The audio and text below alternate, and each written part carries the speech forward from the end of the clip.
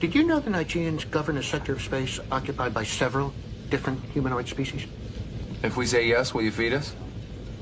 One of those species is the Benkarans. They occupy just 10% of Nigerian space, but take up nearly 80% of the space in Nigerian prisons. Maybe they commit more crimes.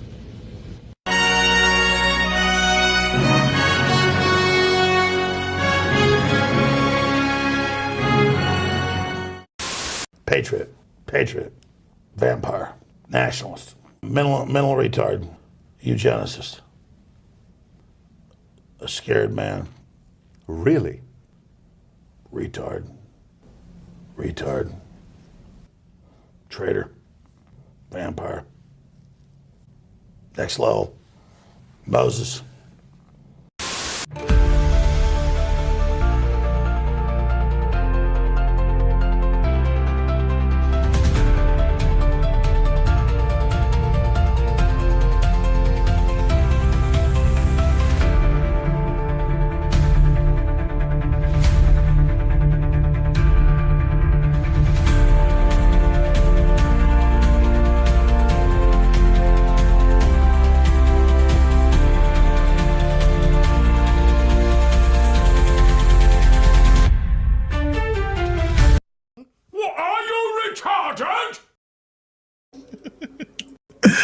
Welcome, everyone. Welcome.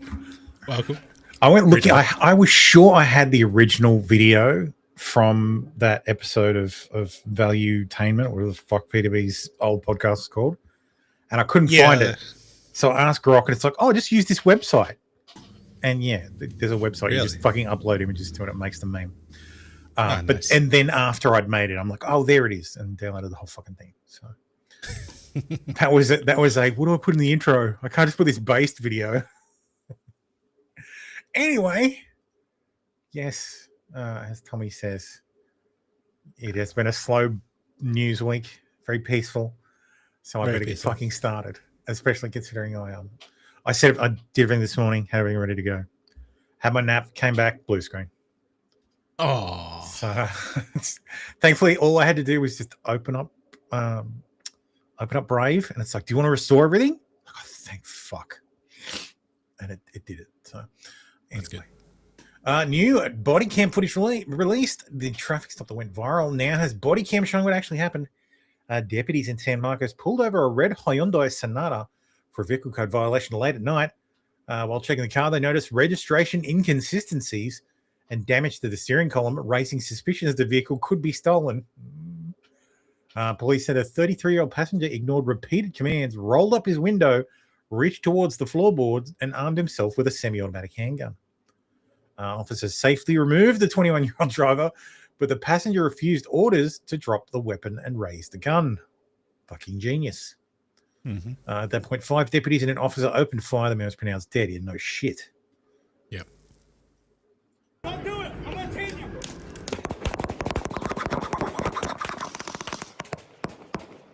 Was that someone with a taser as well?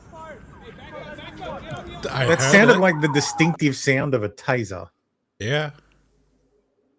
Don't do it. I'm going to tase you. Oh, he tased first.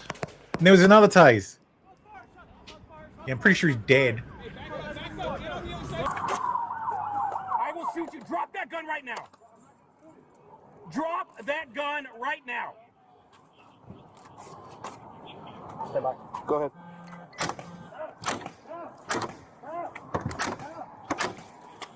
Take your hand off that fucking gun now! I can't see. Hurry up, Pronto. I can't see. Hurry up. He's pulling it. Okay, drop. I can't.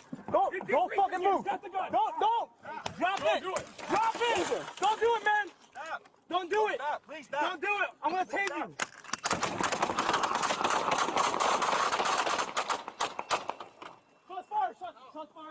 Shots fired. Don't do How many fucking times do you have to tell him to not do it? it. True. Don't do it. I'm going to tase you. Okay, that's an interesting angle. Shots fired. Yeah. Don't do it. Don't do it. I'm going to tase you. He got tased and jumped from the shock and flinched the gun up, and they fucking blasted him. To be fair, he did flinch it too, though. Yeah. Oh, look, it's a clean shoot, but Jesus Oh, Christ. yeah. What a fucking retard. Hey, Daisy, how you doing? I'm not saying he deserved to die, but Jesus, what a fucking idiot. I don't know. Yes, exactly. Sounds like he was asking for it. I'm sorry. There's five cops there saying don't do it, don't pick it up, don't fucking pull the gun, and you've got it in your hand. You want to die. Obviously, that's the only conclusion you can draw is that you want to die. Mm-hmm. Moonpie tweeted this week. My boss still thinks people care about Pi Day and wants me to tweet about it. So please like this and keep scrolling because it was, of course, 14-1. So this week, just Pi Day. Yes. Sorry, 3. Yeah, sorry. 314. 3-1. Yeah, 314. 3.14159. That's all you need to remember. You don't need to remember any more digits than that. Abso-fucking-lutely mental. What the fuck?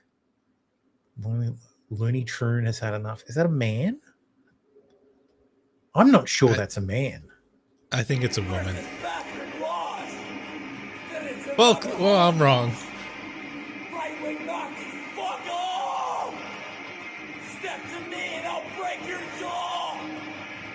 How manly of you. Fucking enough! I've had fucking enough! I mean, it could just be a woman with... Like, it really just could be a manly sounding woman. A couple of octaves lower.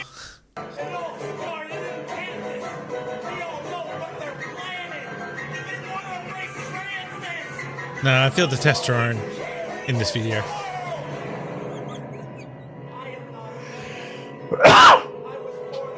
Nah, it's a trans.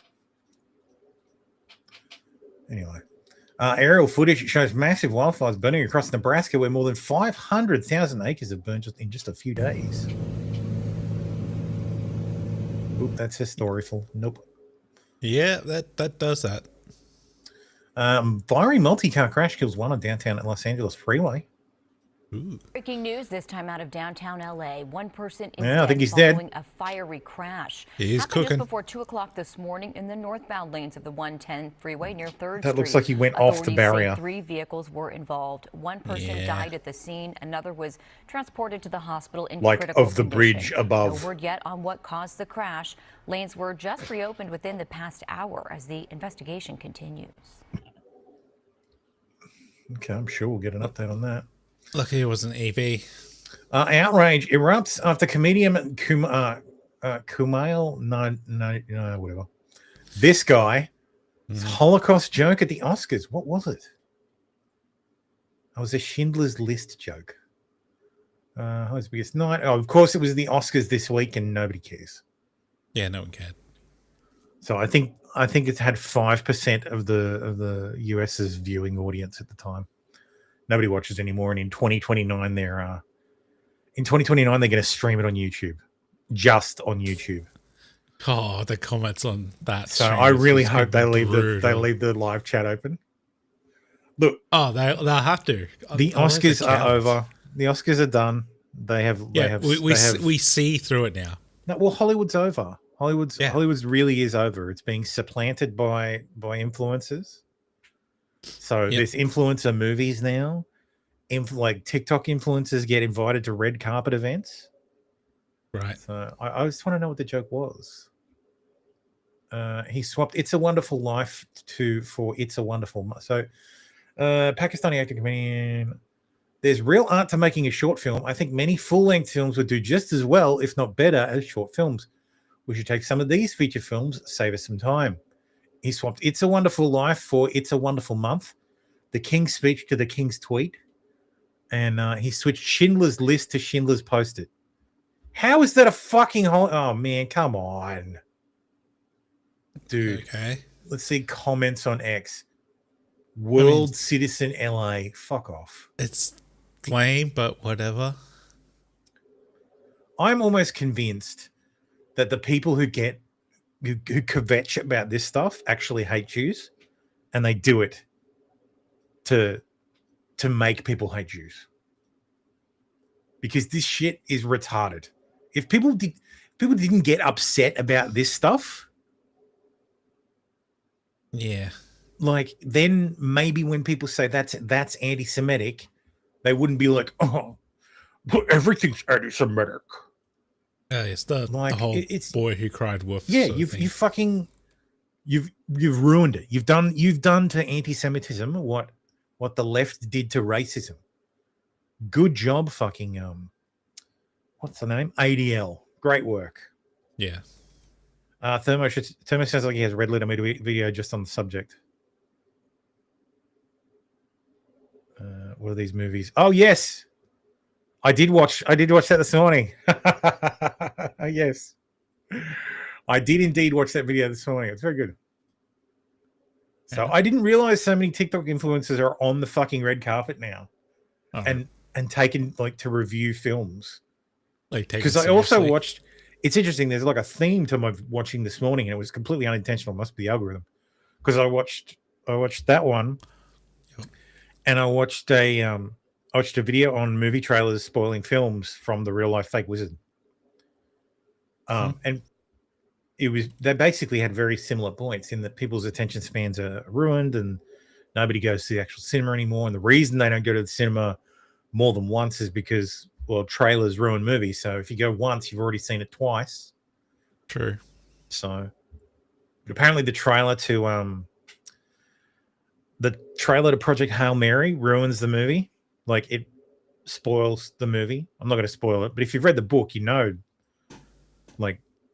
what happens, so it doesn't spoil anything. But they add a reveal that is a shock in the book that you would have thought would have been a shock in the movie.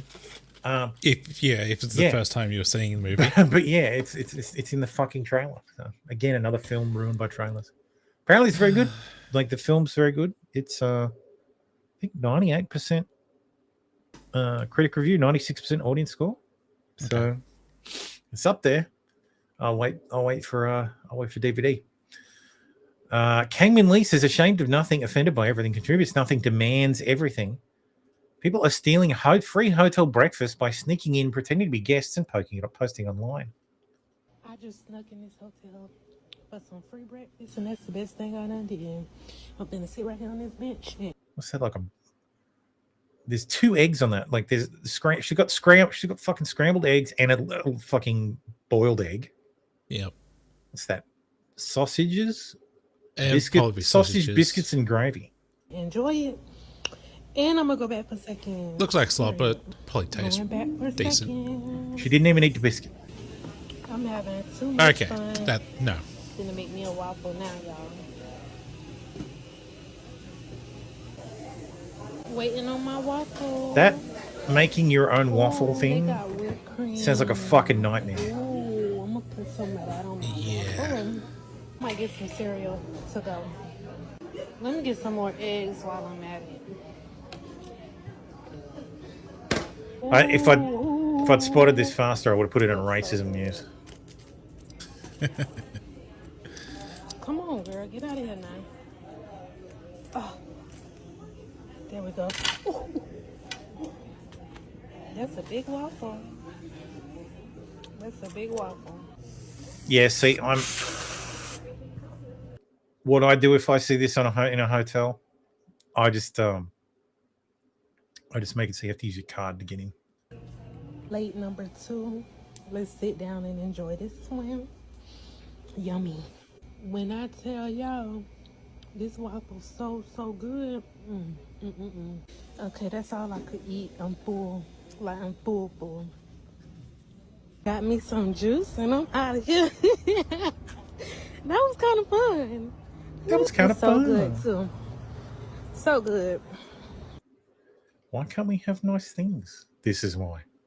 Yeah. 24-year-old cancer survivor nearly dies after eating friend's home-cooked dinner. Ooh. Apparently it was what was it? It was like fucking swordfish, fermented swordfish, which sounds fucking disgusting. But yeah, she caught botulism from it. Damn. So, of course. The Pentagon Inspector General report on Major General Antonio Aguto's drunken activities in Kiev includes this detailed chronology of him falling down multiple times, apparently due to intoxication. So May 6, 2024, Major General Aguto arrives in Kiev, Ukraine. May 13, Major General Aguto attends a dinner with Blank and consumes alcohol. May 13 to 14, Aguto returns to his hotel. While in his hotel room, he falls backwards and hits his head on the hits the back of his head on the wall. Sometime later that night or early in the early morning, Aguto falls again and hits his forehead. May 14, approximately 9 a.m., Aguto falls a third time at the end in the entrance of the U.S. Embassy in Kiev, Ukraine. Oh, God. At approximately 9:10 a.m., he appears intoxicated during a meeting with the Secretary of State and Ambassador Brink. At 10:30, he appears intoxicated during a video conference meeting with the SAG-U staff. Jesus At Christ. noon, an embassy doctor evaluates him and clears him of suffering from a heart attack or other injuries that need immediate medical attention. At 1:30 p.m., he attends a meeting with Ukrainian military leaders. His demeanor causes the Ukrainian military leaders to suspect intoxication. At 3 p.m., the doctors evaluate him a second time and diagnose him with a concussion and refer him to hospital. God damn. He can't hold his liquor. Army General guzzled down so much brandy that he showed up Demote literally that falling man. down drunk for a U.S. Embassy meeting with the Secretary of State. That's funny. Oh, and he left Demote military, that man. and he left military secrets on a train. Well, the reason why I want to demote him, because he can't hold his goddamn liquor. Also, he can't fall properly while he's drunk. Oh, Jesus fucking Christ. That's my reason for the demotion. I don't care about the rest of the stuff. It's been revealed that a Saitama prefecture will no longer publish crimes per capita statistics after it showed Japanese and whites are exactly the same while third world migrants commit significantly more. Oh, this should have been a racism news too. When asked why Saitama Governor Motohiro Ono said it's done to stop inflaming xenophobia. China's biggest cybersecurity company just leaked their own wildcard SSL private key inside the public installer for their new AI assistant 360 security claw. The private key for star.myclaw3.360.cn was bundled directly in the download package. Attackers can now impersonate their servers, intercept user traffic, and forge login pages. Fun fact, the founders promised the product would never leak passwords. I guess he was right. Oh, it's not leaking if they've got the key. Ed Galrain, who's running against Thomas Massey, says, when you can't defend your record, you try to distract with attacks on others. Greetings from the farm and Ed's Tractor Truth. Why is Tom Massey lying about me? Because he knows my record of service to this nation. He knows I led men in combat. He knows I earned 4 Bronze Stars. He knows... I'm sorry, 4 Bronze Stars? Knows I'm a 5th generation Kentucky family farmer. When you can't defend your own failed record, you try to distract with attacks on others. I don't care about Thomas Massey's name calling. I care more about serving you and your family and getting results. President Trump endorsed me because he knows I'll fight like he does for you. Farm strong, SEAL tough, America first. Oh, he was a SEAL, okay. He looks way older than he looks older than I thought. That's why. Like, fuck, dude, how old is this guy?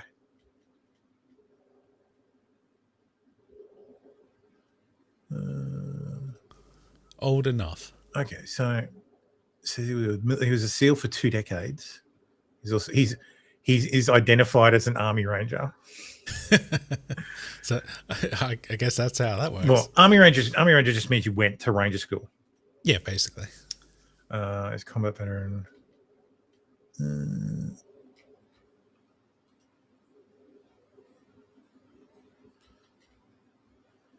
I want to know what each of the Bronze Stars are for. Seriously, if there should be like a public record of, like, if you run for office, the military should be like, okay, you've referred to your awards in your campaign. We officially make your record public, right? And everybody can see what you got, like what you got the Bronze Star for. See if it's got a heroism device, because Bronze Stars, I mean, if you've been in the military long enough, you're going to end up with one. Yeah. Unless you're behind. But if you get a Bronze Star with a heroism device, that actually means something. Mm-hmm. So, because the Bronze Star is what, third highest? Because it's Medal of Honor, or in the Navy, it's the Navy Cross. Then it's the Silver Star. Then it's the Bronze Star. Can't Star may be awarded for classified actions.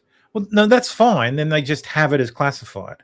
Yeah, just mark it as classified. They say the actions classified. The actions are classified. So yeah. Anyway, Rand Paul fights possible 2028 run, pushes back on Trump era protectionism. Don't. Just don't. No. Hulk Hogan was excluded from the in memoriam segment at the Academy Awards because, of course, he was. He had the temerity to appear at a Republican event. Grief author Corey Richards found guilty of fatally poisoning her husband for his $4 million estate after 3 hours of deliberation. You know what the best thing about her being found guilty and convicted and this all being over is? What's that? I don't have to fucking hear about it every fucking day. Because my missus was watching the fucking trial and I could care less about fucking Corey Richardson. Like, she fucking killed her husband. Plain and simple. She was going to get found guilty. Yeah. So, hey, Tombola, how you doing, man? Hey, Costy. Welcome. Hey, peeps. Anyway, 2 detained after viral public indecency incident on busy Changsha nightlife street. This is in China. Incident reportedly took place in the early hours of March 15th on Jifang West Street, known for its nightlife and unusual crowd at night. Police report that the 35-year-old woman from out of town and a 36-year-old man were involved in public acts of indecency while surrounded by a huge crowd. There are videos online showing a woman dancing in provocative black outfit and then engaging in sexual intercourse with a man in public, with the huge crowd surrounding them and cheering and recording. Well, of course, it's dinner and a show. I guess. Fucking Christ. FBI Director Kash Patel is pictured signing autographs on pictures of himself at the FBI Academy in Quantico. Jesus Christ. A source sent me this photo of Kash Patel's customized Nikes. The shoe features a number 9. Patel is the 9th director. A Punisher skull, fair enough. And his personal logo, Cash, K$SH. The back of the shoes shows the motto, the FBI motto, Fidelity, Bravery, Integrity. Cash was photographed wearing them at an FBI Academy Awards event that featured UFC fighters. Why is the FBI... No, I know the answer to this. I was going to say, why is the FBI hosting a fucking Oscars event? And him is why. Gotta do Christ. anything other than the actual Yes, jobs. He needs to stick to his everyday shoes. Yes. Fuck. Mm-hmm. I didn't think there could be a worse pick than Comey, but holy shit. He's fucking giving him a run for his money. CIA accused of poisoning this guy with toxins. I know this is it's a new story. No, this is not new. Are you kidding? No. This is the documents declassified in 2003. Yeah. I appreciate it might have been a slow news day for the Daily Mail. But Jesus Christ. So the CIA used chemicals to try and make it rain more. Cool. On the it's a fact. Saudi Arabia is doing it all the time. It was intended to make they used Agent Orange to try and kill the foliage. What was the fucking path? It eludes me at the moment. The Ho Chi Minh Trail, yeah. The trail. Because they needed it to rain more on the Ho Chi Minh Trail. Yeah, the rain, washes it out. and they used chemicals. So, And non-story. really fucked up some people over there. Yeah, mostly the soldiers. White House Chief of Staff Susie Willis is diagnosed with breast cancer. Trump says everything's going to be fine. Trump says the cancer was detected early. Ms. Wiles will continue to working for the White House as she receives treatment. All right, cool. I think we've spent so much money on breast cancer now that if you catch it early, it's like it's Guaranteed. not a big deal anymore. Yeah, it's guaranteed. It's out. More much needed indeed. Major traffic delays impacting the Richmond area after a 23-car train derailed. How do you fucking clean this up? One car at a time, Like, I guess. I guess so. One car at a time. You don't have a fucking choice, but like, goddamn. There's 3 weeks of Australian oil just fucking all over the ground.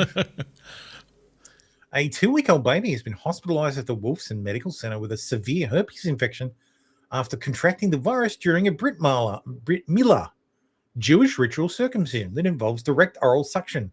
Blech. Stop cutting the tip of your kids' dicks off. You don't have to do it. And more importantly, stop sucking the fucking tip of the penis. The short, like, that's fucking weird, man. Yeah. Yeah.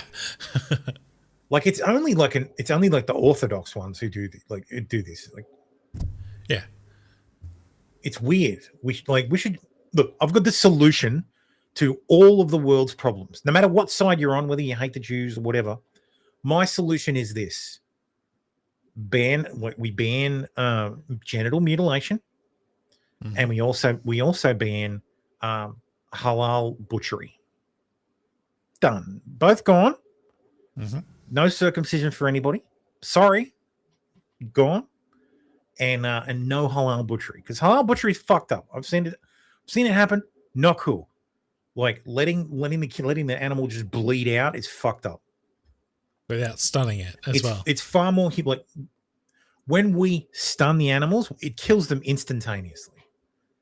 Like they don't feel a fucking thing. They're like gone. Whereas they've got time to fucking bleed out and have neurons firing. So no. And panic. Yeah. Ban them both. Great.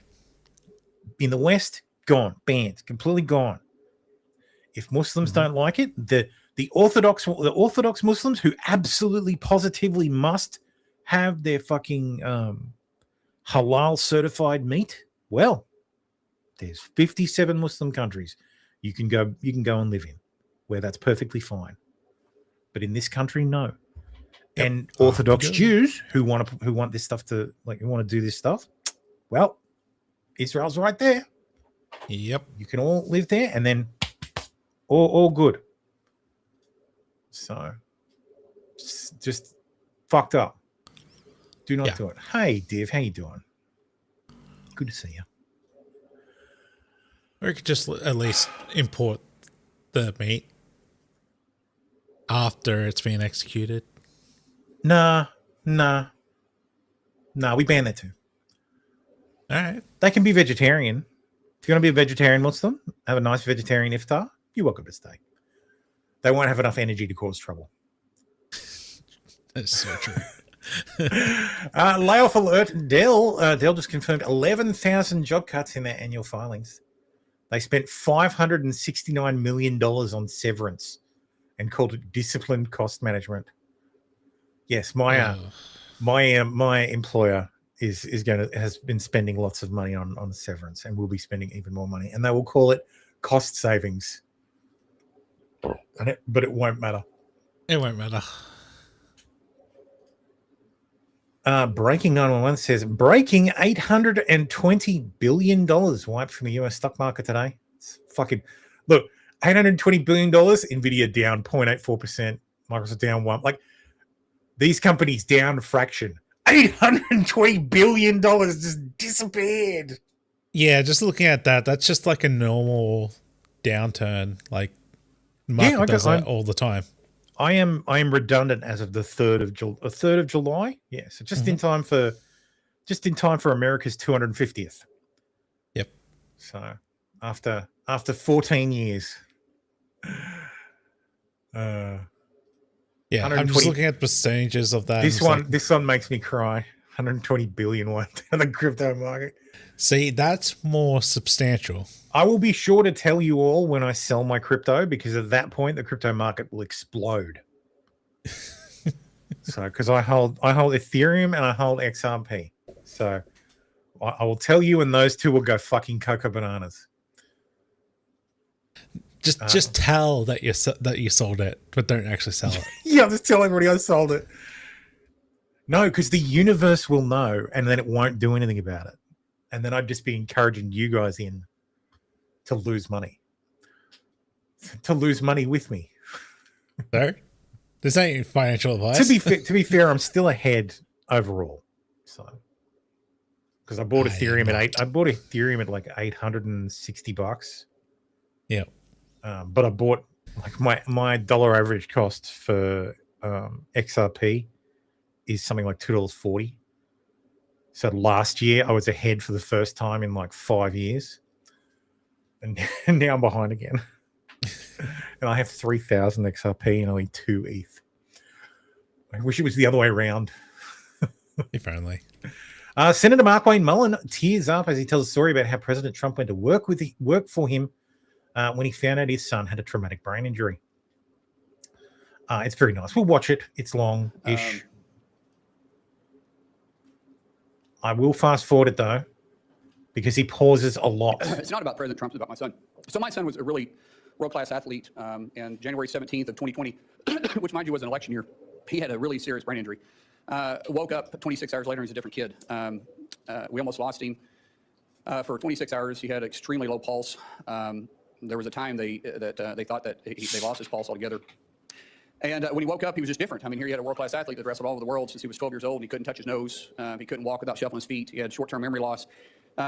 He couldn't control his muscles. He couldn't add 5+3. He was in high school at that time. Had to learn how to read, walk, everything. And the president found out about it, and he gave me a call immediately. And one thing the president joked about was, like, he said, let me get this straight. He doesn't know who you and Chrissy are, but he knew who I was, because the only question you got right is who the president was. And he said Trump with his cocky grin on his face. And but the president didn't understand the severity of it, but he heard it in my voice, and immediately he went to work. I told him we had to get to Bakersfield, California, to the Center for Neural Skills, which is one of the best neural rehabilitation places in the world. And the president offered to send his plane, his personal plane. This is the president of the United States. And I said, sir, we can't fly. We got to drive. We get there, and he called almost every day for 2 weeks checking on Jim. And then he says, I'm going to come see him. And now this is the middle of the election. This is Bakersfield, California. Really not an area he's got to go campaign. And he took the time to come up there and see Jim. And the senator told us that the short-term memory loss something would trigger it. Some big event would eventually trigger where he'd start retaining stuff. Until then, he was still having issues. And the president arrived, and of course there was cameras and everybody around. And of course, none of the media ever talked about it, which was funny because the president called him on stage and talked to him. And then we went to the back, and the president didn't talk to me. He didn't know I was in. I mean, he didn't care if I was in the room. Here's a guy that's been over in his ties about as long as my son, because my son's it stunted his growth, and so he's 5'3" the rest of his life. And his team came to him twice and said, sir, we got to go, we got to go. On the third time they came over to him, he looked at him and he says, hey, I guarantee you that plane won't leave without me. For the next 15 minutes, he did nothing but love on my son. That one incident jogged his memory. And from then on, he started retaining things. And Jim's attitude went from this, we're going to get through it, to this, I'm going to get through it. And every week, if not most days, the president would call and ask how he could help. Ask how's his buddy doing? How's Jim doing? He didn't do it for publicity. He didn't do it for any show. He was running one of the toughest elections he'd been in, and the guy was still that concerned about my son. When we got released for a little bit, we had to go back. When we got released a little bit, the president said, come to Mar-a-Lago and see me. We go down there, and it's amazing. And when we're leaving, dang it, I hate getting emotional. See, if I talk about my kids, I get emotional. Other than that, you can't make me cry. But my kids, that's actually good. Yeah. So anyways, he grabbed my son, and he said, do you know why I love your dad? Do you know why I love your dad? Chrissy tells the story better than I do. And he goes, no, sir. He goes, because he loves you. Because of you. Because of you. Man, he didn't do it for any other reason. I mean, here's the president of the United States, and he did it just because he cared. And so when you want to say why he's a friend, yeah, we were acquaintances before that. We've been friends ever since. The American people need to hear that. Thank you. Thank you. Senator Blumenthal. Yeah, so Trump doing what Trump does, being an actual human being. Yeah. Like stories like I really don't understand. Like the people who hate Trump hate him just viscerally, and I don't understand. Like if they actually sort of listen to the stories about him instead of just going, "Oh, fuck Trump, man! Trump did terrible thing. I don't like it. Trump evil." But actually, he's a nice guy. Like he's done lots of nice things. Like he always goes out of his way to help people. Like, yeah, sometimes he makes shit decisions as president that you don't agree with, but that's fucking part of the job. Yeah. So, anyway, Piers Morgan got, I guess, mogged. Is that the term now? As soon as you're away, All right, let's who's end this? this. Applications are open. All right, let's just end That's this, your please. ting, bro. That's your goal. Let's end this, please. Cooked. You know what? I'm not doing this. Sorry, guys. It's Mogged. I don't know or care who this guy is, but I do think it's funny that Piers Morgan invited him on to embarrass him, because that's what Piers Morgan does. Yeah. He either invites you on because you've done something stupid and he wants to lecture you, or you're a nutbag and he wants the argument. So, but apparently he showed a photo of Piers Morgan's wife out by their pool in her swimsuit. And it's like pool boy wanted, yada yada, and Piers made some comment underneath that implied that he was being cucked. Because he is there it is. Cucked. Wanted pool boy, no experience needed. So, and and he replied, applications now open. So yeah, Piers Morgan's a cuck, and when it was pointed out, he got all butthurt about it. Stephen McStabwood says, hey man, how you doing? People who hate Trump are actually literally indoctrinated by the media. Its conditions hard to break. I almost fell into it during his first campaign. Yeah. It's more predominant in women. I think that happens easier because they take the stuff that he's said, and like the grab him by the pussy stuff, really fucking just cut through and like just turned women completely like just like that. Got the ew factor. Yeah, like yeah, because the like factor. Like for my wife in particular, like when she was younger, like she always used to get like comments and stuff like that, and boys would like flick up a skirt and stuff, and that brings that stuff back. So I understand the like women and their visceral hatred, but the men, it's like, God, what the fuck is wrong with you? Like like, oh, he's too based. Like, oh, he's not like, it's either like fucking pearl clutching, like, oh, he's so uncouth. Oh, can you believe a president just said that? Well, no, I can't believe a president just said that, but Trump's not like any other president. So until you fucking come to realize, like, how many fucking times can you get butthurt over, oh, he's defying conventions? Yeah, no shit. Yeah. Trump was the middle finger to convention. Like that was his entire purpose. Not just once, but twice. The people went, yeah, I'm not. If that's convention, if the dribbling old man who can barely string together a sentence and the woman who said she would do nothing differently is convention, I'm going to go with the crazy guy again. Because when he was president, yeah, there were a lot of conventions busted, but it was fine. So. Yeah. It's good. Yeah, it's fine.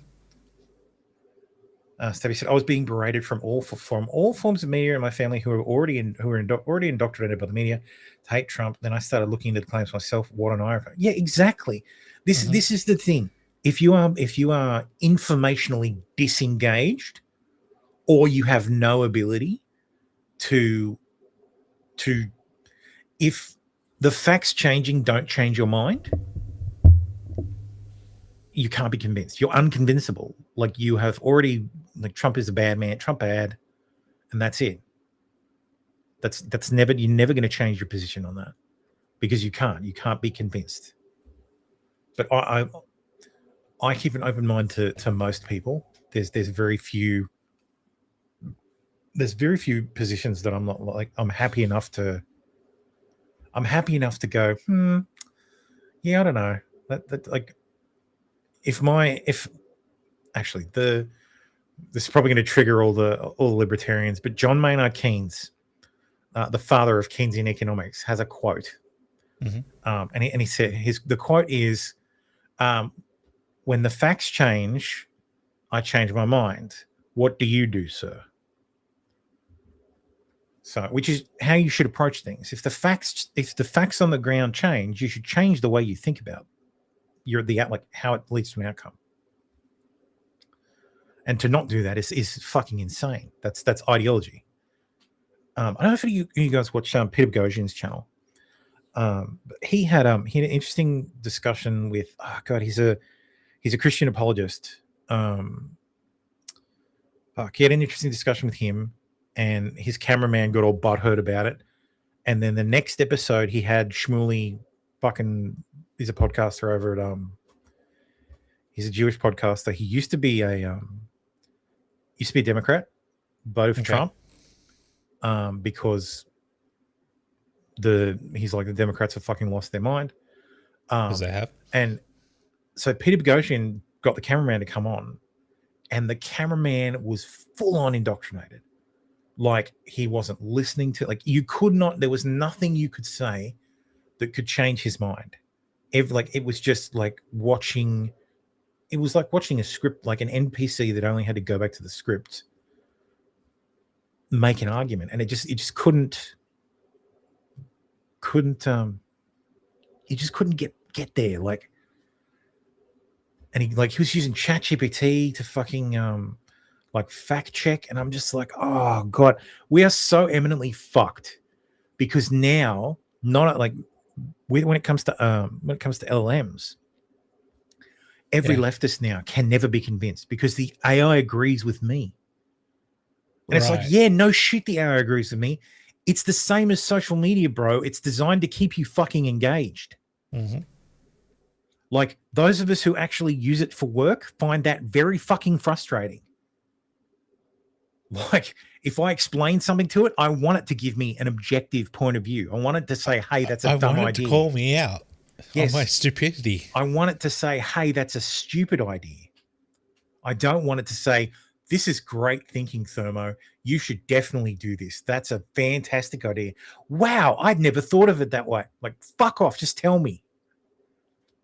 So, but leftists are going to just like fall deeper into this indoctrinated fucking loop that they just cannot get out of.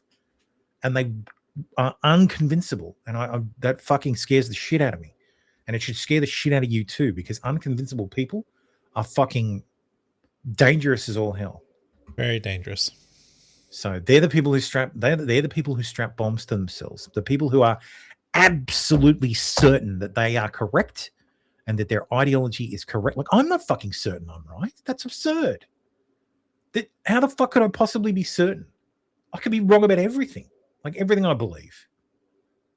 And if you can't challenge your, like, if you know this is the thing. If you have faith, if you're religious in any way, you should understand that. Because if you knew for a fact that God existed, well, then religion's pointless. Like, you have to take it on faith. Faith is the most important part of religion. Because if it's proven, there's no effort to believe. Yeah, it's just like just another fact. Well, you have to believe because you know it to be a fact. Tommy Two Tone says, Therma, as I get older, the less time I want to waste trying to change people's minds. Yeah, good point. My guy, I spend 6 hours a week trying to change people's minds. Anyway, I got to move on. Wait, is this my struggle session every week? No, this is the world struggle session.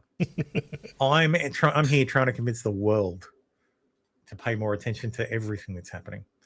That's why we cover so fucking much. Like, there's so much that happens, but I do try to hit on everything. Mm-hmm. Card collector in Malaysia vents frustration after, and then he covers stuff like this. A card collector who accidentally snipped off the corner of a $16,000 Yu-Gi-Oh card. Why is there a 16? No, because capitalism. That's why. All I can say is good. Good. Now the other $16,000 cards are worth more. Yeah, actually, service. They actually are now. Speaking of AI, DoorDash has launched a new app called Tasks that pays couriers in some US markets if they submit audio and video clips to help improve AI and robotic models. Many of these tasks are completing household chores while capturing footage with a body-worn camera that would be helpful for humanoid robots. Instructions: scrub and rinse at least 5 dishes with your hands. Hold each clean plate steady in frame for a few seconds before moving on to the next one. Like, yeah. Okay. Record a natural something conversation, $20 an hour, 20 minutes max. Like, people are going to do this. We're going to do it. God damn it. Oh, boy. That's a good idea.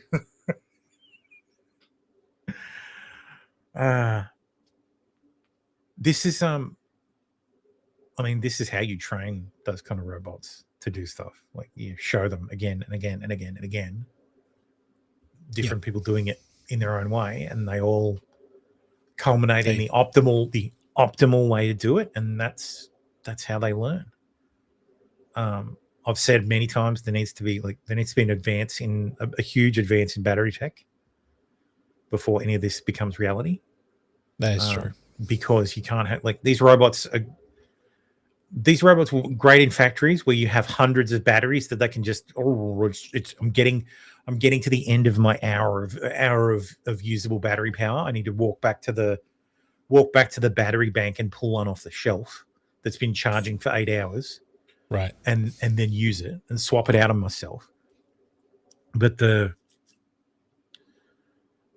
the ones at home, I don't think are going to happen for a while. Like, there'll be people who have them, but they're not going to be broadly available to most times. It's not going to be reasonable. I too look forward to robots doing all my chores. So, the clankers. That'll mean my wife has more free time. It's funny. They're not even built yet. We already got slurs for them. We've already got some slurs for them, clankers.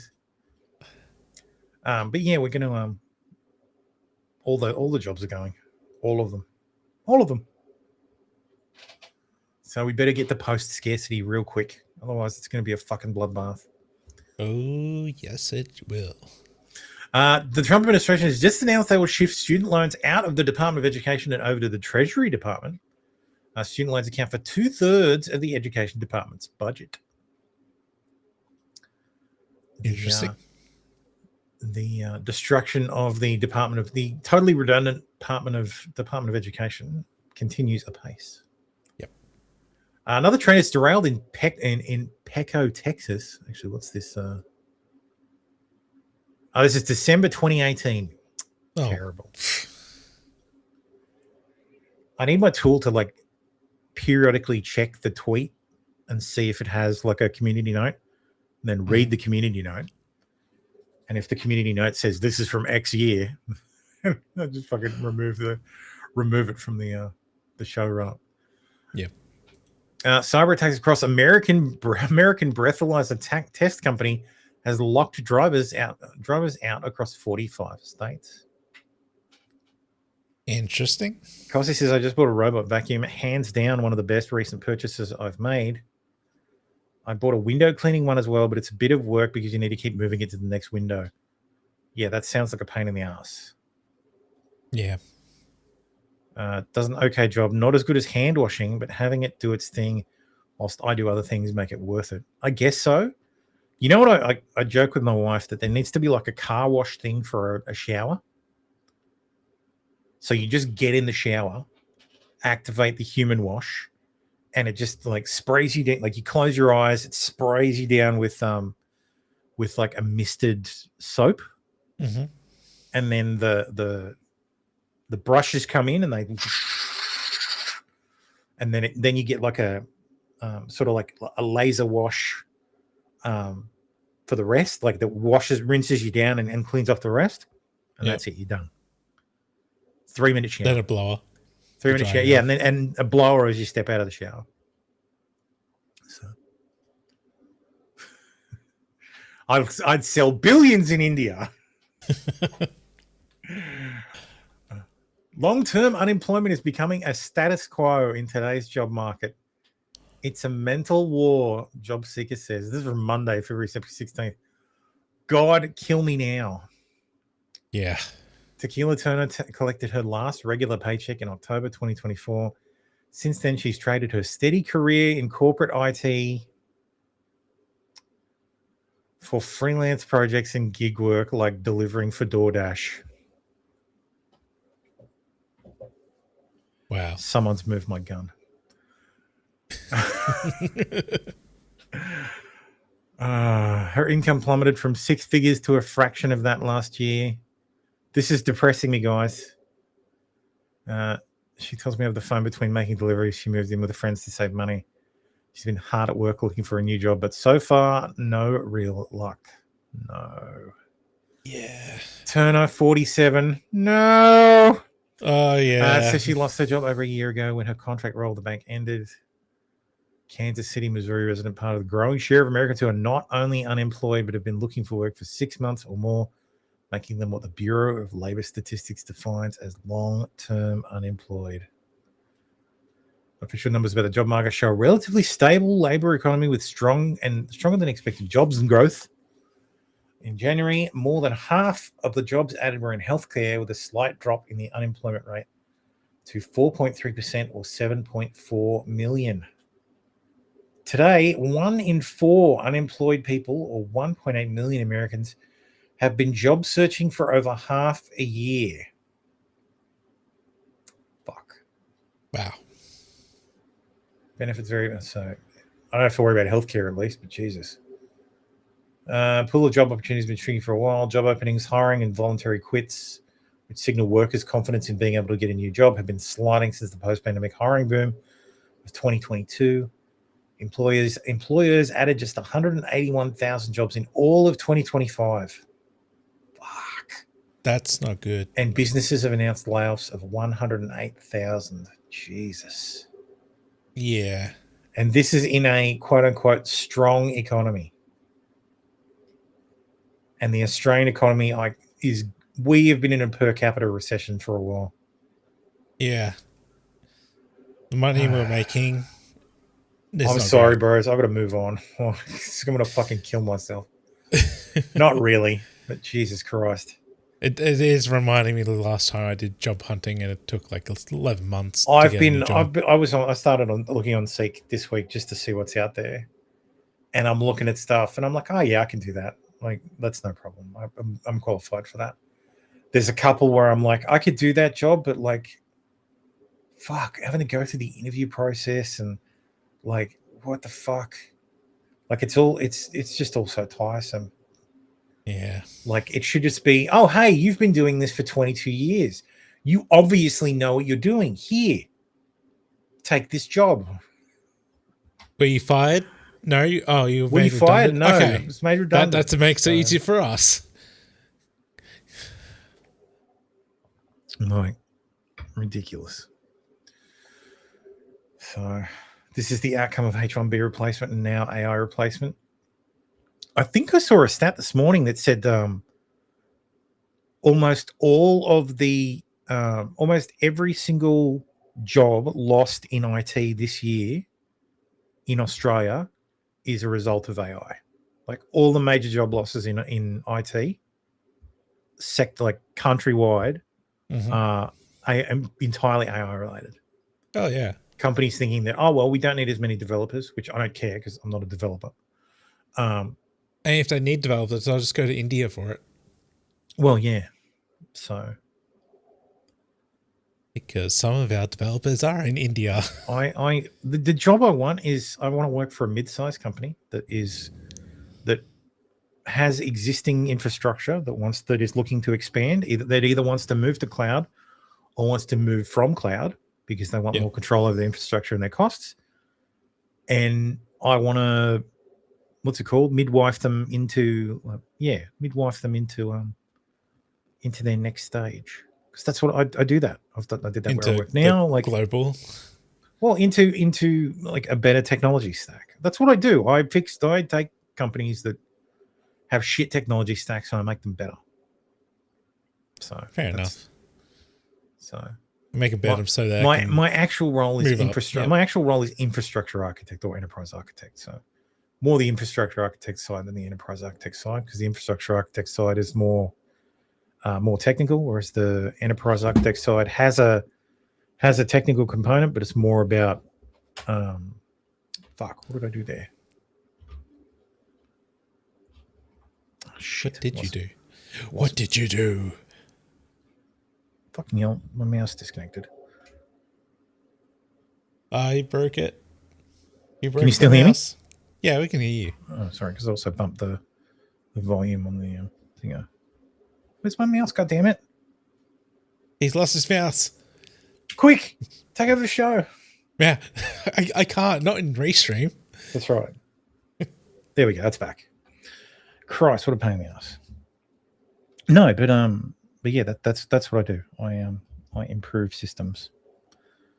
But yeah, enterprise architect is what I do, and infrastructure architect. So, but yes, I checked the Robert Half.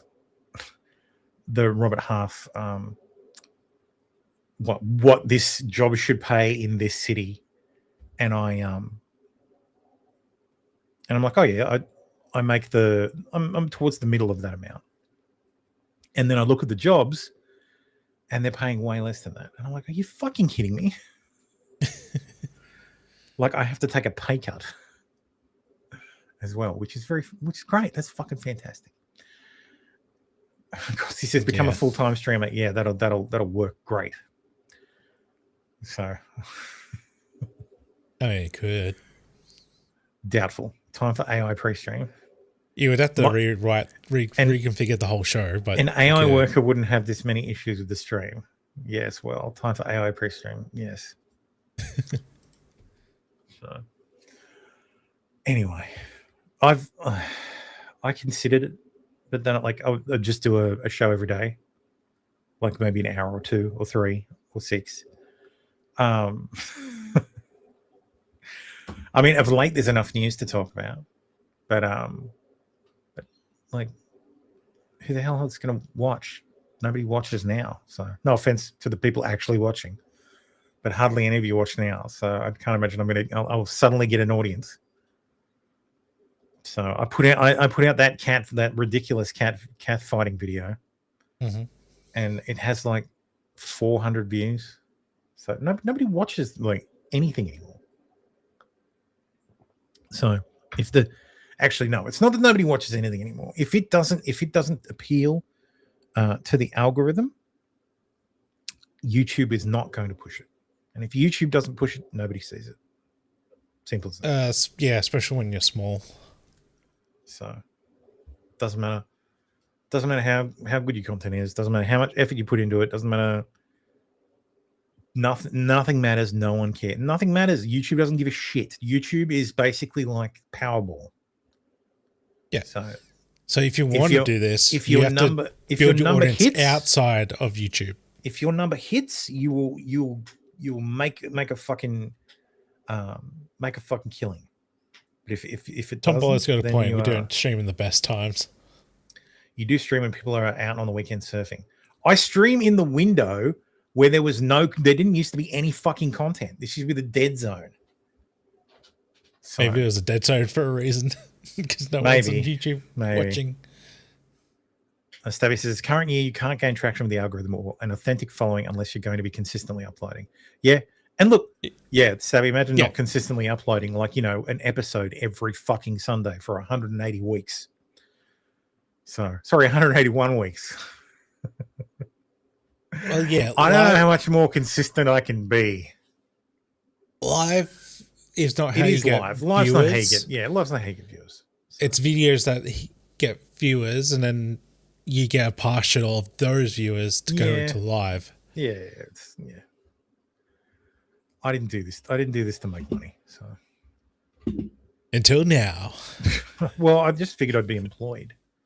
So never trust your CEO. Well, that fact has changed. Never trust an American CEO. Rocket scientist with ties to missing Air Force general associated with UFOs disappears under eerily similar circumstances. A rocket scientist vanished without a trace on a Los Angeles hike 8 months ago, 8 months before retired General William Castland disappeared under similar eerie circumstances, and the two had a close professional connection. Monica Reza went missing on the morning of June 22, 2025 in the Angeles National Forest while hiking with two experienced companions who were exploring the popular Mount Waterman Trail, according to a Facebook page dedicated to finding her. She's only 4'11". No wonder they can't find her. 110 pounds, grey hair, brown sleeves. Volunteers and authorities searched the area for months using helicopters, radar, droves of hikers and dogs. They found no trace of Reza, who is still considered a missing person, according to LA County Sheriff's Department.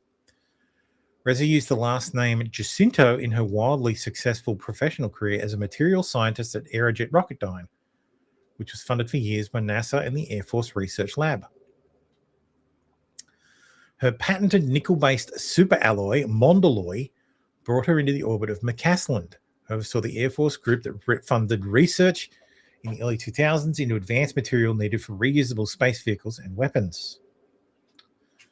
McCaslin was Material Wing Director at the Air Force Research Lab at Space Vehicles Directorate and commander of the Phillips Research Site at Kirkland Air Force Base from 2001 to 2004, which would directly pertain to Reza's research. Because Mondalloy is a family of allies, I worked with the Air Force to scale up production, looked at different processes, measuring methods, and get the material ready for insertion into a rocket engine.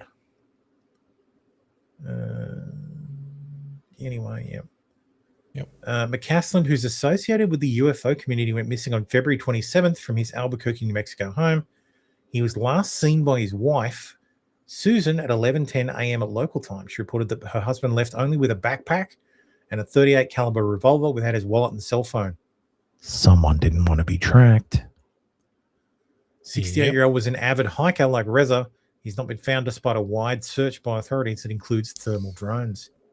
He went missing just 6 days after President Trump announced that he would be releasing files pertaining to UFOs and aliens.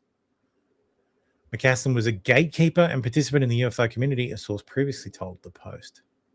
No. Stabby says, it's current year, you can't gain traction with the algorithm with an authentic following unless you be going to consistently uploading. Yes. I've seen female YouTubers try to lose hair trying to break into the algo, posting shorts, daily videos. It's still not making an audience. Yeah.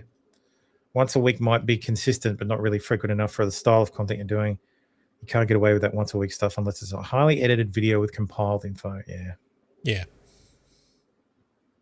I've seen land whales get thousands of viewers just sitting on the couch eating cornstarch by the spoonful on camera.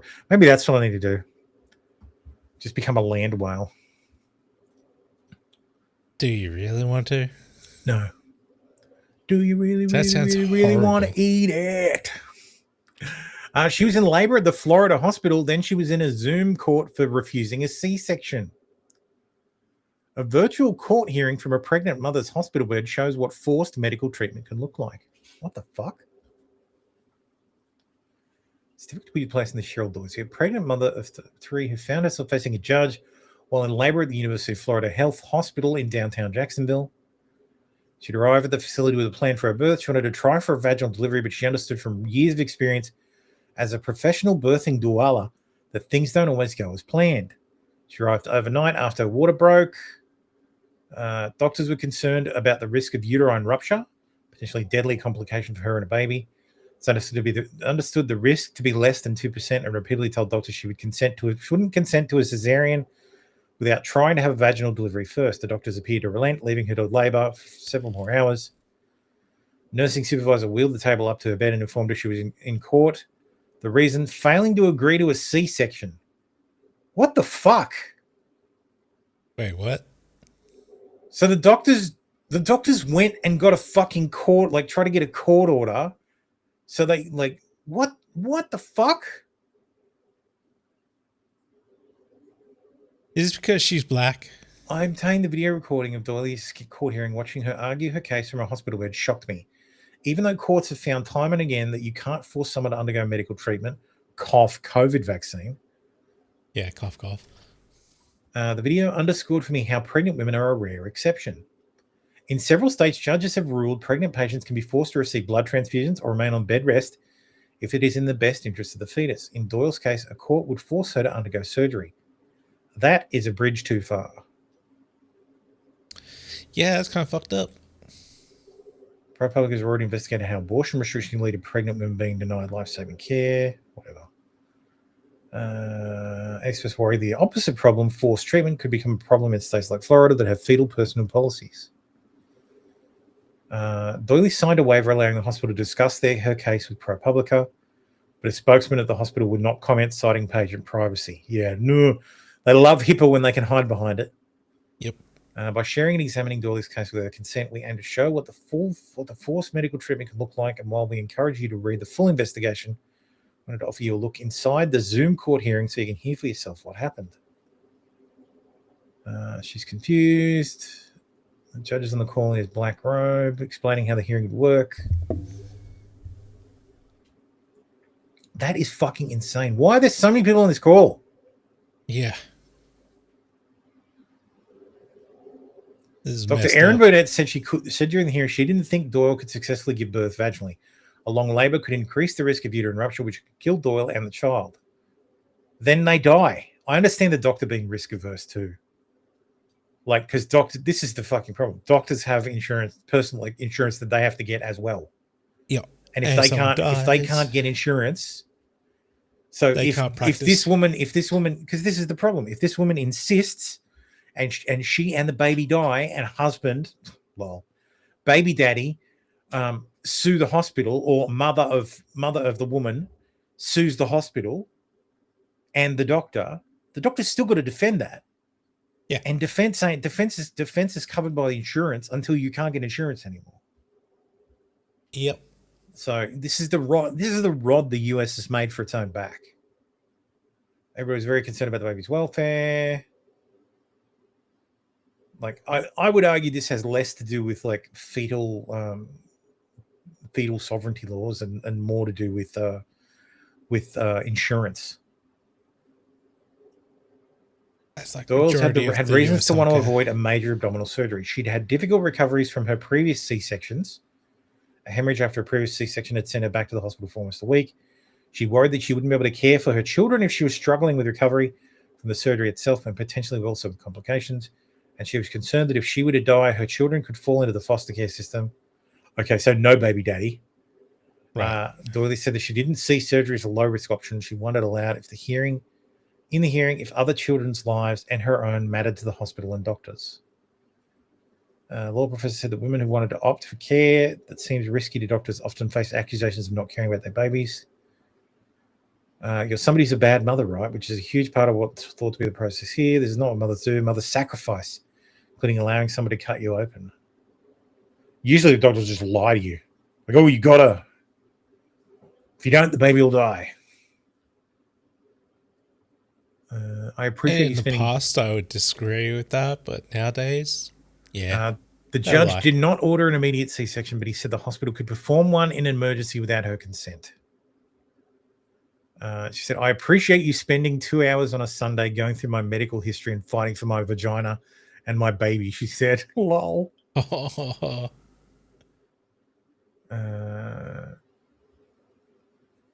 Overnight, the doctors said the baby's heart rate had dropped for several minutes. They rushed her to surgery, and once again, she gave birth via C-section. Next morning at 8 a.m., nurses again put Doyle in front of a tablet for a final hearing. Doyle said the baby was born at 2 a.m. and she still hadn't been taken to the neonatal intensive care unit to see her daughter. Tell them I don't want to be on. She said, you all can have your own meeting. I want to see my child. Once Khalil heard the child had been born, he wished Doyle very well and closed the case. That's fucking weird as hell, man. Yeah, that's kind of fucked up. Yeah. Let's talk about communism for a bit. Please, Thermo, don't copy the quartering. Hourly shows. Every hour, half hour.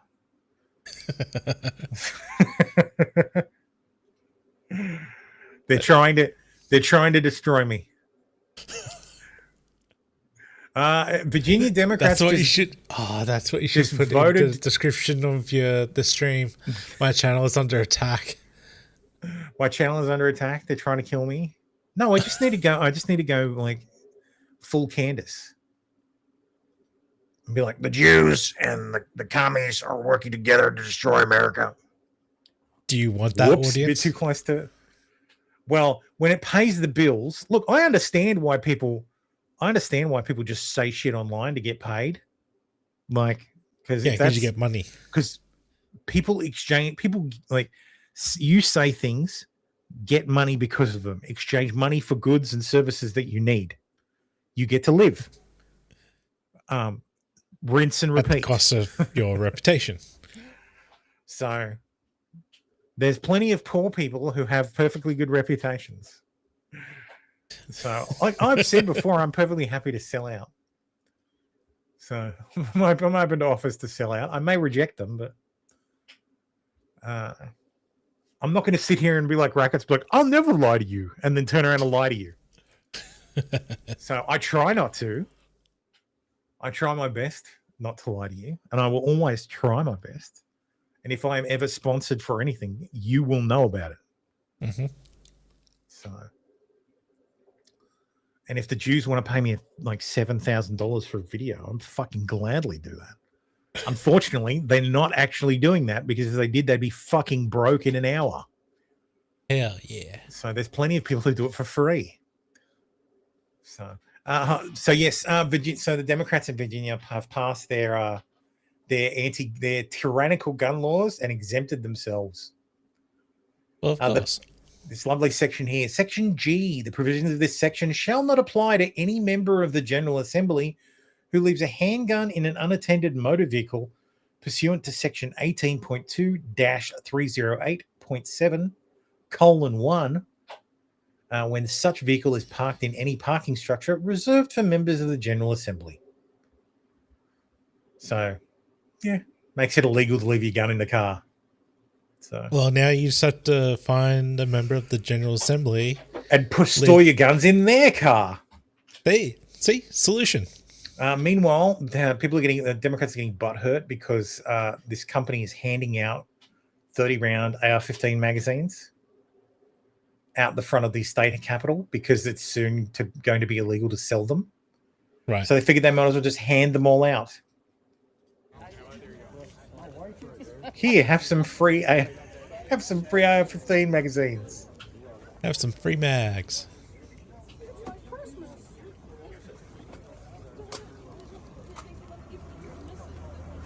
Dude, the fucking kid. Great. Love it. Unfortunately, I believe they don't come with ammunition.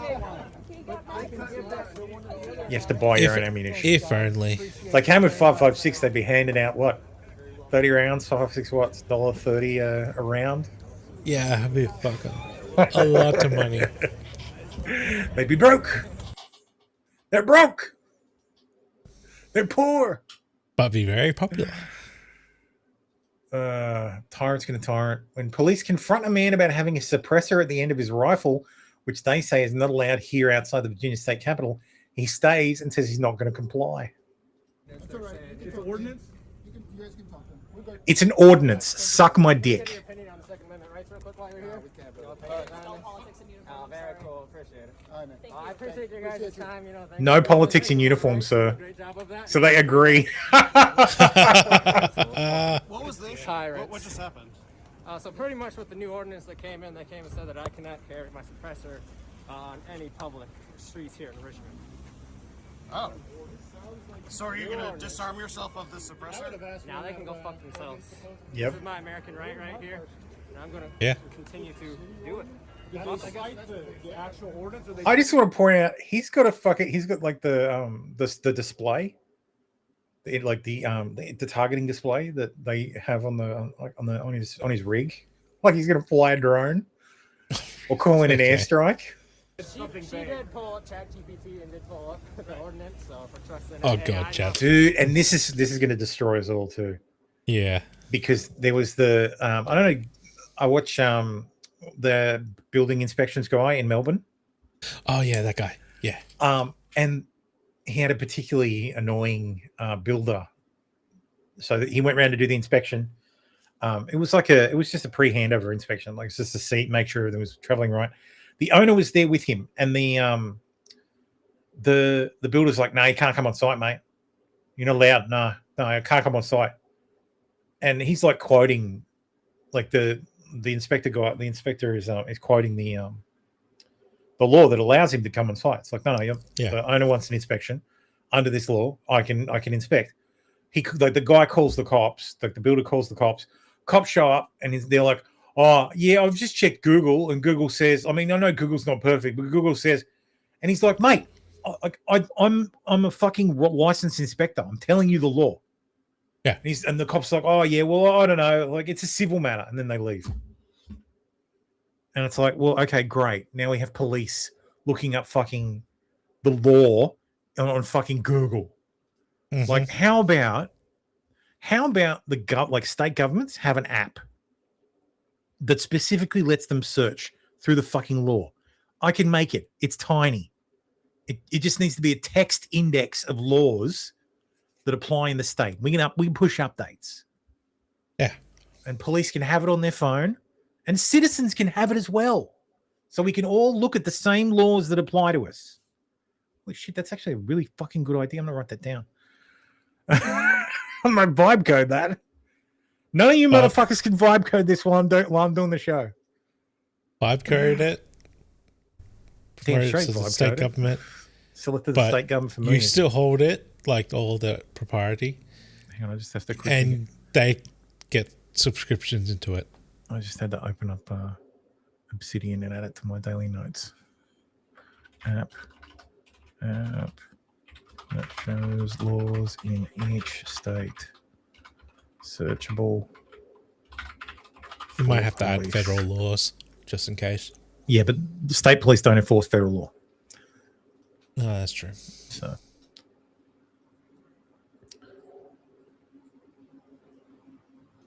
I wonder how many of these viewers have fatty chases. Oh yeah, that's weird as fuck. Mick Kenny says, greetings, fellow non-compliers and Virginia dystopia watchers. Indeed. Mm-hmm. It really is shocking how quickly Virginia has just fucking descended.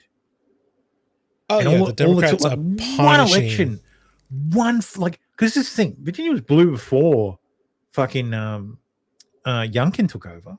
Yeah.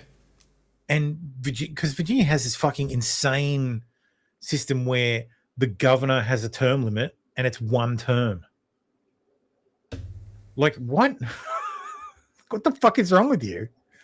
Yeah. So you've got to have a new governor every 4 years. That sounds like a fucking great idea. It sounds like a nightmare. Yeah.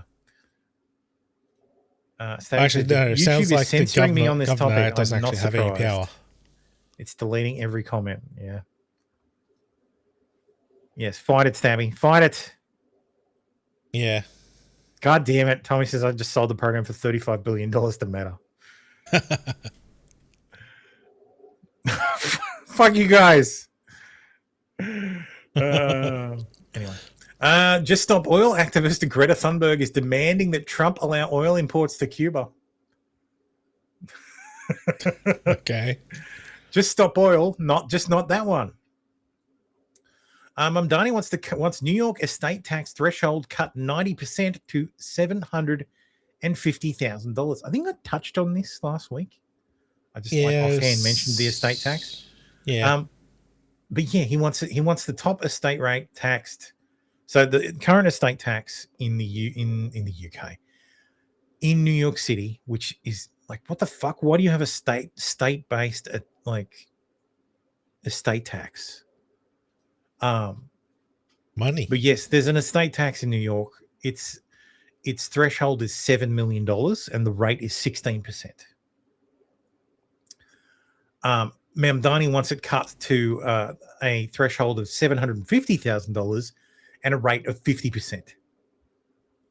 Oh boy, that's going to capture a lot more people. That's going to capture anybody who owns a property. Yeah, basically. If they own a property in New York City, it's captured. Yeah. Doesn't matter if it's a rundown little slum lord apartment, it'll be captured. Because that'll be basically the land. Tax revenue raiser proposals. 2% increase in New York City's personal income tax rate for filers earning $1 million or more under the Fair Share Act, $3 billion. Increasing the corporate tax, $1.5 billion. Increase New York City's unincorporated business tax from 4 to 4.4 for those with businesses' incomes over $5 million.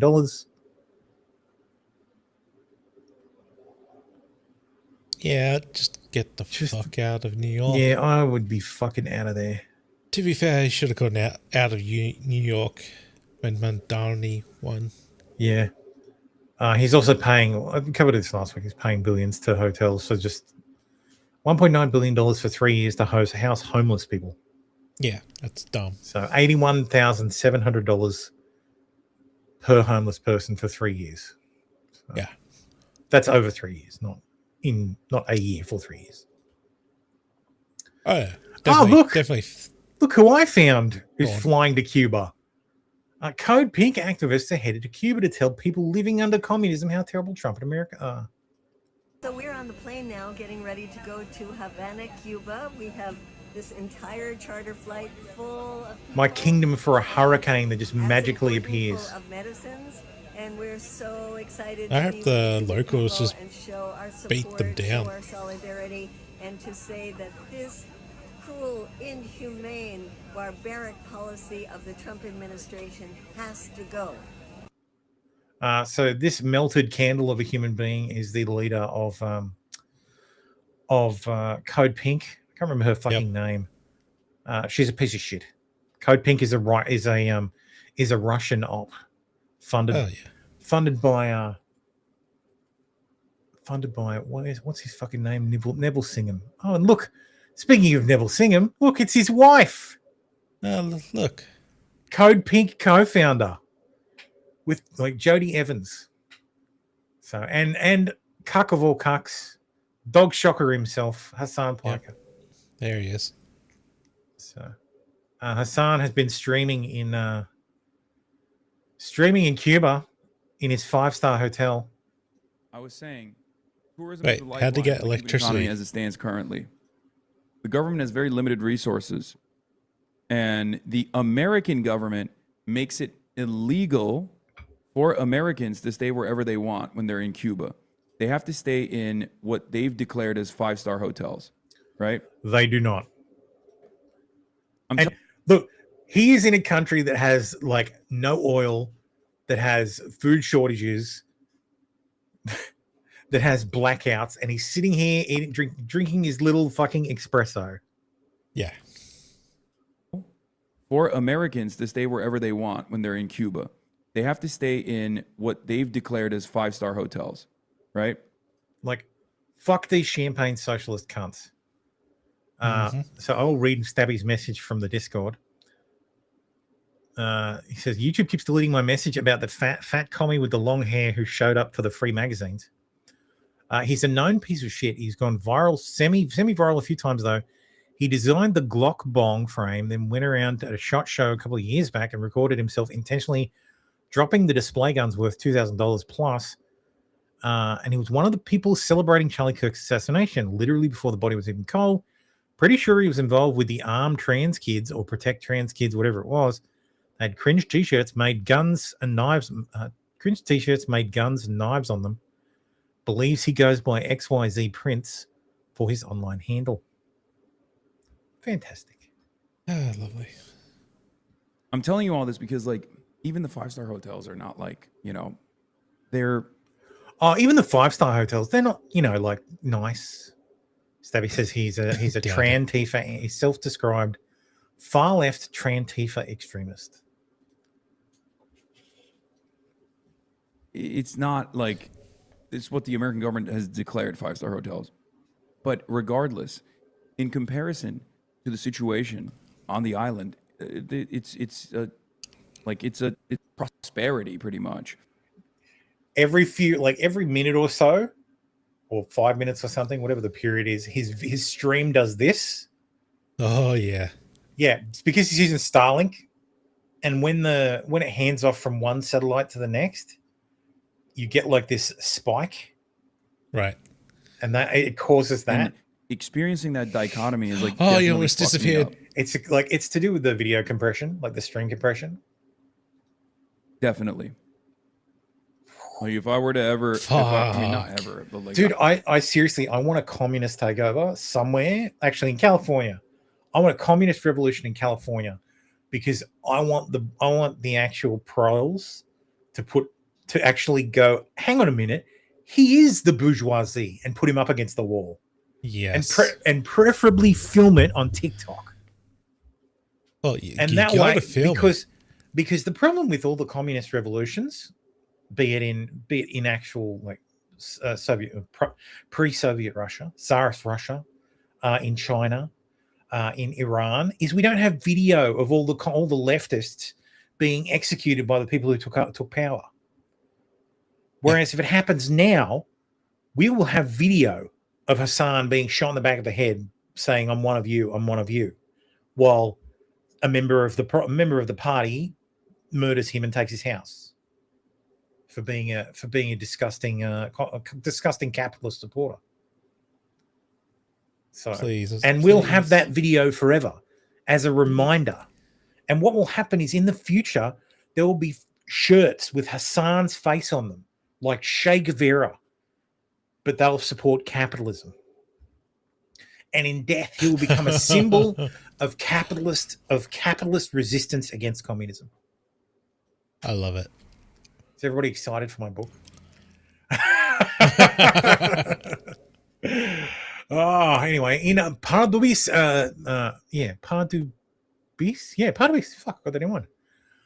Czech Republic, a group of pro-Palestinian activists from an unknown organization called Earthquake Faction. I am fucking stealing that.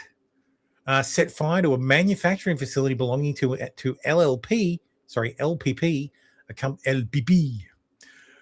company that produces drones for Ukraine. The activists claim that this is a production site for Israeli weapons, which is of course nonsense. LPP signed a memorandum years ago with the Israeli company Ebit Systems to manufacture drones in the event that the Czech army ordered them.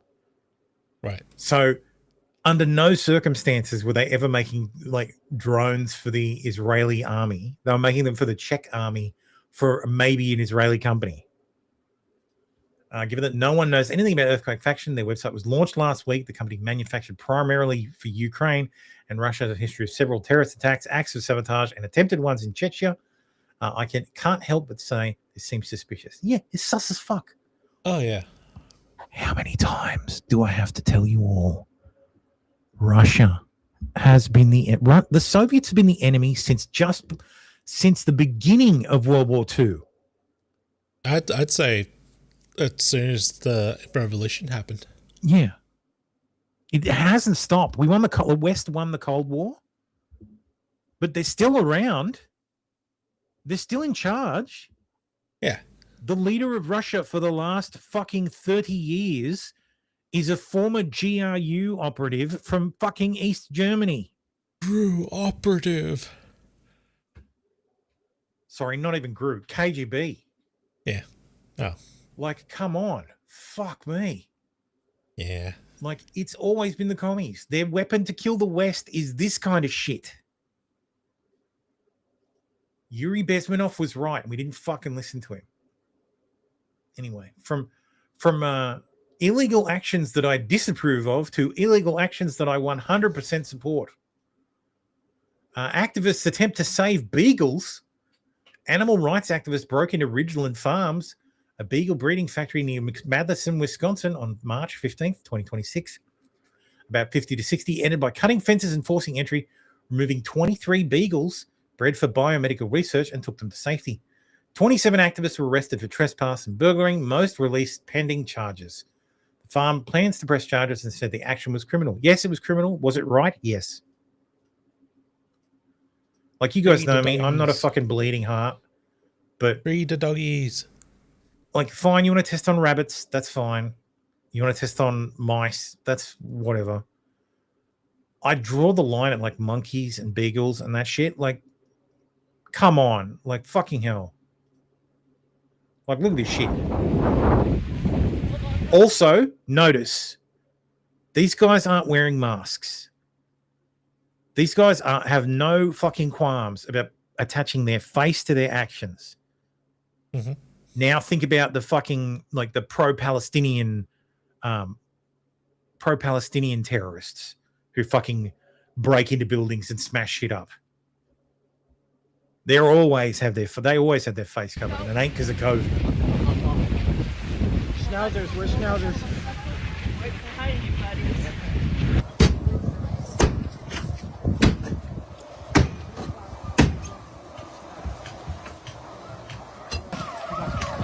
They gave up on the door. See, they came with the wrong tools. You got to come with the the tool fireman use. I can't remember the name of it. Fuck, it's got a special name. Oh shit!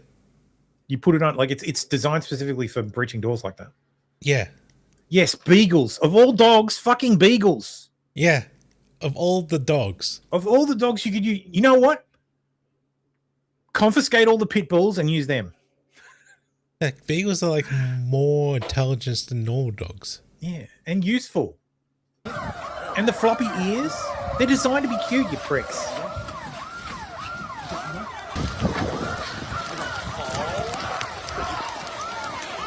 Someone else, here!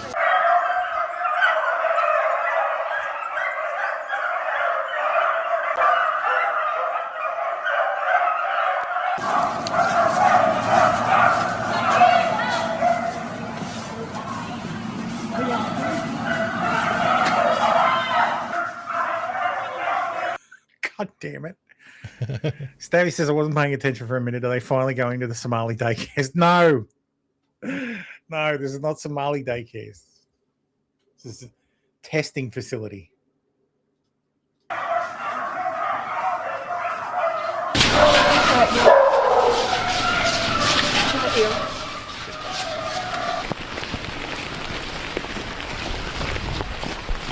Now, if every single one of these dogs ends up at a fucking kill shelter, I'm going to be real fucking mad. Every one of these people should better adopt one of these dogs. Oh, hell yeah. No, it's not a pound. It's a facility for, like, dog testing. It's a research facility. Guess who the test subjects are? Meat Candy says, you know what? I can have a little bit of respect for these people. I might not agree with every environmentalist or animal rights activist, but they're walking the walk, not just talking the talk. Exactly. Like the people who are like protesting like butcheries, like, oh, we're going to shut down this meat factory. It's like, dude, meat factories are incredibly highly regulated. They do everything to make sure the animal doesn't suffer. And if we didn't eat cows, there would be no cows.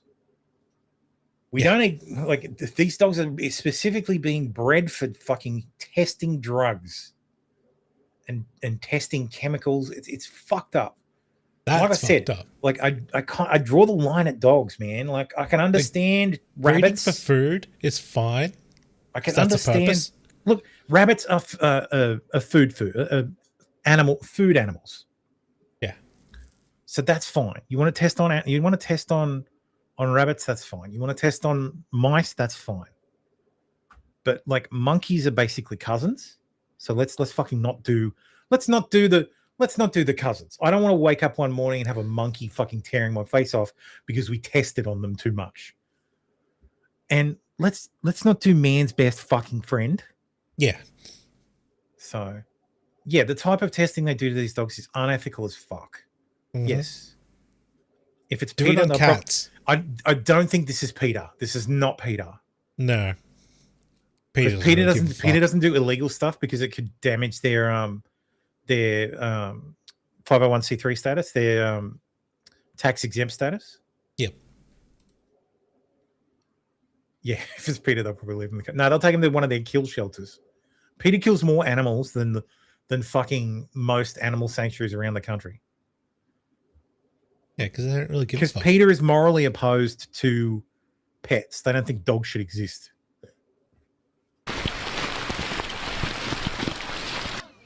Save the dogs! Save the dogs! Save the dogs! Save the dogs! Save the dogs! Hell yeah, save the dogs. Look at that. No resistance. They're being arrested. That's fine. They came here. They knew that was going to happen. Yep.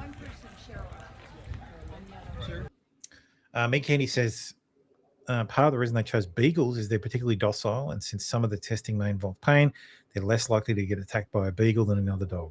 Fuck that. I think I said in the Discord, homeless testing. Pay them well. Let them volunteer. Like, we volunteer a test on humans. Fuck, like, that's, to me, human testing is ethical, provided that they're fully informed and paid. Yeah. You want to test on people. There's plenty of fucking people out there who believe. Look at all the MAID recipients in fucking Canada. Test on them. as part of the requirement for MAID, Go through some you tests. you have to go through 3 weeks of human trials, of human drug testing. No, don't say weeks. 3 programs. 3 programs of drug testing, yeah. Yeah. So That's the the programs cost. determine how long it takes. Suddenly Canada becomes a pharmaceutical powerhouse because of all the human testing they do on the people that are going to kill themselves. Stabby said, I didn't know you were black. No. What do you think I'm black? I like dogs. It doesn't make me black. If I liked pit bulls, that'd make me black.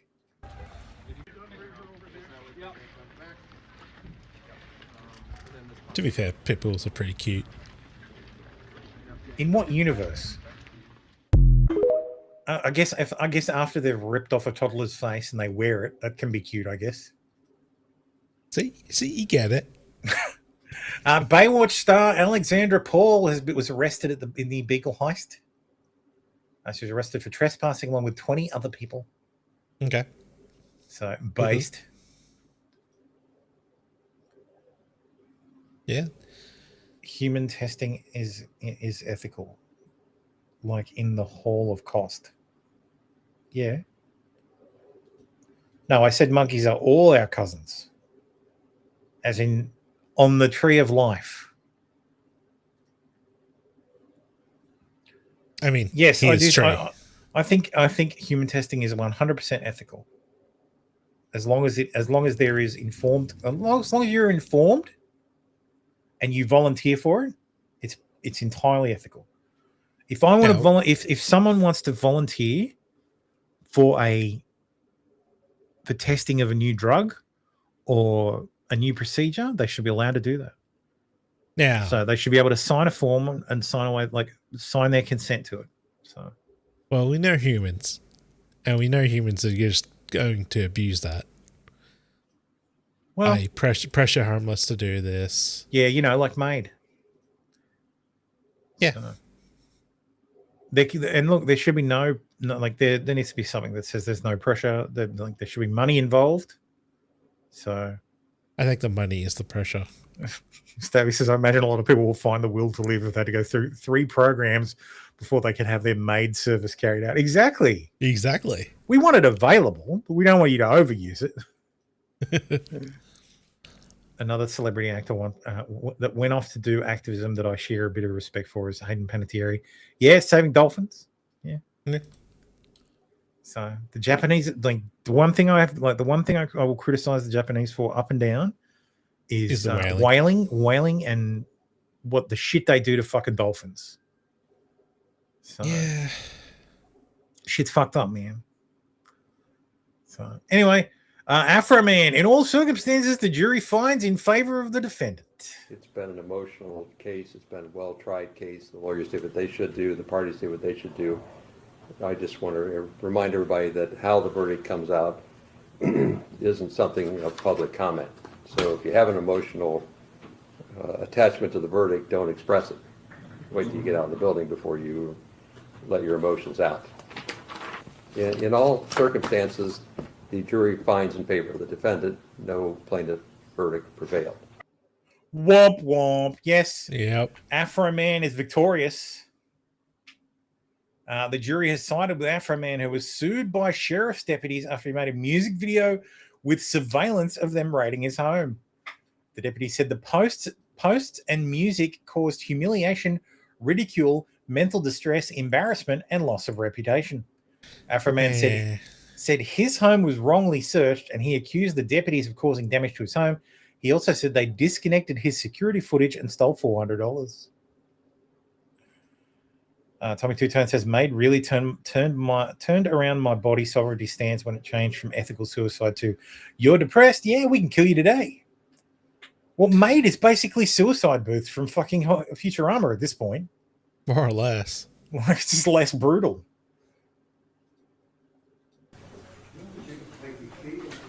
Like, God damn, man! Look at all that swagger. Just this. That jacket, like that coat, that jacket, that fucking outfit. Mwah. Yep. In all circumstances, the jury finds in favor of the defendant. no plaintiff verdict prevailed. So the matter will be concluded with defense verdicts. Thank you, Mr. Klingler. How does he reach that hammer? It's behind the Thank you monitor. to the court staff and the Sheriff's Department for security in the building, and we'll go ahead and stand in adjournment. You're welcome. Yeah, I don't think this guy uses a hammer. Lol, look at the looks from the cops. They're like, Yeah. fucking Nick. Fuck that Nick. Good. Fucking pigs. Yeah, good. They sent me lemon cake. They sent me lemon pound cake. Oh, my life is destroyed.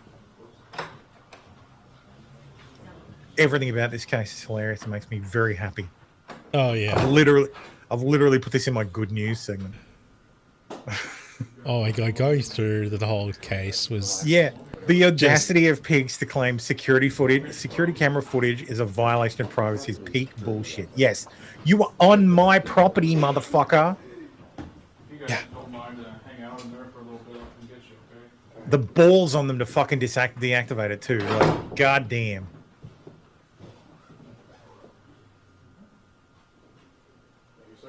For those who may not remember Afro Man, I'm sure you all do, but Afro Man is the Because I Got High guy from like 2000. Yeah.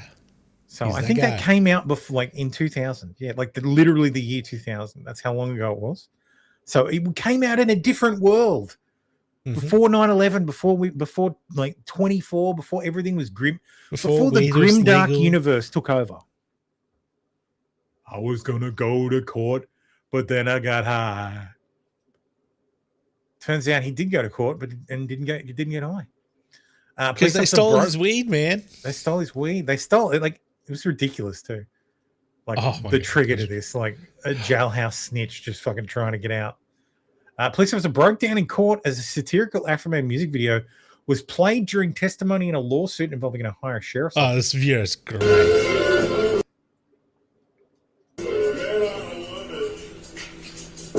You really don't know her.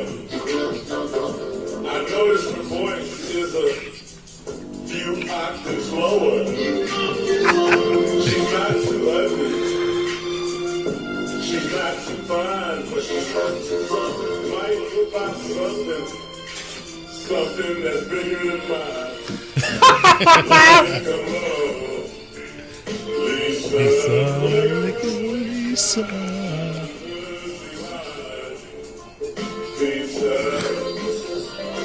This is a banger.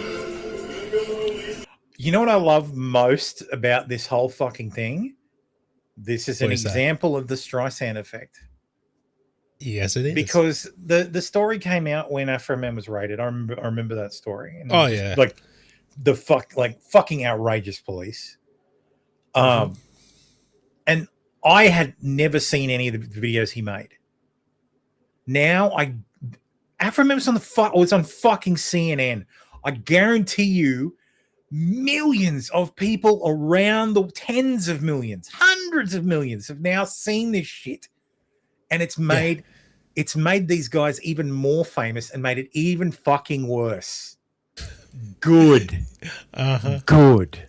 So good. She raided my house. She disconnected my camera.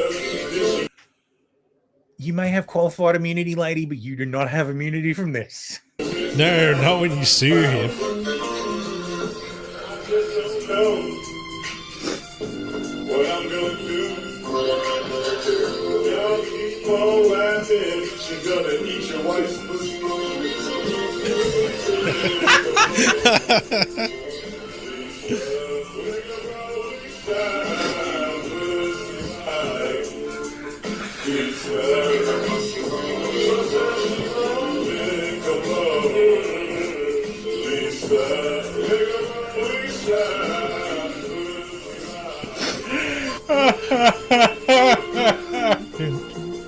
Did he show up in this outfit every single day? 'Cause I believe so, yes.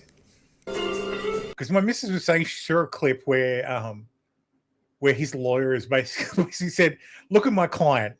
Like in closing, look at my client. Does this look like someone who should be taken seriously?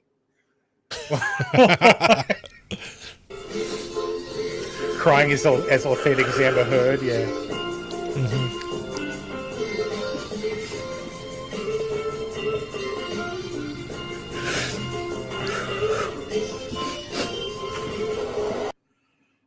Stabby says Sean's played the music video on the stream, start to finish, several times since the trial. Can't believe he hasn't been struck by YouTube, honestly. No, see how it works is Afro Man would have to actually do the strike. So if he's uploaded it to YouTube, it'll appear in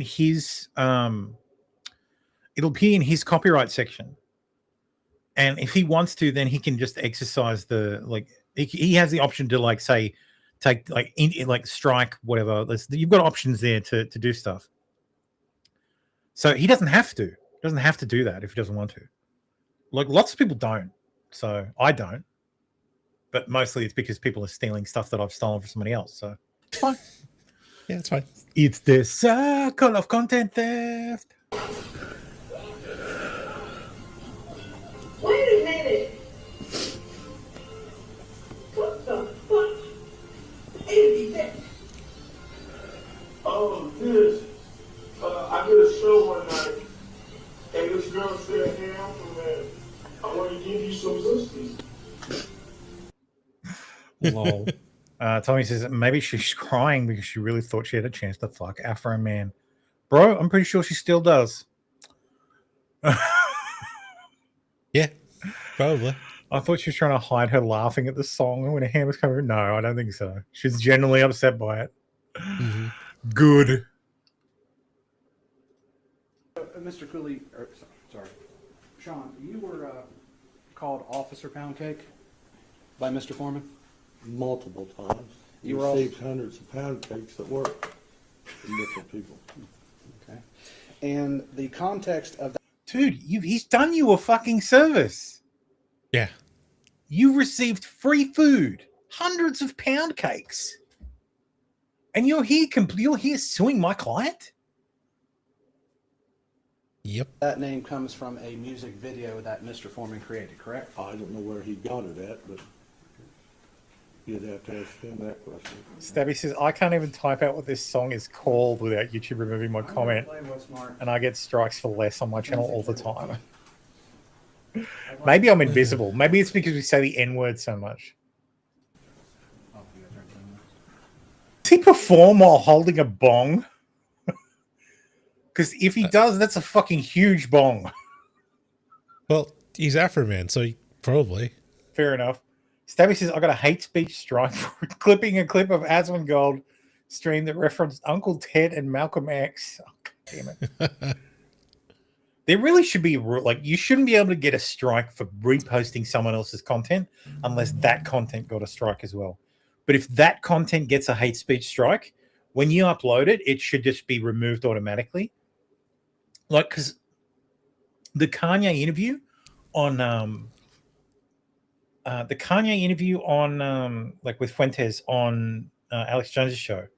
Because I had a clip from that that I made a meme out of. It was like Kanye being Kanye. Actually. And it got taken down. But it was like, oh hey, we've removed this because it's restricted, yada yada. This isn't a strike, whatever. Right. That's just how they should do it. Like if someone else the system should be if someone gets a strike for content, it should just be okay, well that video's got a strike for content, that content's taken down. And when someone else uploads it, they don't get a strike for it, it just gets taken down. That's it. You shouldn't be able to be punished for someone else's for reposting someone else's content. It's fucking bullshit. Yeah, apparently. The entire system's garbage. Does it go back to... Yeah, I guess it does. So you've seen Exhibit D, correct? Mm-hmm. You would admit that you with the glasses walking by the lemon pound cake on the counter? Yes. And that is security footage from the search of Mr. Foreman's residence? I assume, yes. But there's no question that you during the search? Yes. There is question? Or there's no, that was me, yes. Absolutely. Okay. Yeah, that was him. Yeah. This is Dank's breakdown. Oh, Jesus. Cops raid Afro-Man's house for bullshit reasons. Steal money, break his door, fuck up his house. No criminality found whatsoever. No charges at all pressed on Afro-Man. Afro-Man spends the next 3 years making songs that make fun of all the officers involved by name, even using footage of the raid from his own CCTV camera. Songs had titles like Randy Waters is a son of a bitch and Lick 'em Low Lisa, accusing one of the officers of being a lesbian and sleeping with the other officers' wives. During the raid, one officer looked like he was about to eat some lemon pound cake sitting on Afro-Man's counter. Afro-Man made a whole album calling the officer fat. Yeah. The cops get mad and file a lawsuit for defamation. Afro-Man turns up to court in a whole American flag suit. Officers performatively mauled and cry while listening to the songs, really trying to oversell how badly the songs upset them. One officer was suing because Afro-Man made a whole song about him saying he was fucking the officer's wife. When the officer asked if Afro-Man was really fucking his wife, he said, I don't know, nuking his own case and establishing that there's a non-zero chance that Afro-Man might actually be fucking his wife. That was the worst answer. And his only witness for the trial, Afro-Man brought the deputy's ex-fucking wife. The jury ruled entirely in favor of Afro-Man. The entire thing has been a great win for free speech and absolutely fucking hilarious. Oh my God. It also turns out people were mailing hundreds of lemon pound cakes to the police station. Yes. It was crazy. Like, the cross-examination was just crazy because it just showed how fucking words. Afro-Man songs are such fucking earworms. I've been humming or signing lemon pound cake and because I got high in my head. Yes. Yeah. I was whistling because I got high all day, and my missus is like, did you hear this Afro-Man story? And I said, Darl, I've been whistling because I got high all morning. Why do you think that was? I said, this is a great story. Witness Justin Cooley started speaking directly to Afro-Man, and Afro-Man responds. The lies continued, and it just wouldn't stop. It enraged the community, and it got to the point that we were receiving death threats at work. It got to the point that my family felt unsafe. It got to the point where you know, we would get a call that says, oh, I'm coming down there, I'm coming down to do whatever. It was a threatening call, and then we'd get a call about a tree down in a wildlife area, and we'd have to go. And I'm not going down there. I mean, this could be a setup. This became, we were legitimately afraid that this was going to turn from what it was into something violent. Because he used his position of power to spread a lie. You enraged the community, and you put me and my family in danger over this. Every bit of this was a lie, and you knew it. Shouldn't have threw a fake rage. Disregard the court statement. Finish up the testimony. Yes, thank you, Judge. So his lawyer should have said no, don't address the defendant. I think that's what he's doing, like, quietly. No, but he only did it after Afro-Man responded because he's a bitch. Well, of course. Well, to be fair, he was talking directly to him, so I get what Afro-Man was doing. Afro-Man is over here fighting for his constitutional rights, and not enough people are talking about this hero. This is how you testify, y'all. What they did, searching your house, gave you the right to do everything you Under the circumstance that I got freedom of speech, after they run around my house with guns and kick down my door, I got the right to kick a can in my backyard, use my freedom of speech, turn my bad times into a good time. Yes, I do. And I think I'm a sport for doing so, because I don't go to their house, kick down their doors, flip them off on their surveillance cameras, then try to play the victim and sue them. You were at Lisa Phillips's deposition, correct? Yes, sir. In your lawyer's office? Yes, sir. Same office where you filmed part of that video last Friday? Yes, sir. And you saw how upset she was when she was answering your lawyer's questions about how this had affected her, right? Yes, yes. And you saw your attorney say, do we need to take a break? Yes. And you saw her say, no, let's go on and get this over with. Yes, sir. You saw all that. Yes. You knew she was upset. Just like she knew I was upset when she was standing in front of my kids with an AR-15 with her hand around the trigger ready to shoot me. Just like she knew I was upset when she cut my cameras. But I'm not a person, she is, so I'm sorry. God damn, why would you ask that fucking question? You are walking into a fucking propeller, my man. Like, dude, you ask yes or no questions, you fucking idiot. For being a victim, let's talk about the predators. Okay. So you saw all that. You saw how upset she was. You heard the testimony about her children. You heard the testimony at the depositions about Randy Newland's daughter who came home upset. You heard all that.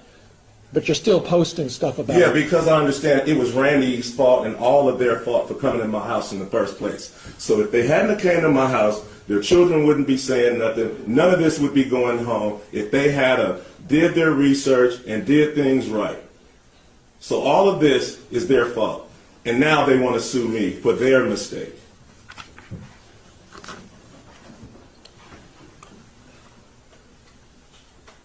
Is there anything that could change your mind about? Sorry. Stabby says, I need to feed this into AI so I can have Afro Man jump from the witness stand and say, pool's closed. What you're doing to these deputies? Is there anything that can change my mind about the fact that they shouldn't have been at my house in the first place? Is there anything that can change my mind about how my money shouldn't have been touched in the first place? No. That's all the questions I have. Thank you. Terrible fucking lawyer. What they did. Yeah, he wasn't great. God, what a terrible fucking lawyer. He was letting Afro Man loose when he really shouldn't be doing that. Oh. Afro Man's lawyer lays down bars to the Afro Man trial. Incredible. Rap is the same. Rap started out as a means for people to express social commentary, opinions through entertainment. Look at the song by NWA. Or they call it Fuck the Police. I think I said that right. It's a social commentary on what was going on in their lives. Their personal effect, the personal things happening to them, combined with entertainment, which unfortunately is exaggeration. I believe the words are, fuck the police coming straight from the underground. Yes. Trying to break a nigga when he down.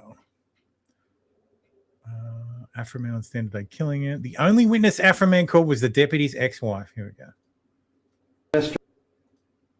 Mr. Foreman's song Lemon Pound Cake, did they take that as a literal fact from your observations? No. Were they laughing and joking about it? Oh, yeah. Absolutely. Are you familiar with the song WAP? I think I've heard it. Sorry, no, strike that. I'm going to give you the complete song and then summarize it because I only want to say it once. Are you familiar with the song Wet Ass Pussy? Yes. Why? Is that a rap song? It is. Has your students played it in class? Once, and I asked them to please turn it off. When they were listening to it, did they think that was fact? No. So they didn't think that that was depicting anything in real life? No. So you didn't have to teach them that wasn't real? Right. No, I did not. You've heard the song, correct? Mm-hmm. Yes. Do you believe it's a literal interpretation? No. Would you agree it's derogatory towards women? No. Even though it says nasty things about them? Yeah, no. I mean, it's the artist's opinion, I guess. That's the way I feel. Maybe not an opinion you like, but... Yeah. This chick's awesome. So, Ms. Grooms, has Mr. Foreman's posts about Sean or any of the general posts about the Adams County Sheriff's Department as a whole affected your life any at all? No. Would you believe it would have affected your life while you were married to Sean? If it had any effect, I guess that would be the time it would have an effect. But as his spouse, you would have expected it? Yes. Okay. And I don't want you to go into too many details, but is it fair to say that Mr. Foreman, the posts about the police department and everything had not a damn thing to do with your relationship between you and Sean and why it came to an end? No, it did not. So the posts never affected your life, never affected your marriage? No. Okay. Lol. So any statement to the contrary would be false? Yes. Okay. Thank you very much. No further questions at this time, Your Honor. The song that Mr. Osborne asked you about, does that song refer to a specific identifiable person? I don't think so. They would play Mr. Foreman's song Lemon Pound Cake. Did they take that as a literal? Jesus fucking Christ. Mr. Foreman. This is like these fucking cops, absolutely the worst lawyers. I mean, I guess you would have to, because any lawyer that would take this case and even pretend that they had a chance has got to be fucking terrible. Oh yeah. Like Christ Almighty. Stabby says, I also mentioned this to Sean during the chat.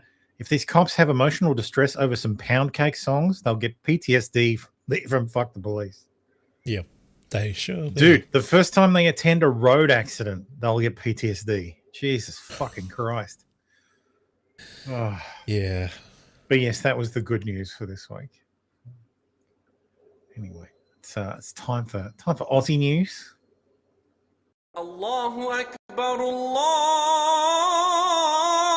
Akbar. Police warning after Sydney TAFE plunged into lockdown over teen playing TikTok game. TAFE is a technical college. So parents and teenagers have been warned it could trigger a major emergency response. Police are warning parents and a teenager that a viral TikTok game could trigger a major emergency after Sydney TAFE campus was plunged into lockdown when a student was spotted carrying a water pistol. Oh my God! Oh no. The alarm was raised at Campbelltown TAFE after when a 16-year-old girl walked through the grounds holding the brightly coloured water pistol, later revealed to be part of a TikTok challenge known as the Senior Assassin. From a distance, staff believed she was carrying a real firearm. From a distance, staff are fucking morons. Why would you assume it's a real firearm? Like, are you that much of a panicky idiot? I would assume a 16-year-old student on my campus in New South Wales, the 16-year-old female student on my campus in New South Wales is not carrying a fucking gun. I would assume it's a fucking water pistol until I start hearing gunshots. Fucking retards, man. So, from a distance, Senior Assassin is a viral TikTok game popular with high school students, usually year 12s, where players eliminate each other using water pistols or other toy guns. Let's listen to New South Wales Police kvetch about this. Oh, yeah. Have you heard of Senior Assassin? The game usually involves players... Fucking TikTok. You're watching this on an embedded thing. I need you to go to the website. eliminating each other using water pistols, Nerf guns, gel blasters, or paintball guns. Well, if they're in New South Wales and using gel blasters, they're in real trouble because that's a fucking firearm in New South Wales. Yep. And the gel balls are literally ammunition. You can be charged under the Firearms Act. Assassin. The game usually involves players eliminating each other using water pistols, Nerf guns, gel blasters, or paintball guns. From a distance, these items can look very real. If someone reports a fucking TikTok, firearm to police, then we treat it as a genuine threat and we respond accordingly. Because in that moment, we don't know it's just a game. A bit of fun can quickly become a very serious situation. It's not worth the risk. Bro, definitely worth the risk. Country. From a distance, these items can look very real. Yes. There's definitely lots of Glocks out there that are bright pink. Fucking retards. Yeah. A retired Air Vice Marshal named John Blackburn in 2013 wrote a report for the NRMA. Warning that Australia had adopted a shall-be right approach to fuel security. He warned that a conflict in the Middle East would disrupt supply chains and leave Australia exposed within weeks. He warned that without adequate liquid fuel, food production and distribution would be severely curtailed. Most businesses could not operate, and our defence force could not function. What have I been saying for years?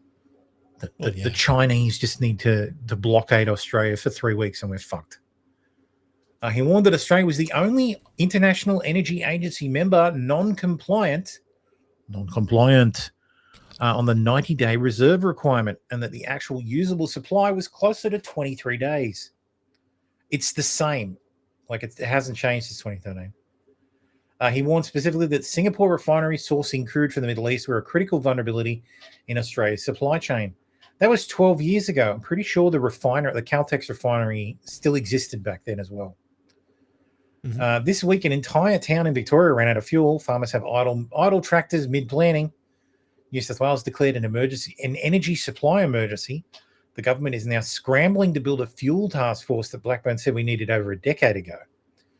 You can't have the best military in the world, he said, but you can have the best military in the world, but it's futile if you can't fuel it. Nobody listened. So this is the image from the snapshot from 2013. Remaining refinery locations in Australia post Clyde and Kurnell closure. So the Kurnell plant is the one I was talking about, the one in Sydney. Right. But yeah, so the oil travels from the fucking Gulf to Singapore, where it gets processed into actual oil product, and then gets delivered to Brisbane, Sydney on the east coast, and Perth, Adelaide, and Melbourne on the west and south coast. So, but yeah, so like, you block any of the critical points. You block the fucking Strait of Hormuz. You block the Strait of Malacca. Australia's fucked. Oh yeah. So if you block the Strait of Malacca, at the very least, they can go direct. They can take the long way round, because these circles are all choke points. But yeah, we're fucked, man. So 15% of it, and in 2013, 15% of Australian oil was Australian. I think it's even less now. Probably, it's definitely less. So and there's nowhere to fucking refine it. So, we are so far. Fifi Box, who is apparently still around. Oh my gosh, she's still here? Victorian Labor enjoy. Voted best city in the world by Time Out magazine. We're back.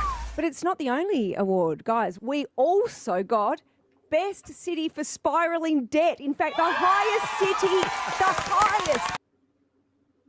Moose says, I'm embarrassed that I live in Australia. What has happened to us? A long, slow slide into complacency. Yep. The Howard years sold off everything we had to pay down debt that had accumulated through the 70s and the recession. So the debt was paid down. Then we had the 2008 crisis, where we had to fucking spend money to keep the economy going, and then we didn't go into recession. We were the only developed country in the world who didn't go into recession, but it cost a fair bit. And to cover those costs, we sold a lot more. And stuff. then the actual good fiscal leaders at the time decided that they needed to be knifed in the back repeatedly, and then we ended up with a liberal government that just continued to waste money. And then we had COVID. So Howard was the last fiscally conservative prime minister that we had. So yeah. And his form of fiscal conservatism was sell everything the government owned to pay down the national debt, instead of continuing to own that thing and pay down the national debt slowly. And then successive governments used times where interest rates were low to not borrow any money. So what should have happened is when interest rates were incredibly low, government should have issued a shit ton of debt to pay down longer term debt, to pay down old debt. Yep. And actually build shit. Perfect opportunity to build infrastructure that we actually need, like oil production facilities and oil storage. So the whole Australia being the lucky country thing was always an insult. So Australia's success has come from luck, not from good management. Mm-hmm. So in the country. Guys, it's more amazing. Best city for highest crime rates. Best chance you got of someone breaking into your home or carjacking you. Gets better. Best city for, wait for it, generosity. And I love that one. Generosity. We just gave $580 million to Glasgow for the Commonwealth Games. That is so fucking embarrassing. I think I've got the video. But the Commonwealth Games were supposed to have started this week in Victoria. Unfortunately, Victoria decided that it was too expensive and they called them off after spending a shit ton of money to host them. So instead, they're going back to the last place that hosted the Commonwealth Games. Fucking ridiculous. Try and make this city better, Glasgow. We're even more generous. $15 billion to underworld figures. Oh, yeah. That kind of corruption. Yes. I mean, the Premier should be so proud of this. Oh, and did you see just 2 days ago, $50 million in the class action for hotel quarantine. $50 million of and that's our hard-earned money, but that's how generous we are. And we will be paying off $1 million a minute just to pay off the interest for the next however many years. Great. And to all my fellow Australians who don't live in Victoria, guess who's going to end up picking up the tab? Because it ain't going to just be Victorians. It's going to be all of us. That entire state is going to get bailed out. Grandchildren are going to be so grateful. Hell yeah. And to celebrate, and I think our Premier should celebrate all those accolades, gave herself a pay rise. Well deserved. She gave herself a pay rise. And she is now, and we've also won that. She is the highest paid Premier in Australia. I mean, with all of this going on around her, and did you see yesterday? My God! Did you see yesterday? Just a quick other news story. Some high-flying executives who defrauded their companies for $1.8 million were all jailed yesterday. You can give $15 billion to underworld figures and you don't even have to answer an inquiry. It's amazing. Actually, that would. I just had a great campaign for the Victorian Liberals. Victoria, what a state! What a state! Yep. What a state! What a state! State it is in. Yep. What an absolute state! Retards Down Under says whoever is claiming there's no fuel cost in Australia is retarded. This is roughly $9 per gallon for my American friends. And there we go. That's it's a bit suspect that unleaded. Oh, actually no, unleaded's only a cent cheaper than diesel. Yeah, same price. Seems odd. I looked up the price. No, it's panic buying, but because I looked up the panic price buying across everyone, so everyone's filling up. I looked up the price because it must be from a few days ago. Yeah. So. Oh, is that the place where the picture was taken? This is the place, yeah. So I figured it out by it's Connectic store, and there's only one Connectic in the country that is a Heresville as well. Right. That's in Armidale. So this is in Armidale. This is in regional New South Wales. So, but yeah, when he posted it, the prices had come down significantly. So, right, and of course, E10 literally ruins your edit, dude. E10's the default on the fucking website, dipshit. Fucking, I didn't even see that notification. Like, there are definitely people who it's retarded, who don't get notified. Like, you don't get notified about, and it's people like this. Like, these people just say stupid shit, and Twitter's like, you don't need to see that notification. That guy's a retard. Yeah, you didn't need to see that. Like, I get Retard Down Under pushed in my thread, like into my For You page all the time, and every time I see something from him, I have to fucking correct it. I'm like, yeah, that's kind of right, or hey, that's not actually true. The federal court ruled Equality Australia is not a charity, but a trans activist group and should not be granted special tax status. The Labor government buried a charity tax status for Equality Australia in superannuation changes, so the legislation overrides the ruling. So they slipped it in. They slipped it into another bill.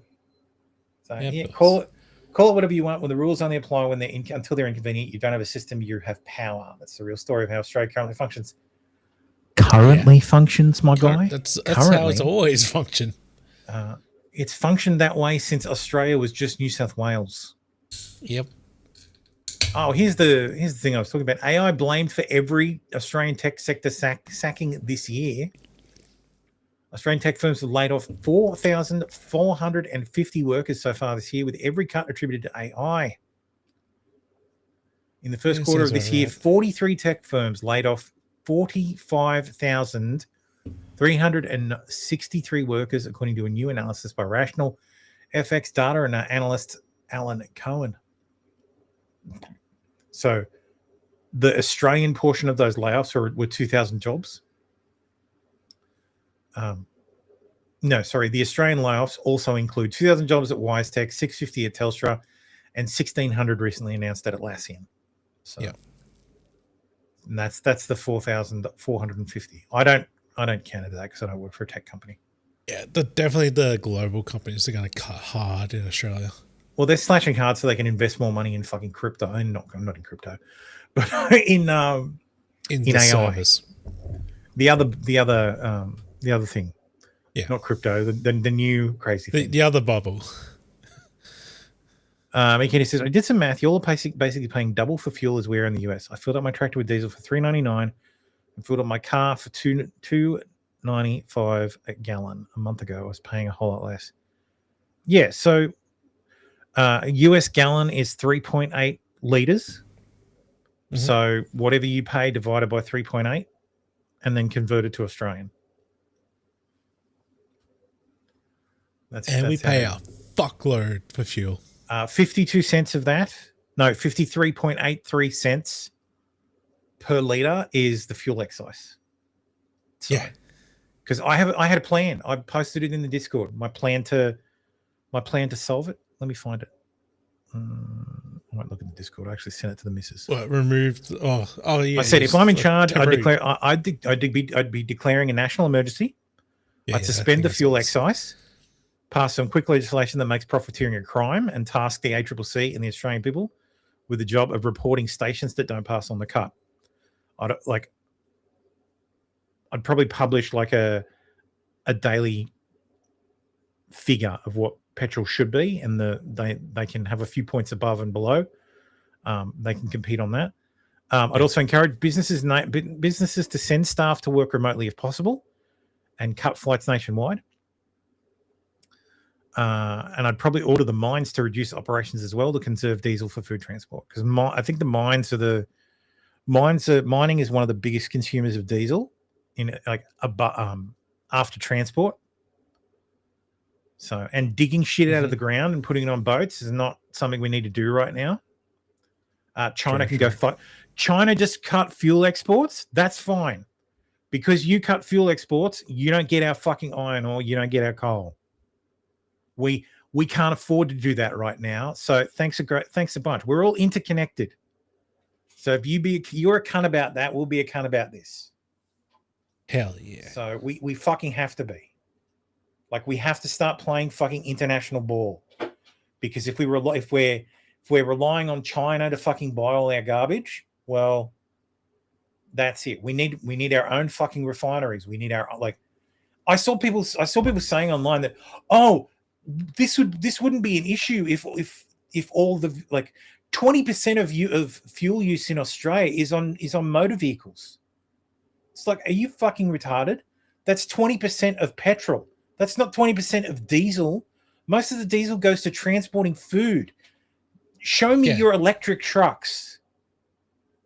And that don't exist. Show me the power grid that can charge all those electric trucks that we'll have to build or buy. Yeah, the trucks don't run on hydrogen yet. Show me the electric truck that can cross the fucking Nullarbor. Yeah. Because there's not a fucking petrol station on the Nullarbor. There's a reason Australians drive road trains. So it's because we don't have rail for that. Oh, and guess what rail runs on? Diesel. You're going to electrify. So the cities are electrified. Are you going to electrify the route from fucking Sydney to Perth, or from Adelaide to Perth? Are you out of your fucking mind? There's towns there that don't have fucking electricity, that have to rely on bloody diesel generators. Fucking ridiculous. Like, some people are so fucking retarded. And it was like Matt Berry or whatever. Because they live in the goddamn city. What's his? No, it's the footballer who's the fucking senator for the ACT or something. The independent senator. Even worse. David Pocock. I was like, what the fuck are you stupid? Like, are you actually fucking retarded? Because even if you snapped your fingers and everybody's car just magically turned into an electric car, we'd still have the same fucking problem. Because even if every fucking diesel vehicle in the country, every fucking big hauler, every truck, every road train, every fucking scooper and fucking John Deere tractor and like fertilizer and combine harvester were electric, we still need fucking oil. We still need oil for fertilizer. We still need oil for plastics. We still need oil for fucking everything. The world runs on oil. And this idea that we need electric. Guess what also needs oil? The batteries. Fucking hell. Just absolute head in the fucking sand, retard shit. It drives me fucking nuts. If there's a fucking problem, don't go on national television and go, no, there's no crisis, and then launch a crisis team 3 days later. Yeah. You can fucking level with the Australian people. You can come out and say, yes, there will be shortage. There may be shortages. I am asking you to not run out and buy. Do not panic. Do not run out and buy petrol, because that will only make it worse. We are going to do everything possible to make sure that petrol is available for people who need it. However, I need all of us to come together. We did it during COVID. We need to do it again. Hopefully it won't be for long. But if you can work from home, I'm asking. I've spoke to the Business Council of Australia, and I've asked them to make sure that any staff that can work from home do work from home, and we do so until further notice. This is a national emergency. We need to pull together. Yada yada. Right. And then when it's over, we fucking fix it so it doesn't happen again. And then we point to this and go, this is why we do this. So shut your fucking mouth. Does it cost a bit extra? Yes, but shut your fucking mouth. Solar wind require all sorts of lithium, gold, silver, cobalt, cadmium. Much of that is mined via strip or pit mines that permanently destroy the Earth's surface, leaving toxic waste pools. Yeah, yes. we know. Yeah. We know. We've got them. I know. We've got those toxic waste pools. Lithium extraction isn't as bad. What rare earth refining can be absolutely devastating to an area. There's ways to do it without destroying everything, but unfortunately, that's more expensive. That's more expensive. It would cost more. The company would only make 20% per annum instead of 30% per annum. Not in my backyard, as long as offshore the Earth's destruction. Yeah, exactly. Mm-hmm. We've offshored all the fucking hard stuff. Yeah. You know, it doesn't require strip pit mining and doesn't leave behind massive permanent holes with toxic chemicals on the surface. Only one thing: oil. Indeed, oil. We are going to be ripping oil out of the ground until there's none left. I guarantee we have to. Because there is no substitute. We can substitute some things that oil goes to. We can substitute some things that oil goes to. Yeah. We could turn every car and every plane on the planet to run on electricity. Great. That would be a massive boon. And the oil on Earth, which is finite, will last us much longer. But we make plastics out of oil. We eat oil. We lubricate with oil. We lubricate shit with oil. Like there's like we burn oil. Like we do so much stuff with it. We use to clean. It is used for everything. It is a miracle fucking product. It is an amazing thing that we pull from the earth and turn into hundreds of tens of like almost thousands of different things. Do you want us to go back to whale oil? So there's not enough whales for the people on Earth. No anymore. So, Oh, and the other thing I would have done, send a fucking boat to the Middle East. For God's sakes. If it's just one boat, just send a boat saying we're helping. Yes, we're helping. At the very least, get the boats that are in the fucking Gulf right now out. There's something like 3,000 ships in the Gulf right this second that aren't leaving. They've been there 3 fucking weeks. I was watching what's going on with shipping yesterday, and Sal Macogliano was talking about these guys. He's talking to actual merchant seamen on these ships. Yeah, and they're saying we're running out of water, we're running out of fresh water, and apparently the Gulf is a really bad place to use the onboard water generators. Because apparently the salinity level's a lot higher. Okay. So it makes it harder to get water. It gets clogged up faster. And still they don't have they only have a certain amount of food. They don't have food forever. So they need food, they need water. And everybody's like, oh, you can just dock. So the problem is, no, there's plenty of docks around they could dock in. The docks don't want them. Because if they dock, they think they're going to be targets. Mm-hmm. So for liposuction for your fuel oil programs. No, that's the thing, me Kenny. Ozempic we've destroyed all that free land whale oil. So yeah, we're gonna have fucking people starving on boats in the fucking Gulf. So all because Japan and Korea and China don't want to fucking do anything. China's trying to make a deal with Iran to let their ships through, but they also realize that if they do that, America's not going to be fucking happy, and Trump's probably going to put sanctions on, or there's going to be fucking more tariffs. It's because there's supposed to be a negotiation about a trade agreement with China. So and that'll damage that as well. So anyway, move on from oil. Kyle Sandyland says ARN Media has terminated his $100 million radio contract. Sydney Shock Jock Kyle Sandyland has his contract with Kiss FM terminated. Sandyland has been suspended after an on-air row with co-host Jackie O. Henderson on February 20th.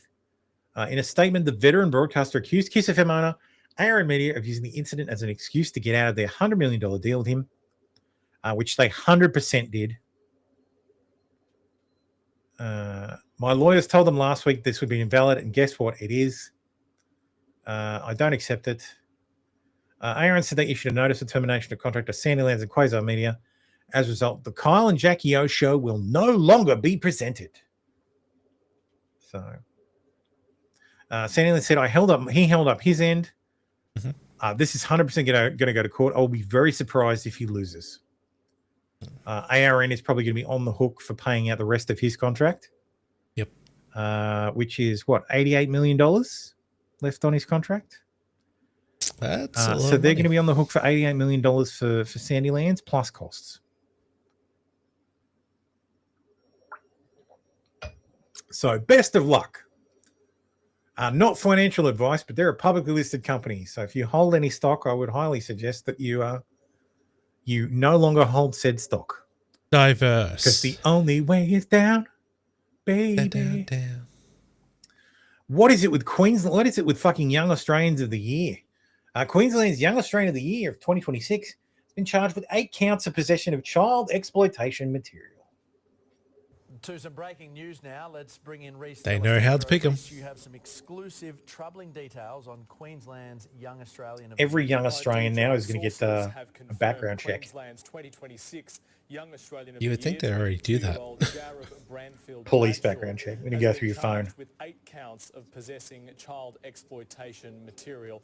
He's from the town of Cunnamulla in southwest Queensland and was given the honour because of his work with young people in his community. In fact, according to his award profile, he opened a youth neighbourhood centre. Police say their investigations began late last month after a video and images were allegedly discovered on 2 electronic work devices belonging to the 22-year-old. Investigators will also allege a further examination of personal electronic devices. Looks like he's got a giant additional Samsung phone there. exploitation material. 9 News understands the accusations relate to video of females under the age of 16 performing sexual acts. Joel and Melissa, he's due to appear before the... Oof. Oof, that's not good. Started a fucking like kids club and then fuck the kids. Good job. Yeah, Jesus. that's not good. Fucking Not right good in the at all. bloody wood chipper. Australia that you once loved is gone. Thanks, Albo.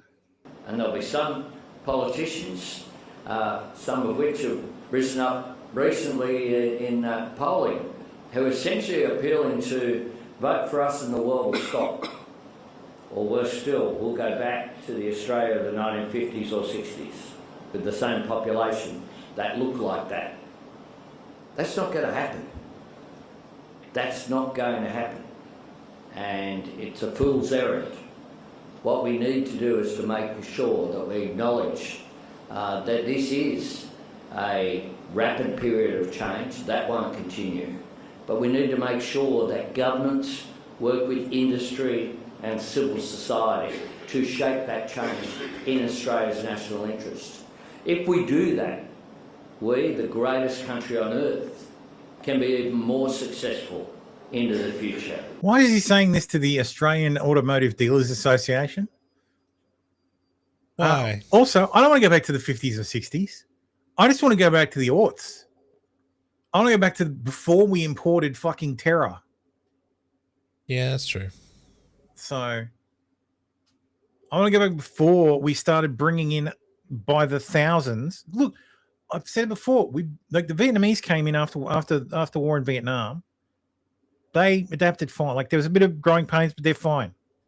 Yeah, they did fine. So there's no the Vietnamese are taking over everybody. Vietnamese culture is just absorbed, conquered Australia.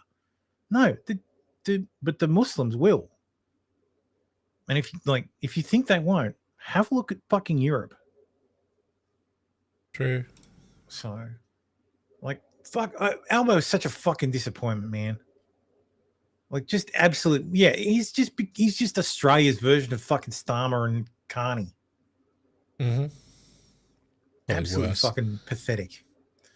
Brilliant response by South Australian Liberal leader Ashton Hearn, who clearly knows the definition of putting Australians first.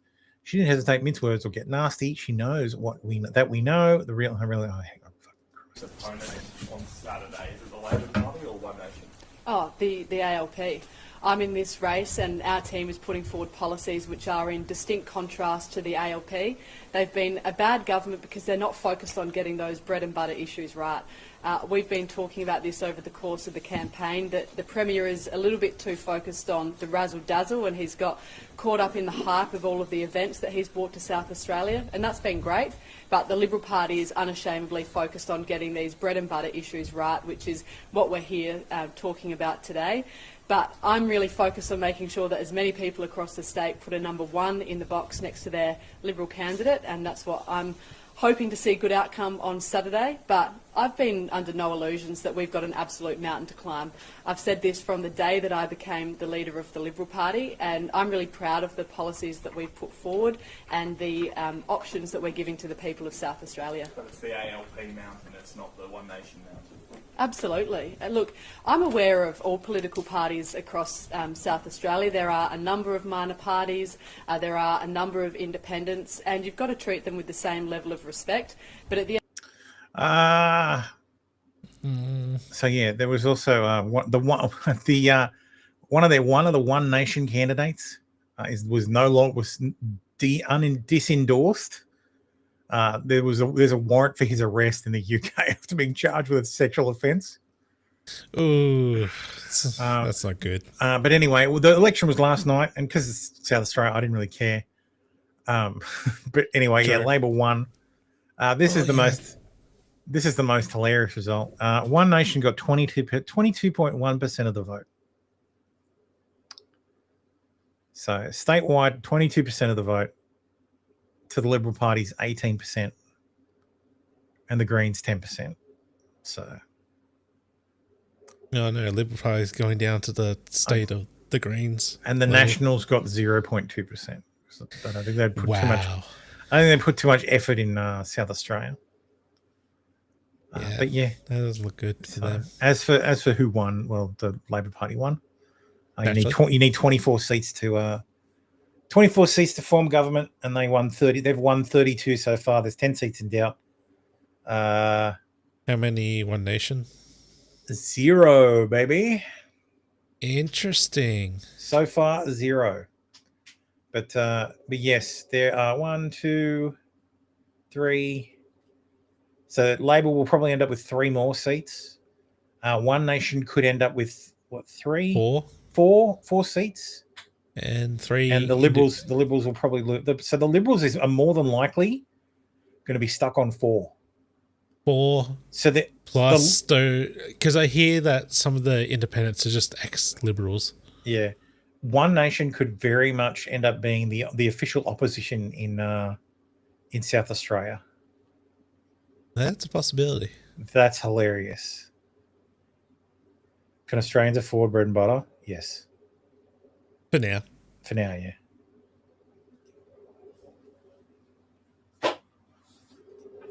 I can show you our prices.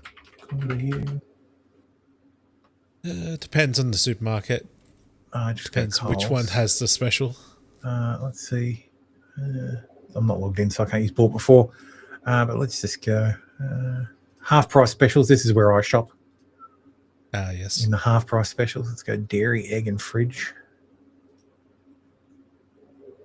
There's no good specials there unless you like brie. Must be Woolworths has the specials. But if we just go to just the regular products, let's go dairy. Let's go milk. So there you go, 3 litre. So that's almost a gallon.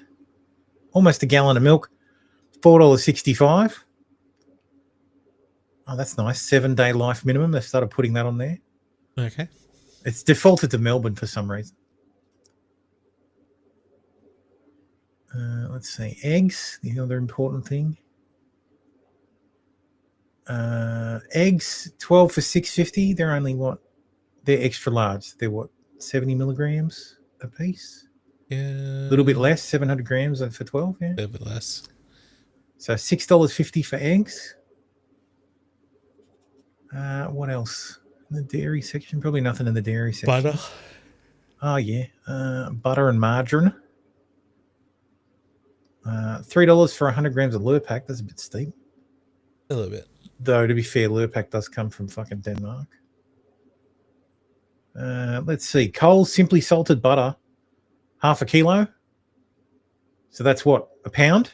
Pound of butter? Yeah. 2.2 pounds per kilo. So, yeah, about a pound. Pound of butter for $7. Let's go to bread.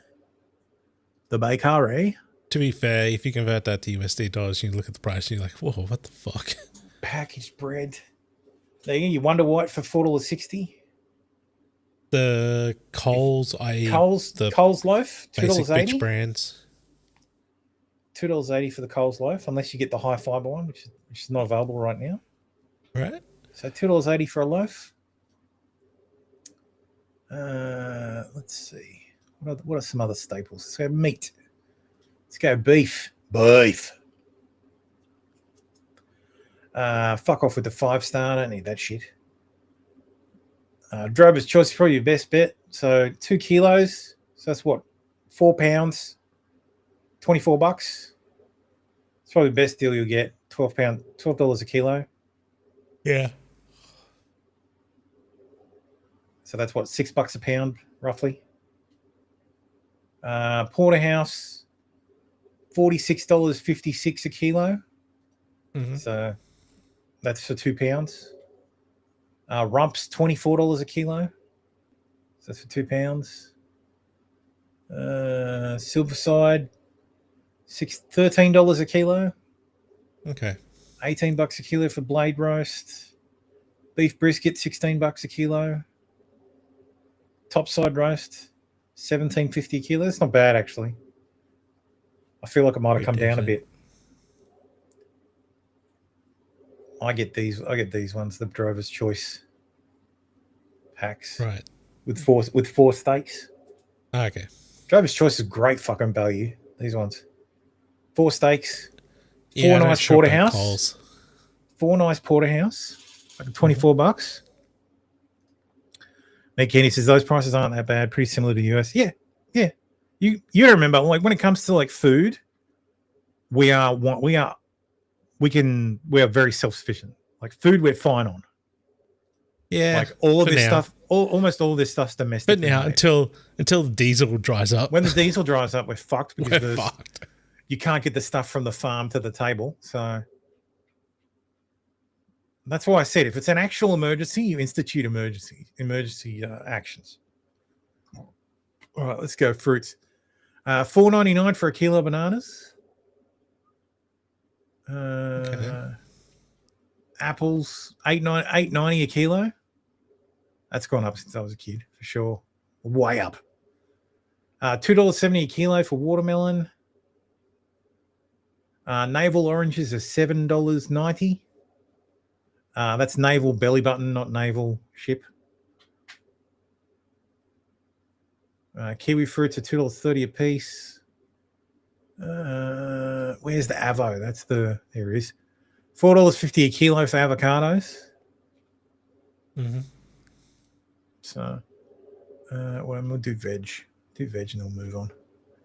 And then we've all gotten an idea of what Australian food costs are like.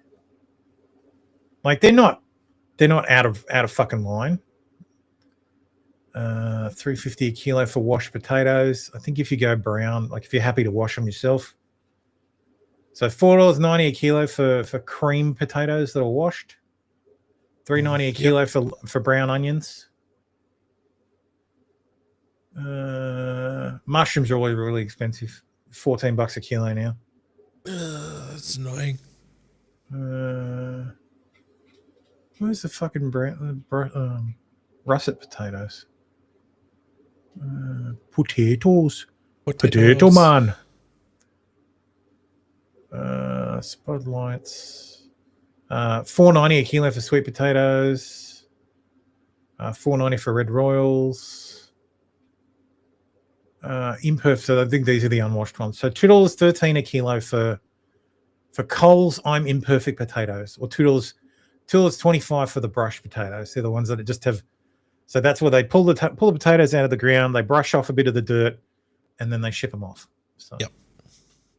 So yes, that's food. That's food costs in Australia for now. There you go. We've got a fucking snapshot of what food costs in Australia for the future. This is basically and those prices are going to go up and up. You can probably get better prices too. You can probably get better quality. You go to some butchers. You buy in bulk. You be able to get it cheaper. Coles and Woolworths are basically the two big stores in Australia. So that's basically where most Australians shop. But there are Costco's in Australia, but they're a bit of a hike. There's also bulk butchers. There's a Singo's near my house. Actually, there's a couple of Singo's near my house. And they're a wholesale butcher. They do good prices. You can get a side of beef for $80. So if you're happy to cut it yourself and butcher the rest yourself, it's not bad. Beef's a good price. Chicken's a bit expensive. Well, yeah, we just did when come it's on off special, a bird flu. Yeah. So anyway. bad pandemic. So you can't really complain too much about food prices in Australia. They're about as good as you can get, considering like it gets expensive when you have the imported stuff. Obviously, because we're at the arse end of the world. Yeah, there's farmers markets. I don't get to go to them because I do this. There's Sunday mornings in Gosford. So anyway, Pauline Hanson calls for Australia to help Donald Trump stamp out evil by entering the conflict with Iran. Just days after the president accused America's allies for refusing to provide assistance. Look, I don't think we should be in the Gulf firing at Iran, but I think we should be in the Gulf securing the Gulf. So if there's a drone, we should shoot it out of the fucking sky. If there's an unmanned boat that's coming for a ship, we should fucking blow it up. If there's a manned boat that fucking acts a fool, we should blow it up. So, yeah, but we've got drones. I don't think we should get involved. Let the Israelis and the Americans handle the fucking actual fighting. We'll send a couple of boats to clear the strait. Like there should, and this is the thing. I've got it later in the show, but I'll probably do it next. But like Trump's basically said, yeah, we're 100% done. Like we're pretty much done, and we don't plan on doing anything to open the strait. So we don't give a shit. We don't give a shit about that. Yeah, it's not our problem. And given that the countries that actually rely on oil from the strait don't want to do anything, and this is the thing, this includes the Gulf states. The Gulf states have navies. Right. If they wanted to, like, they have pretty well armed navies. They have pretty well armed navies and air forces. Now, the reason the Gulf states and Arab countries like spend a lot of money on their air forces is because they're very class based, and the rich people, the rich people who run the country, they want their children to serve in the military, but they don't want them to get shot at. And the Air Force is glamorous, so they join the Air Force. So they join the Air Force and don't send them anywhere. Right. But yeah, some of the Gulf states have very respectable navies, like not blue water navies, but like, you know, Gulf navies. Like, and they could very easily clear the Gulf themselves, but they won't. They don't want to. They don't want to get involved. So they always want someone else to do it. If you don't want to get involved, if they don't want to get involved, that's fine. But I'm not helping you. You can develop the bottle within. US is already secured in oil. We don't need it. They don't need it. Right. Well, and you know what's funny?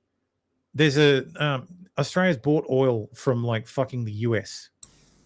So there's like three shiploads of processed fuel coming from the US to Australia. So meanwhile, civil liberties Senate to approve extraordinary ASIO powers because, of course, don't you know there was a terrorist attack? And of course, ASIO couldn't stop it because some reason, even though they were aware of these guys. Right. So what needs to happen is there needs to be more laws. We need more laws and powers for ASIO so that they can stop this stuff. Because, I mean, maybe they can get off their ass and actually do something. Maybe they can stop the next one. Like maybe the next one they'll stop. Fucking ridiculous. Like when they're successful, they get pats on the head. When they're unsuccessful, they get more power. That's true. Oh, sweet. So there's no loss conditions for these people. Meanwhile, the people who won't be targeted by ASIO had a go at Albo this week.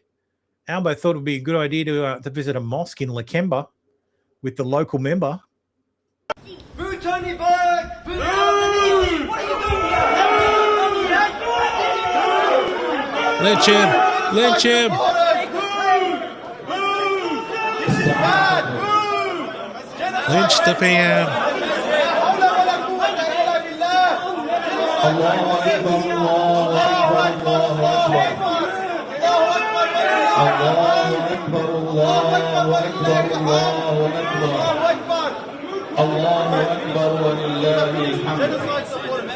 Dear brothers and sisters, impacts our community. Get him out of here! We as Australian Muslims. Get him out of here! He's we as Australian Muslims need to have these deep intellectual discussions in regards to how we navigate the path of engaging political leadership, the media and the wider worship. Respect the place you're in, please. This is a mosque. He's got to respect us. He's got to respect us. He's got to respect us. Please sit down. Please. Boys, sit down. Please sit down. All of you sit down, please. Sit down. Stop recording. Sit down. Have respect. We invited politicians to make us feel good about ourselves, but never genuinely had a robust and effective communication with them about the issues affecting our community. Assalamu alaikum wa rahmatullah. We called him honourable. You called him honorable. He's responsible for the spend deaths of 1 billion people. 1 billion of above the system. 1 billion. 1 billion. 1 billion. Responsible.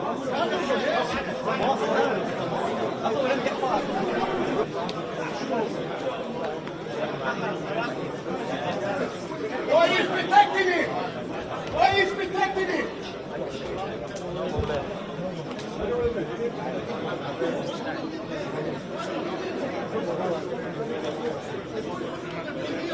It's all right. It's just the moderate Muslims that everybody likes. Yeah.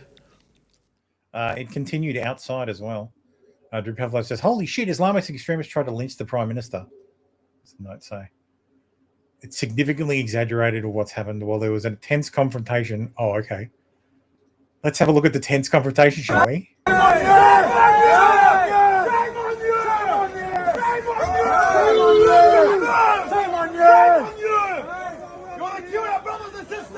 Shame on you!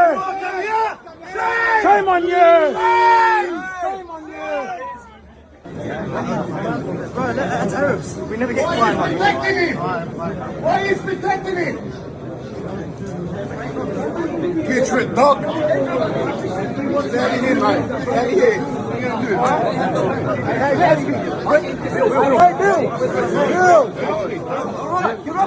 And the dramatic rise in xenophobic attacks. In essence, we have been unable to better lobby and advocate to government in regards to policy and legislation that directly impacts our community. What directly, like, we haven't been able to lobby for Afghanistan or a fucking Palestine, which directly impacts our community. Fuck off. Fucking directly impacts. All right, I would be glad if it directly impacted your community. I'll buy you the fucking flight. We as Australian Muslims. Get him out of here! He's right! It is nice that the practitioners of Islam respect the sanctity of the mosque. Respect us! Get him out of here! They were invited by the imam. So. Right. He's out! You're disrespectful!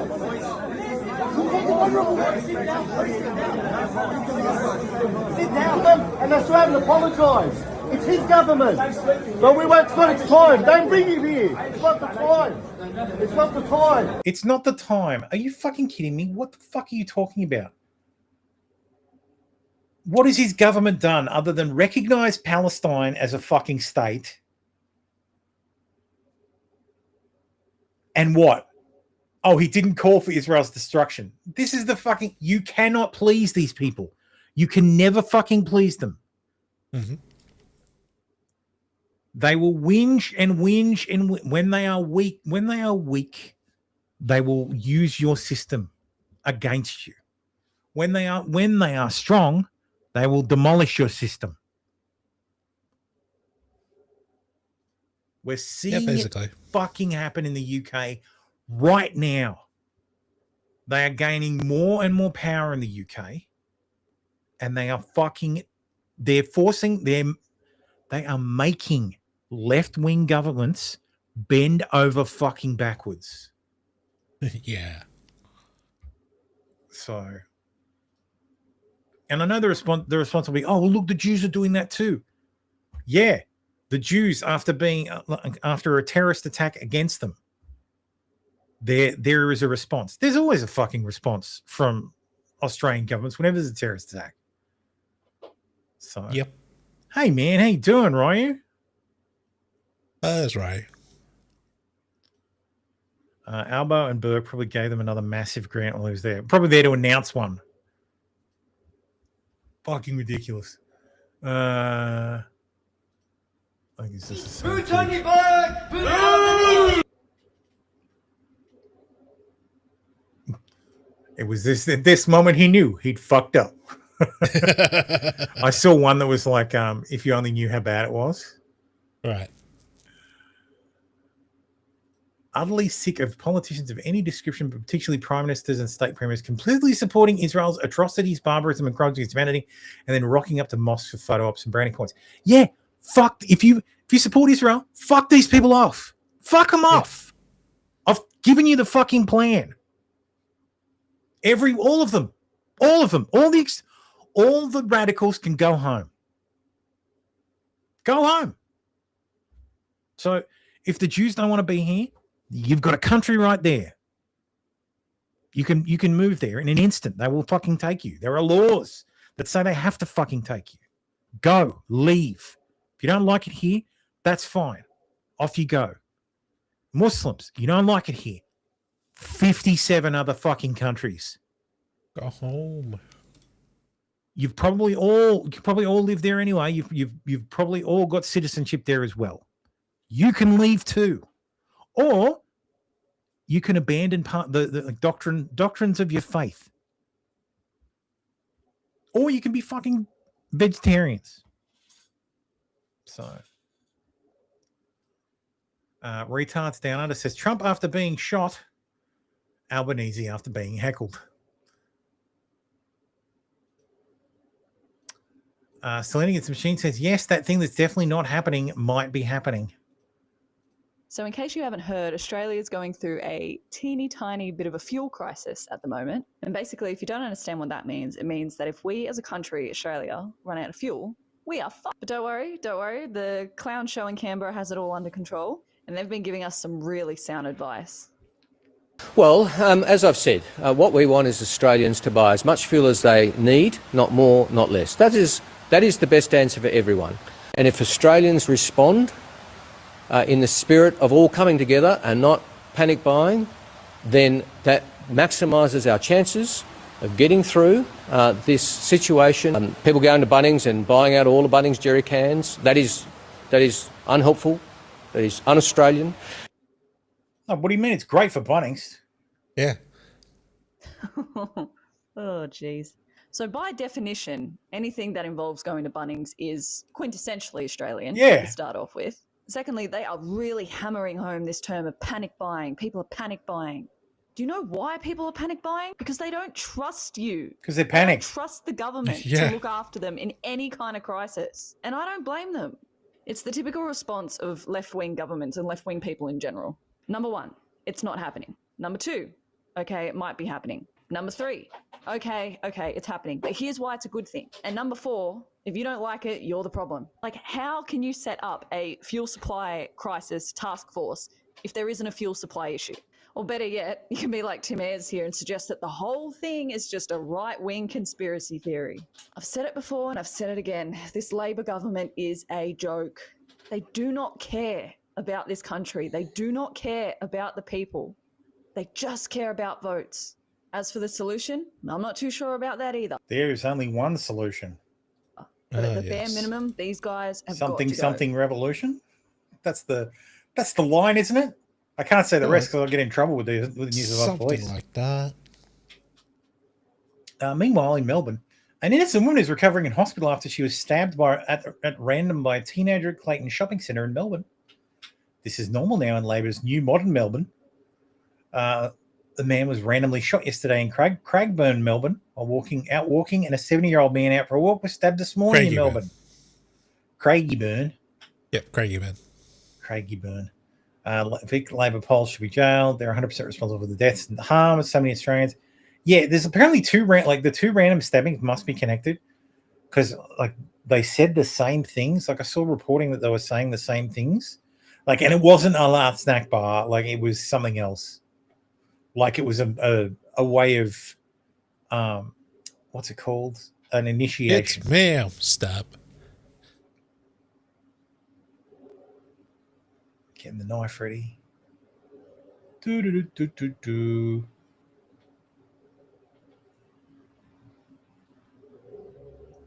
In the back. Damn. And I was right. He was out on bail. Of course. Of course. I'm telling you, it's not going to go well.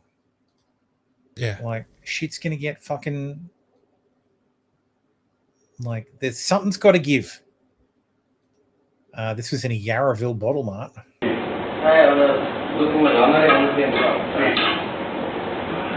just requesting, please.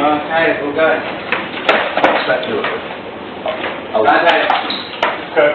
throw spectre in the I would head. have beat the shit out of the kid. Fucking ridiculous. I know. If this country wasn't so sensitive, they probably would have beat the shit out of that kid. Fucking Twitter. Just do it. Yeah. No, I'm just requesting. Please.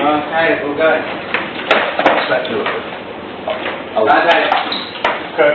Throw spectre in the head. Go. We'll smack you in the head. Yeah, indeed. Yeah. Best city in the world. That's right. Fuel siphoning is apparently beginning. Cars parked out on the street are having their fuel siphoned in Kyneton, Victoria. Whereabouts that? Kyneton? Where the fuck is Kyneton? You mean you don't know every city in fucking Victoria? I know half of them. Macedon Ranges. Oh, no wonder. Central Vic. Okay. Yeah, I don't care about Central Vic.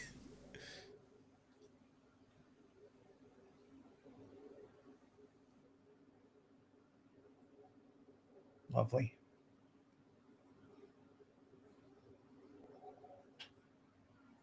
Just needed fuel for his family.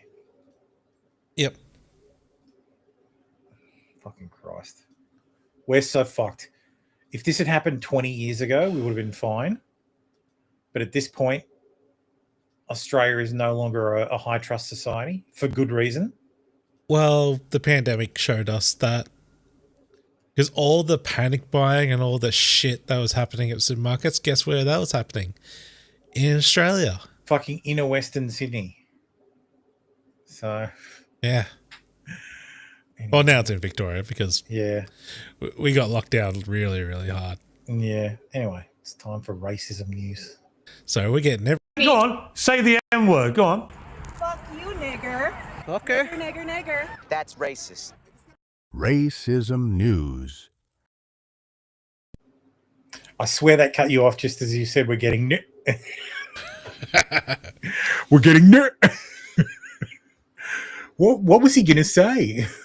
What was I going to say? And how it started and how it's going. Muslims in Brooklyn blocking a highway, exiting their vehicles and begin chanting "Globalize the Intifada." We said it's coming to your nearest town for Middle East. Americans were laughing and mocking us.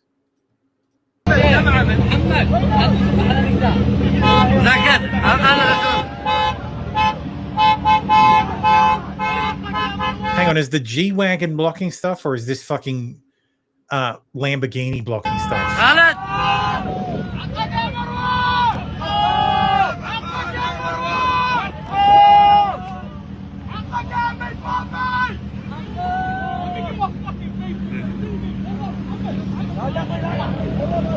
Dude, what the fuck is this? Like a European car tour? What the hell? Yeah, like what the fuck? 3 BMWs there. BMW, fucking G-Wagon. Mm-hmm. Fucking hell. Arabs and money, man. That's what I'm saying. Like, if you deport them all, then, like, if you just make those laws legal, they'll self-deport. They'll go back to their home country, or they'll get a taste of pork for the first time, and they'll realize that the West is best. Yep. So the first time they have bacon, the West is best. So all my Muslim friends love bacon. They think it's great. Think it's amazing. So it's the best. So the bridge they have to cross to get to the good afterlife gets smaller. Like they can walk a tightrope. New York City 2036.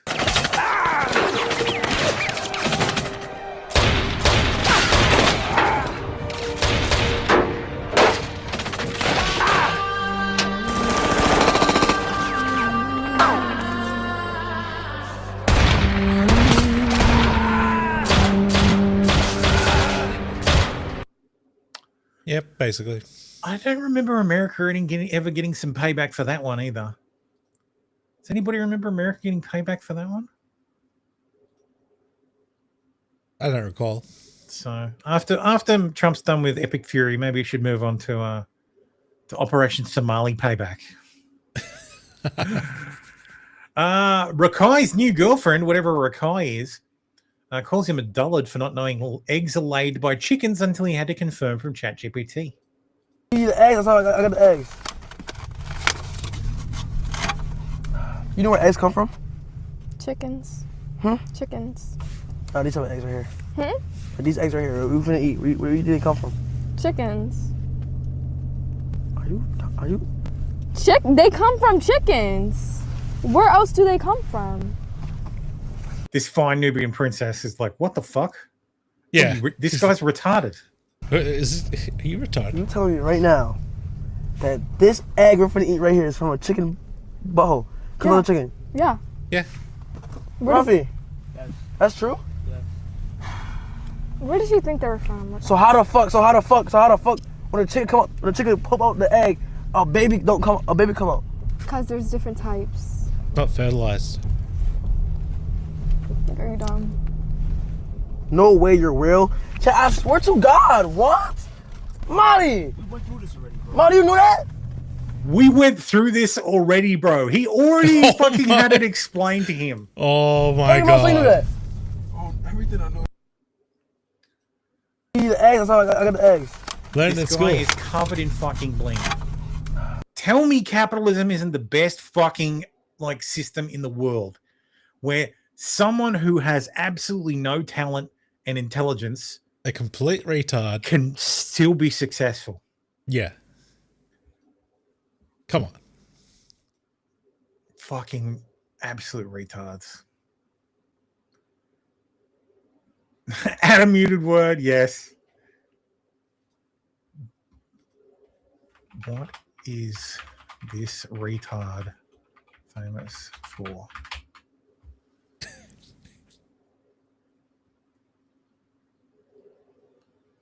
No, not me. Earned. Fucking earned.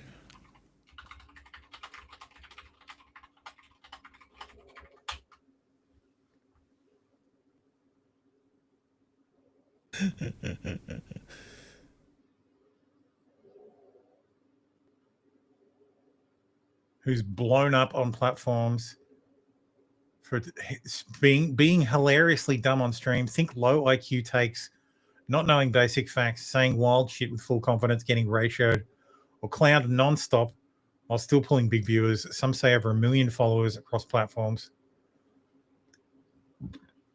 Absolutely. He's famous precisely for this kind of content. Acting, being extremely slow or clueless about everyday things. So get into arguments clueless or either he's smart and has figured all this shit out, out what works, and he just plays dumb. So I was going to submit Grok to retard finder, yeah. You're going to have to update your intro. To what? The Alex... Oh, fuck. I'm forgetting names now. Yeah, intro when it was all retard. Yeah. Oh, yeah, okay, yeah. You need to update that now. Yeah, and I'll update it now. Anyway, Riviera gun, beach gunman. I shot every one of those people. Lawyer, it's being recorded. I don't give a fuck. People that were supposed to be killed, they didn't die, and nobody died. Obviously, right? One person did. You do have one count. Nobody died, sir. I'm just. You want to show me how?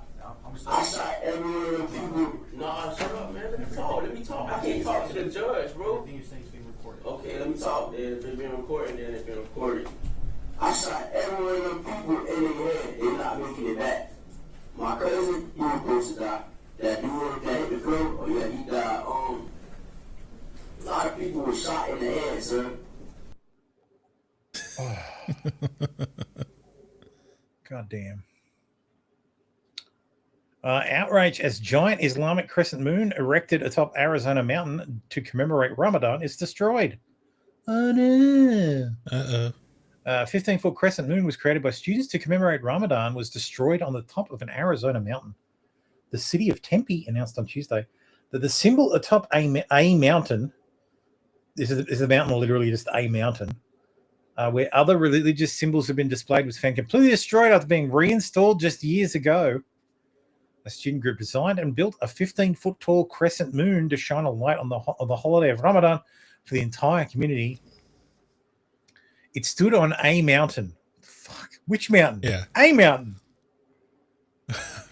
Like other religious symbols, I bet there's no fucking Star of David on that mountain. I bet there's a cross, but I bet there ain't no Star of David. Mm-hmm.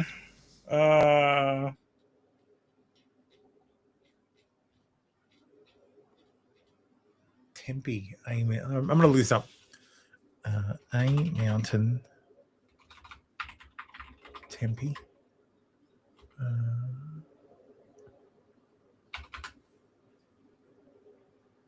Yeah, it's literally known. Okay, it's called Hayden Butte, but it is a mountain.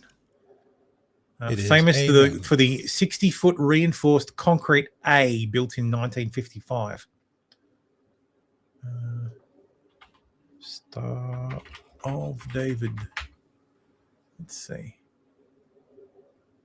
Oh, okay. The Star of David is a recurring holiday display on Tempe's A Mountain. Okay. Is it? Because the source does not say that or have a photo of it. Let's see. There is a menorah though, so that counts. Okay. So there's a big menorah for Hanukkah. Yep. So that does count. You still talking about eggs? My 5-year-old knows more about eggs and what can lay them than that stuttering fool. Exactly. That's why I'm thinking he might be acting. Yeah, he just acting the fool, which is worse.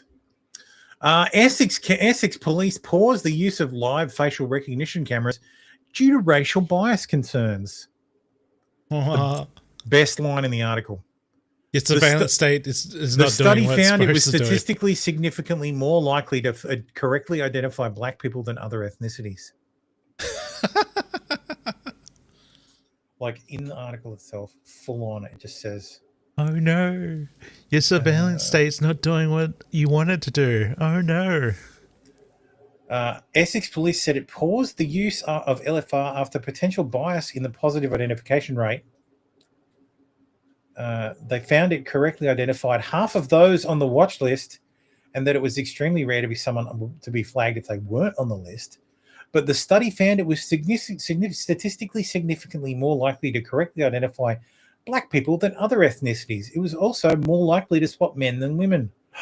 What? Are you saying that could it possibly be that there were more black people and men on the watch list than there were women? Uh-oh. See, I was thinking when I read this story the first time that we were all really worried about, public facial recognition and all that, and the surveillance state taking over. And now I think woke might save us because they'll have to dismantle it. Because if they institute all these systems and it comes out that all these systems keep busting black people, they'll be like, oh, it must be broken. It's not busting as many white people because they can't admit facts because facts are racist. Oh, yeah. So the only conclusion in a system where facts are racist is that the system they built is racist. And because they've built a racist system, the only response has to be to tear it down. Therefore, the surveillance state must be destroyed because it results in more black people going to jail. Oh, that was so awesome. So wokeness has saved us. Tennessee Congressman Andy Ogles has called for repealing the Hart-Celler Act, which ended the United States policy of filtering immigration based on national origin. That could be interesting. Okay. It won't pass. Democrat Fairfax County Sheriff Stacey Kincaid is refusing to turn over an adult high school student from El Salvador who is in the US illegally to ICE after he was arrested for groping 12 minor students, with Fairfax prosecutors even attempting to secure his release. Yes, agreed. Deport her with them. Leftist Yes. white women leading society into a dystopian hellscape. Yeah, come with me. Yeah, basically. Awfuls will destroy us all. ICE detained husband of Democratic congressional candidate who's also a disabled U.S. Army veteran.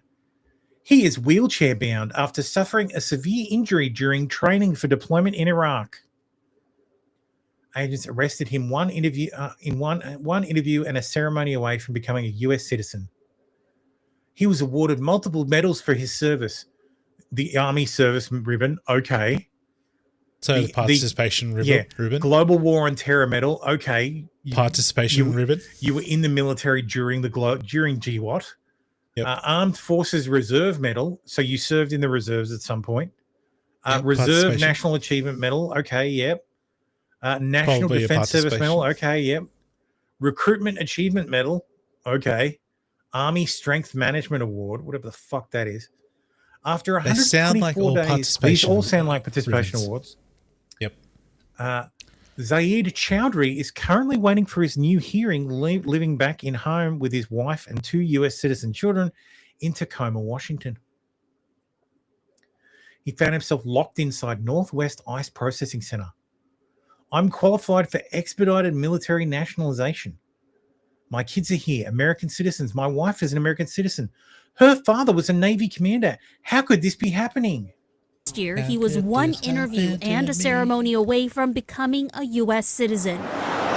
In August, at that interview at the Homeland Security Field Office in Tukwila, ICE arrested him. I'm qualified for expedited military naturalization 25 years ago. My kids are here, American citizens. My wife is American citizen. Her father was a U.S. Navy commander. How could this be happening to me? ICE says they arrested Chaudhry because he lied to the U.S. government about his criminal history in Australia in the early 90s, which includes, quote, financial deception, possession of stolen goods, and falsifying passports. Chaudhry had moved from Pakistan to Australia in search of a better life, initially working as a taxi driver, and was accused of possessing a passenger's passport. Chaudhry's wife, Melissa, said Zahid didn't have a choice but to plead guilty. And they wouldn't let him go that day until he signed away whatever they put against him. That's the coerced plea deal that DHS is now picking up. A common misconception is that when somebody serves in the United States military that they get automatic U.S. citizenship afterwards, but that is not the case.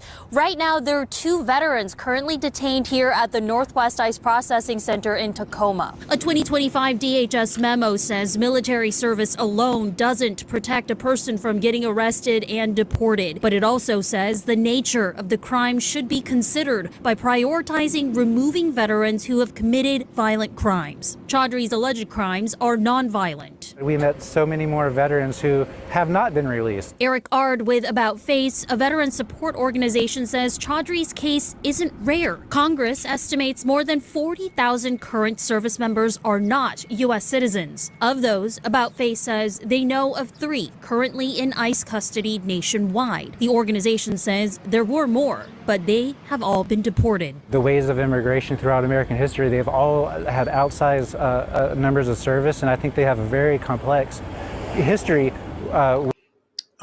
So out of those 40,000, did anybody think to ask how many of them have green cards? Because this guy didn't. Interesting. So with loving a country that doesn't always love them back. In December 2025, after nearly 18 weeks in detention, Chaudhry was freed. A federal judge ruled he had been wrongfully detained because his deportation order is under appeal. But now Chaudhry has been released back home to his wife and kids. And she would ask me, Mama, have you got Baba home yet? And I'm like, no, sweetie, you'll be the first to know. And those weeks they felt endless. Chaudhry says for him, it's no longer about his own path to naturalization. It's about whether his service counts when it matters most. Why do for God's sakes. you want to stay here after all of this? It's not about that. It's about defending the U.S. Constitution. That if I don't stand up, the people who come after me, they will get it. If he doesn't stand up, have no constitutional rights. But he's in a wheelchair. Whether they have served exactly, or not he served. can't stand up. The people that come after me, they don't have rights. Let's see what DHS has. Oh, Katie Zachariah, who's the Deputy Assistant Secretary for the Department of Homeland Security. Another overt lie. Here's the truth. This fraudster not only concealed his criminal history from the US government, he also falsely claimed that he was deployed to Iraq. Department of War records indicate he was never deployed. Furthermore, this criminal illegal alien collected $449,459.82 in taxpayer dollars from the VA and the Veterans Benefits Administration, according to an Inspector General report dated September 13, 2021. His criminal history in Australia includes 5 counts of financial deception, possession of stolen goods, and falsifying passports. Additionally, he lied about his criminal history in Australia in order to obtain a green card in the US. So, my old neighbor had an old, not even a felony, it was like a misdemeanor, an old misdemeanor charge from when she was 18.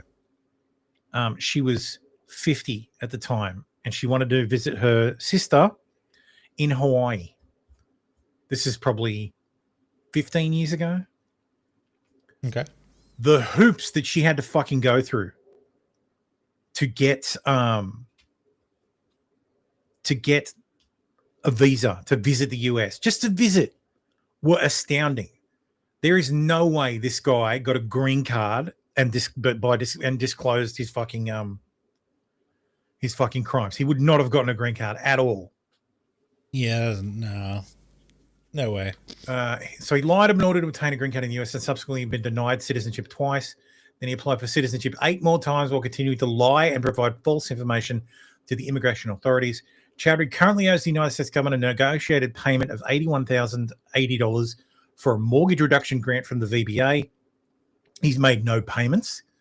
After immigration officials determined he misrepresented his criminal history on immigration forms, he was issued a notice to appear by USIS in 2008. He appealed his final order of removal multiple times over the course of 17 years. This man has had an order of removal for 17 years. Wow. Sanctuary politicians. So before the kids were even born. Stabby says, Thermo, you heard any stories about that fishback guy running for governor in Florida? Someone was in Sean's chat the other night making some wild claims about him. Top video about him on YouTube has rise of anti-Semitism in the title. So you know the tiny hats don't like him. So the tiny hats don't like him because, well, he's a fucking retard. You shouldn't like him because A, he's not even qualified to run. He has an established residency in Florida. He as of last year, he was still his primary place of residence was his property in Washington D.C., where he claimed a homestead exemption in D.C. So he's disqualified anyway. So even if he won, he would automatically hand the victory over to the Democrats. 2, he's not a fucking real candidate. He's a clown candidate. Like, he's running to get attention, and because he thinks he can make money from it. He's being investigated for fraud. I think it's fraud. Also, he owes a shitload of people a shitload of money. Like, he's not a serious candidate. He's doing the anti-Jew grift. Yes. Like, and those people are even worse. Like, I can almost respect you if you actually fucking hate Jews. Like, if you viscerally hate Jews and you're a raging anti-Semite, I have a modicum more respect for you than if you pretend you are. If you do it for money. Like, because at least if you hate hate Jews with every fiber of your being, you actually have some principles. I don't agree with them and I think you're a piece of shit, but at least you've got some principles. But if you're doing it for money, well, then you're lower than that kind of person. So yeah, fuck Fishback. But he gets coverage because he says stupid shit. He gets into fights with OnlyFans models. Of course. And he like acts like a fucking groiper. It's so fucking retarded. He's like the groiper candidate. And if you go on Twitter, every single fucking groiper is like, oh my God, he's so great. He's so great. He's going to be He's going to be the governor of Florida. No, he's going to fucking single-handedly make sure that fucking Byron Donalds looks like a brilliant fucking candidate when he is absolutely not. Byron Donalds wins, he's going to fucking destroy Florida. And everything fucking DeSantis worked for 4 years on is going to be rolled back. So. And it's going to be Florida's own fucking fault because of ridiculous fucking term limits. Term limits cut both ways. Yeah, term limits get rid of shit candidate, like shit governors and shit members of like the state house and shit attorneys general. But they also get rid of good ones too.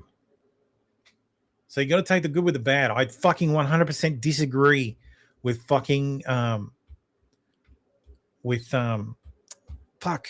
I just fucking said it. Term limits. Yeah. Don't agree with it for the president either. If you've got a good president, and if you've got a president who after 2 terms can go to the American people and say, you should vote for me a 3rd time, that's how fucking good I am, and they do, they should be fucking allowed to. I don't agree with term limits at all for that stuff. Like, at all. I think it's dumb. When it comes to legislators should probably be cycled through more often. But if you've got a good executive who's good at running the fucking country, yeah, absolutely. You should be able to keep them, or the country or the state, you should be able to keep them. Yeah. You should be able to keep them. Executive. Look at Virginia. Should be able to stay. If Youngkin ran again, he might have won. He probably would have run, but he can't because you're only allowed to run once. Now, that's good, I guess, because in 4 years, Spannerberger will go somewhere else. She can't run for office. But that's fucking retarded. Like, it's fucking retarded. Like, this is all George Washington's fault. So he should have stayed on until he died. So. Yes. Or at least until he was voted out. Because everybody points to, oh, well, look, Teddy Roosevelt, FDR died in office. Yeah, FDR ran 4 times and won. Yeah, the people voted him in. People liked FDR. Yeah. Whether you fucking agree with what he did or not. Because they didn't like the Republicans at the time. He fucking won 4 times. Oh, he died in office? Oh, well, then he died in office. Yeah, and look, that's why I'm saying I think term limits in fucking when it comes to legislators, that's fine. Yep. Have a reasonable amount of term limits for legislators. Go 4 terms in the Senate, and maybe 8 terms in Congress. But for the executive branch, I don't agree with term limits for the executive branch. If you can convince the American people to vote for you after governing for 8 years, you should be able to run. You should be able to do that. I think it's ridiculous that you can't. So yeah. Then all right. So he's objectively a piece of shit. But that's them's the breaks. The American people preferred him to who the Republicans could put up. So, and it would encourage better candidates. Do you think that fucking Christ, Trump probably wouldn't have been the candidate if he was up against Obama for a third term. Obama would have run a third term, and it doesn't make it that they have to run a third term, but it gives them the option, because a lot of presidents won't take it because they think they might not win, but they should have the option. So, because if things are going good, like if the executive running the place is doing a good job, why would you fucking force him to leave? And if the executive is doing a shit job, that just tells you the opposition is even shittier. Yes, and if the executive is doing a shit job and he still fucking wins, then what the hell? Yeah, look at the opposition. Stop relying on the rules to win the game, and actually actually play the fucking game. Mm-hmm. If you're a good executive, you should be able to keep fucking coming back. Well, also Trump running for a third term, Bush running for a third term. Like, fuck, I might have killed Obama running for a third term. Hell, Obama might have lost running for a third term. That's possible. So, I mean, you had the country elect Trump. How good could the country have been? So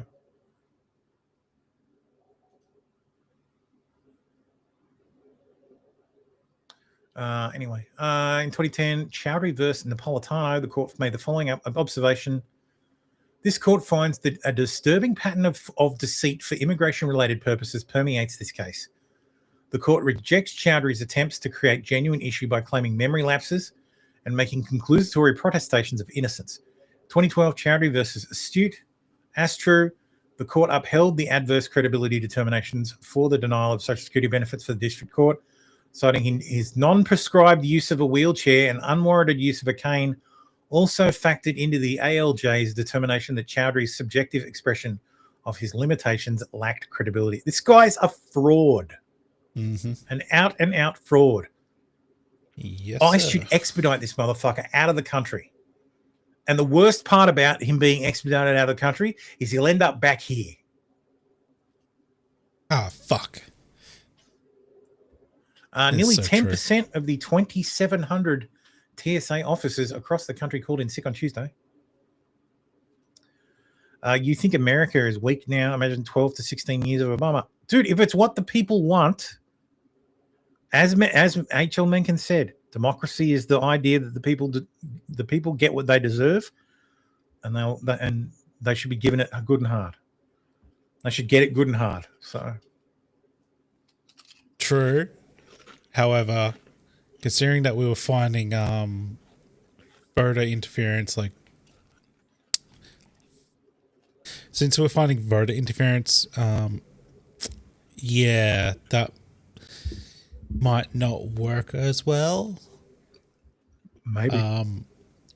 Them's the breaks. But you need a system in place that's more independent Sic semper than tyrannis, what you motherfuckers. currently have. And what makes you, so say the 25th Amendment never passes, no two-term limit. Was that in the 25th? Yeah, it was. I can't remember. Yeah. 25th Amendment never passes, no, or at least that section, no two-term limit. What makes you think Obama's even elected? That's a good point. It's not Obama. It's not Obama McCain. It's Obama Bush. Bush running for his third term. Or maybe Bush doesn't even get elected. Because it's not Bush Gore, it's Bush fucking Clinton. Yeah, Clinton. Your proposal is accepted. So, or it's fucking like a third term of Reagan. Potentially. Yeah, without term limits, it kind of skew the number of presidents after FDR. Yeah.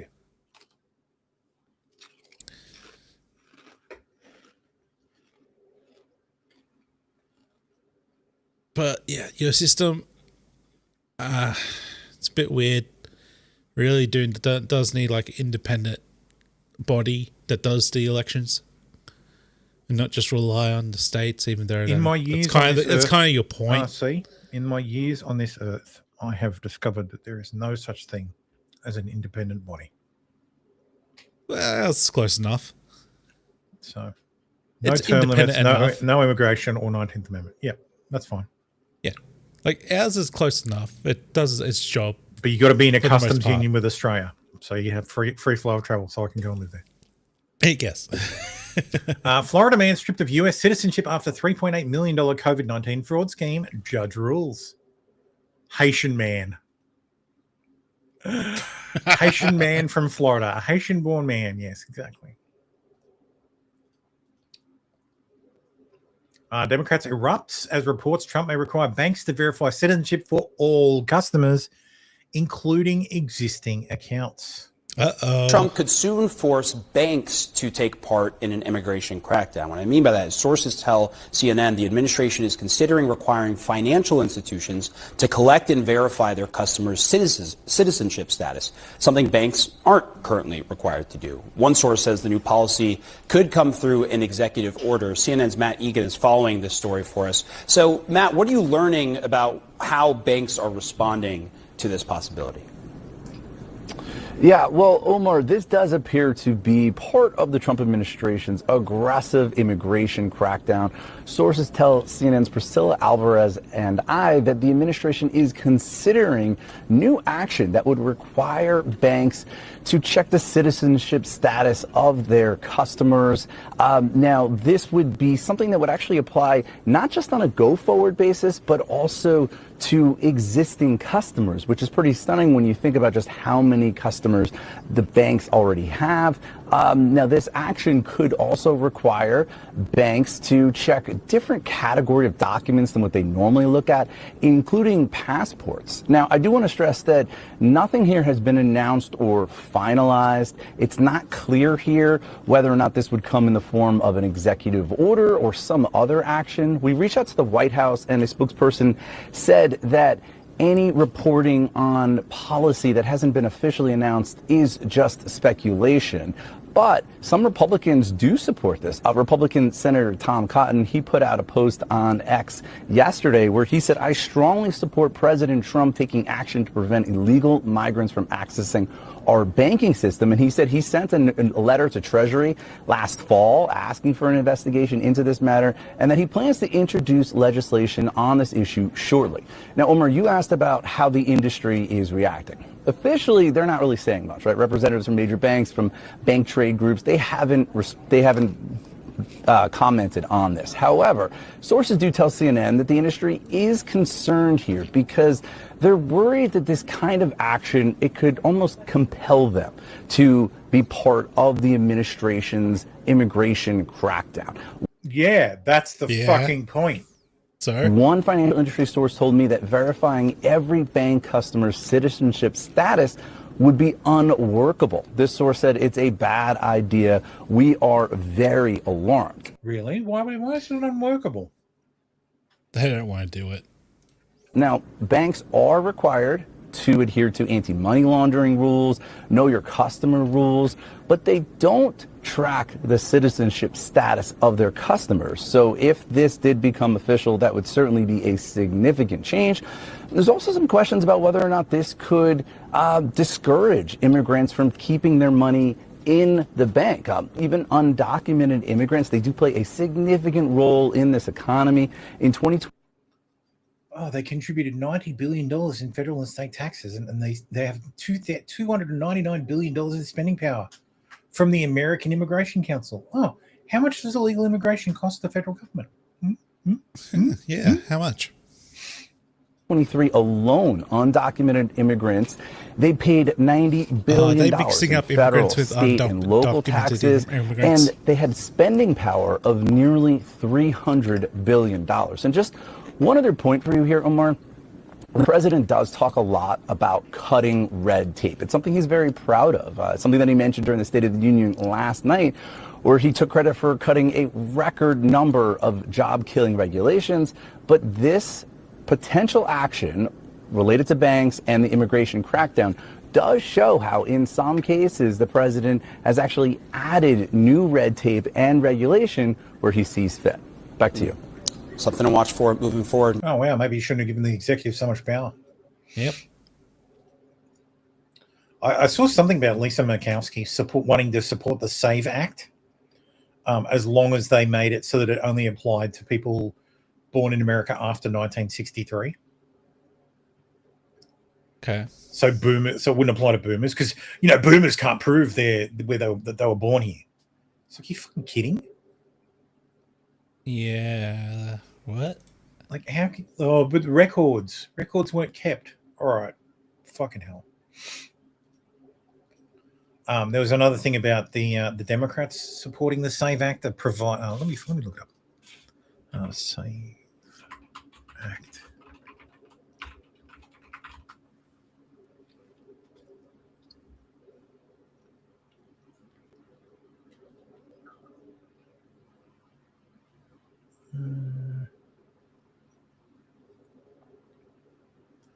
50% of Americans will have to pay $186 for a passport in order to vote. Fuck off. I mean, you should have your birth certificate. Well, your state ID should have your immigration status. You can't really use that because they've been giving immigrants. No, yeah, and you should need a new state ID. Driver's license. But the federal government can't enforce that because that's a state thing. Because it's a state license. Advance ready to break any tie. Yeah, just pass the damn bill. Fuck's sakes. Mike Lee is calling for GOP senators to be voted out of office if they oppose a talking filibuster for the Save America. Yeah, make them actually nut up. Yeah, sick of it. Make them actually do the filibuster. McKinney says, laughing my ass off. This is a real easy proposition. I want to open a bank account. Are you a US citizen? Yes. Okay. If no, okay. Do you have a visa or green card? No. Sorry, I can't. Yeah.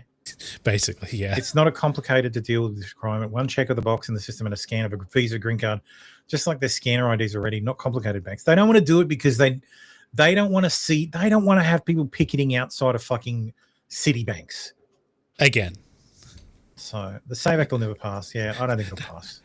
Or if they do, it'll be neutered beyond.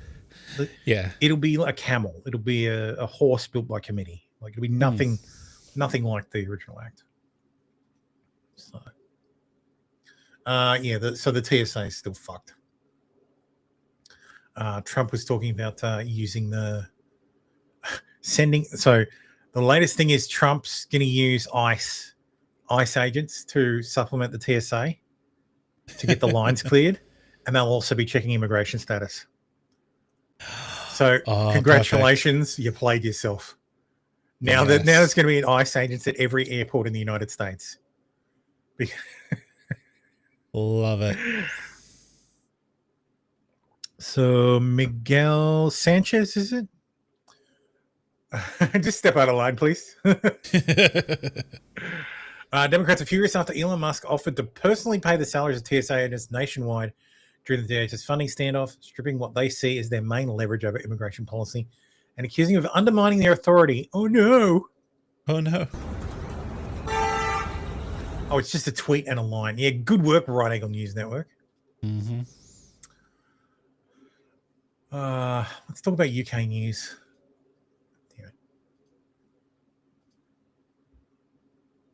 So that was it for the racism news and immigration update. An Indian Mexican restaurant. An Indian restaurant in London named Rangrez, run by Sikhs, is being targeted by Muslims after the restaurant stood by its decision to not serve any halal options. Because there are so many Muslims in the UK, many areas will only have halal meat options. These salmon breads, they just came, they throw eggs on my shop. You attacked him. I did it. Get the fuck! We don't want any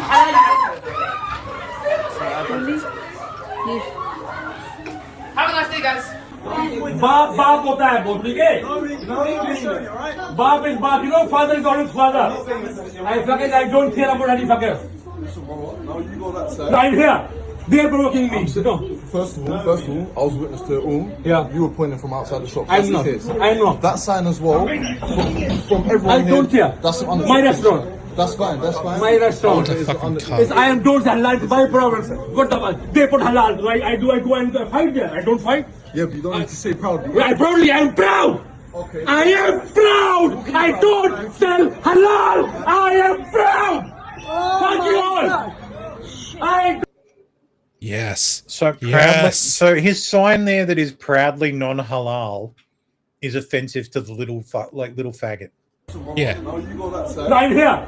They're provoking me. First of all, I was witness to it all. Yeah. You were pointing from outside the shop. I'm not. I'm not. That sign as well, from everyone I don't care. That's on my restaurant. That's fine. That's fine. My restaurant. I am doors halal. My problem. What the fuck? They put halal. That's unacceptable. Unacceptable. I believe he got arrested as well. Of course. Because it's the UK. So. Yeah. A policewoman who lied and said an innocent officer sexually assaulted her because she was late for work is jailed. Lauren Evans said plainclothes cop in an unmarked car stopped her while she was driving and falsely claimed he was called Watson. The next day, innocent PC Alex Watson, who Evans had never met, was arrested in front of his wife and children as they arrived home from a wedding. By coincidence, Mr. Watson was driving an unmarked car in the area where Evans from Kent alleged the attack had occurred. Evans was arrested and spent 23 hours in custody before detectives established that Evans had made up the allegations. The Sun report said in a statement, "To make up an allegation of this nature is, I find, disgraceful. I was treated like a violent criminal." He added that his wife, who together worked with the organisation in the Met, felt betrayed and let down by the organisation. So you treated like the general public. Evans was, yeah, exactly. Sucks when it's you, isn't it?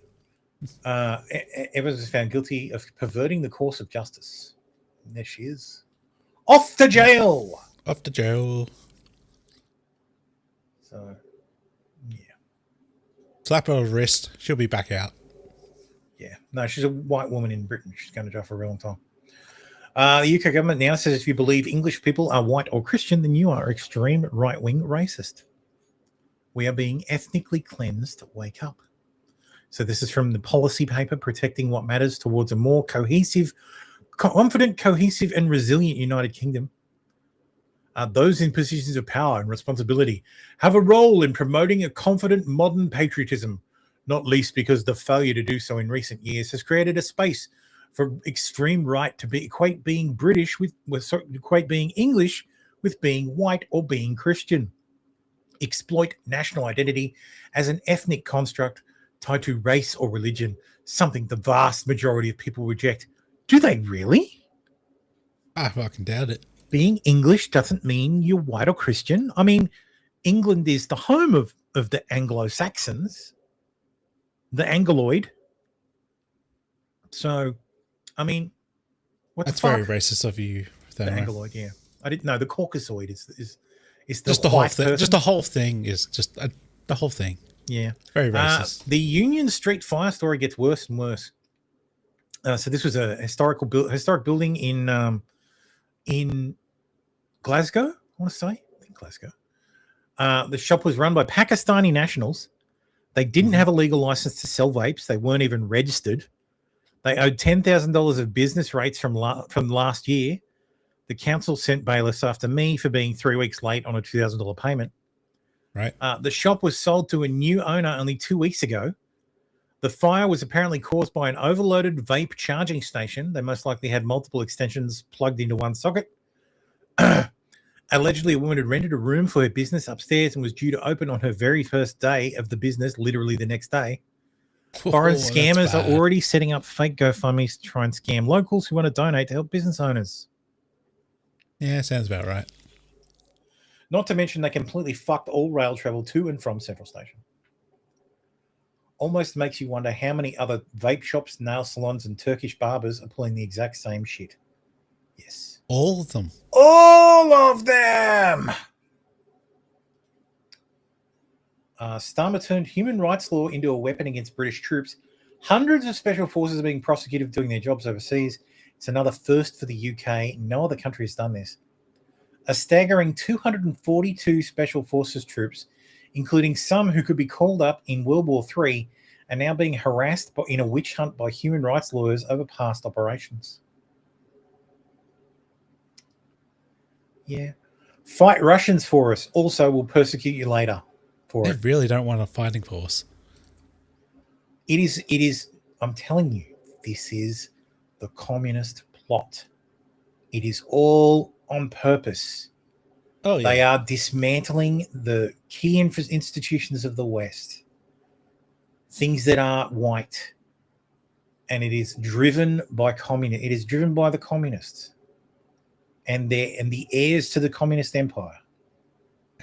Yeah. This is the Chinese, this is the Russians, this is the Iranians. They are all united in communism. The communism changed shape, but it's still communism. Lords are leaving. Britain is ejecting hereditary nobles from the parliament after 700 years. While this person says house is not a constitutional crisis, because there is no constitution. Yeah, that's the thing. They have no written constitution. So yes, all the hereditary peers are being ejected from parliament. This is just one step towards getting rid of the House of Lords, which they should just do. Preferably they should do just before Nigel Farage takes over. Yeah. The SNP has passed a pro-independence motion telling the UK government to begin to prepare for Scotland's exit from the Union. Best of luck. They're going to try again. 6 armed British police officers arrest a man named Lee yesterday at Manchester Airport as he returned to the UK from vacation. The arrest was made due to someone reporting that they were offended by a Facebook post Lee had made about immigration. Naturally. If there's any further context. That's from Tommy Robertson. Unvetted migrant men pouring into the country. Make it make sense, yeah? Yeah. Look at this here, everybody. 6 armed police locking Lee up for Facebook posts. What an utter joke. Facebook post. Can you believe What's this? another joke? On police here, so if you could counter it better, that'd be, it'd probably funny what you're posting, wouldn't it? It's a joke. Yeah. Utter joke. Jokes are funny. Absolute, utter pathetic joke. Jokes are funny. Racist public order isn't funny. Prove it. Show me a post what he's put. What's racist? Well, there is some proof apparently. All right. Hello, everybody. Are you satisfied spoiling people's holidays? Well, are you satisfied? All for a Facebook post. Let's say this allegation is true. Would you be satisfied that people are offended by what's been said? What's so weird about? Just cuckoldry. Yeah. You are arresting people for offending other people. Yeah. That's fucked. Tell me this has nothing to do with communism. Tell me that this has nothing to do with it. This is exactly the shit that took place under communism behind the Iron Curtain. Yeah, basically. Stevie says, what? Nigel has a real chance of becoming PM? Yes. For now. He 100% has a chance of becoming PM. For now. Things can change. If Nigel doesn't fuck it up, which is an entire possibility. Fuck it up. If Nigel doesn't fuck it up, it's gonna fuck it up. And the right doesn't fuck it up by running 15 fucking parties that all get 5% of the vote. That's what's gonna happen. Then yeah, the Conservatives are impossibly useless, and the Labor Party is just a bunch of clowns that the people are fucking tired of already. Plus, the election is not until 2027. No, yeah, like I keep getting this wrong. I think it's 2028. 2028, yeah. You keep getting it wrong. Next general election is... It was in 2024, and the next one, 2029. Oh, shit. It is literally more than 3 years away. Yeah, not just going to fuck it up. There is more than 3 years of Keir Starmer's governance to go.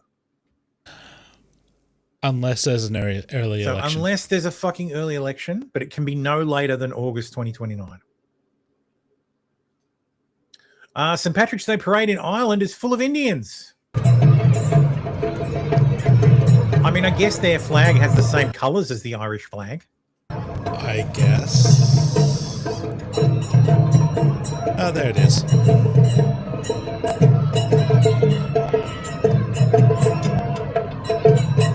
I mean, at least they're wearing green and celebrating it. At the very least, they appreciate the country and its history, I guess. Yeah, I mean... The UK censorship agency Ofcom issued 4chan with a giant fine today. We responded to Ofcom with a giant hamster. So yes, they've issued them a fine under the Online Safety Act. So anyway, that's UK news. I'm sorry, everybody. We have to talk about some sad stuff now. Chuck Norris was hospitalized after a medical emergency. We We don't know what the medical emergency was about, but unfortunately, as a result of it, Chuck Norris has died. Yep. I'm very sad. The family posted this on Instagram. It is with a heavy heart that our family shares. It's the sudden passing of our beloved Chuck Norris yesterday morning. While we would like to keep the circumstances private, please know that he was surrounded by his family and he was at peace. To the world, he was a martial artist, actor, and symbol of strength. To us, he was a devoted husband, loving father, and a grandfather, an incredible brother, and the heart of our family. He lived his life with faith, purpose, and unwavering commitment to the people he loved. Through his work, discipline, and kindness, he inspired millions around the world and left lasting impact on so many lives. While our hearts are broken, we are deeply grateful for the life he lived and for the unforgettable moments that we were blessed to share with him. The love and support he received from fans around the world meant so much to him, and our family is truly thankful for it. To him, you are not just fans, you were his family. We know many of you have heard about his recent hospitalization, and we were truly grateful for the prayers and support you sent his way. We're grieving this loss. We kindly ask for privacy for our family during this time. Thank you for loving him with us. Love, the Norris family.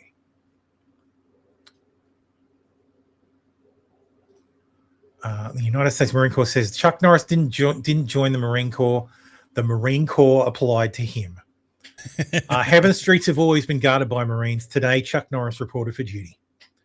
We mourn the passing of Chuck Norris, a U.S. Air Force veteran who also became an honorary Marine in 2007 when he was awarded the title by then Commandant of the Marine Corps, General James T. Conway. Mm-hmm. Chuck Norris is just one of over 100 individuals to be awarded the title of honorary Marine in the entire 250 years of the Corps. Many missions require a battalion, but this one requires an honorary Marine.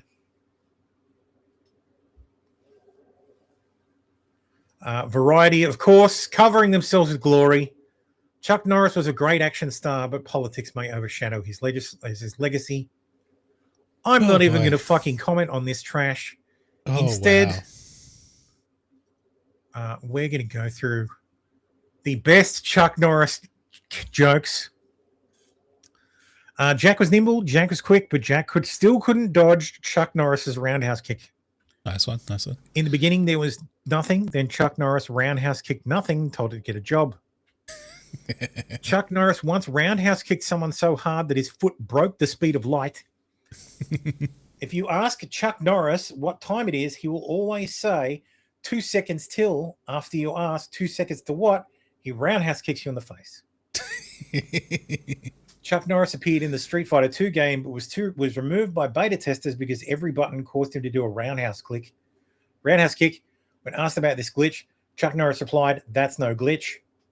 Yep. Since 1940, the year Chuck Norris was born, roundhouse kick-related deaths have increased 1,300%. Chuck Norris's roundhouse kick is so powerful it can be seen from outer space by the naked eye.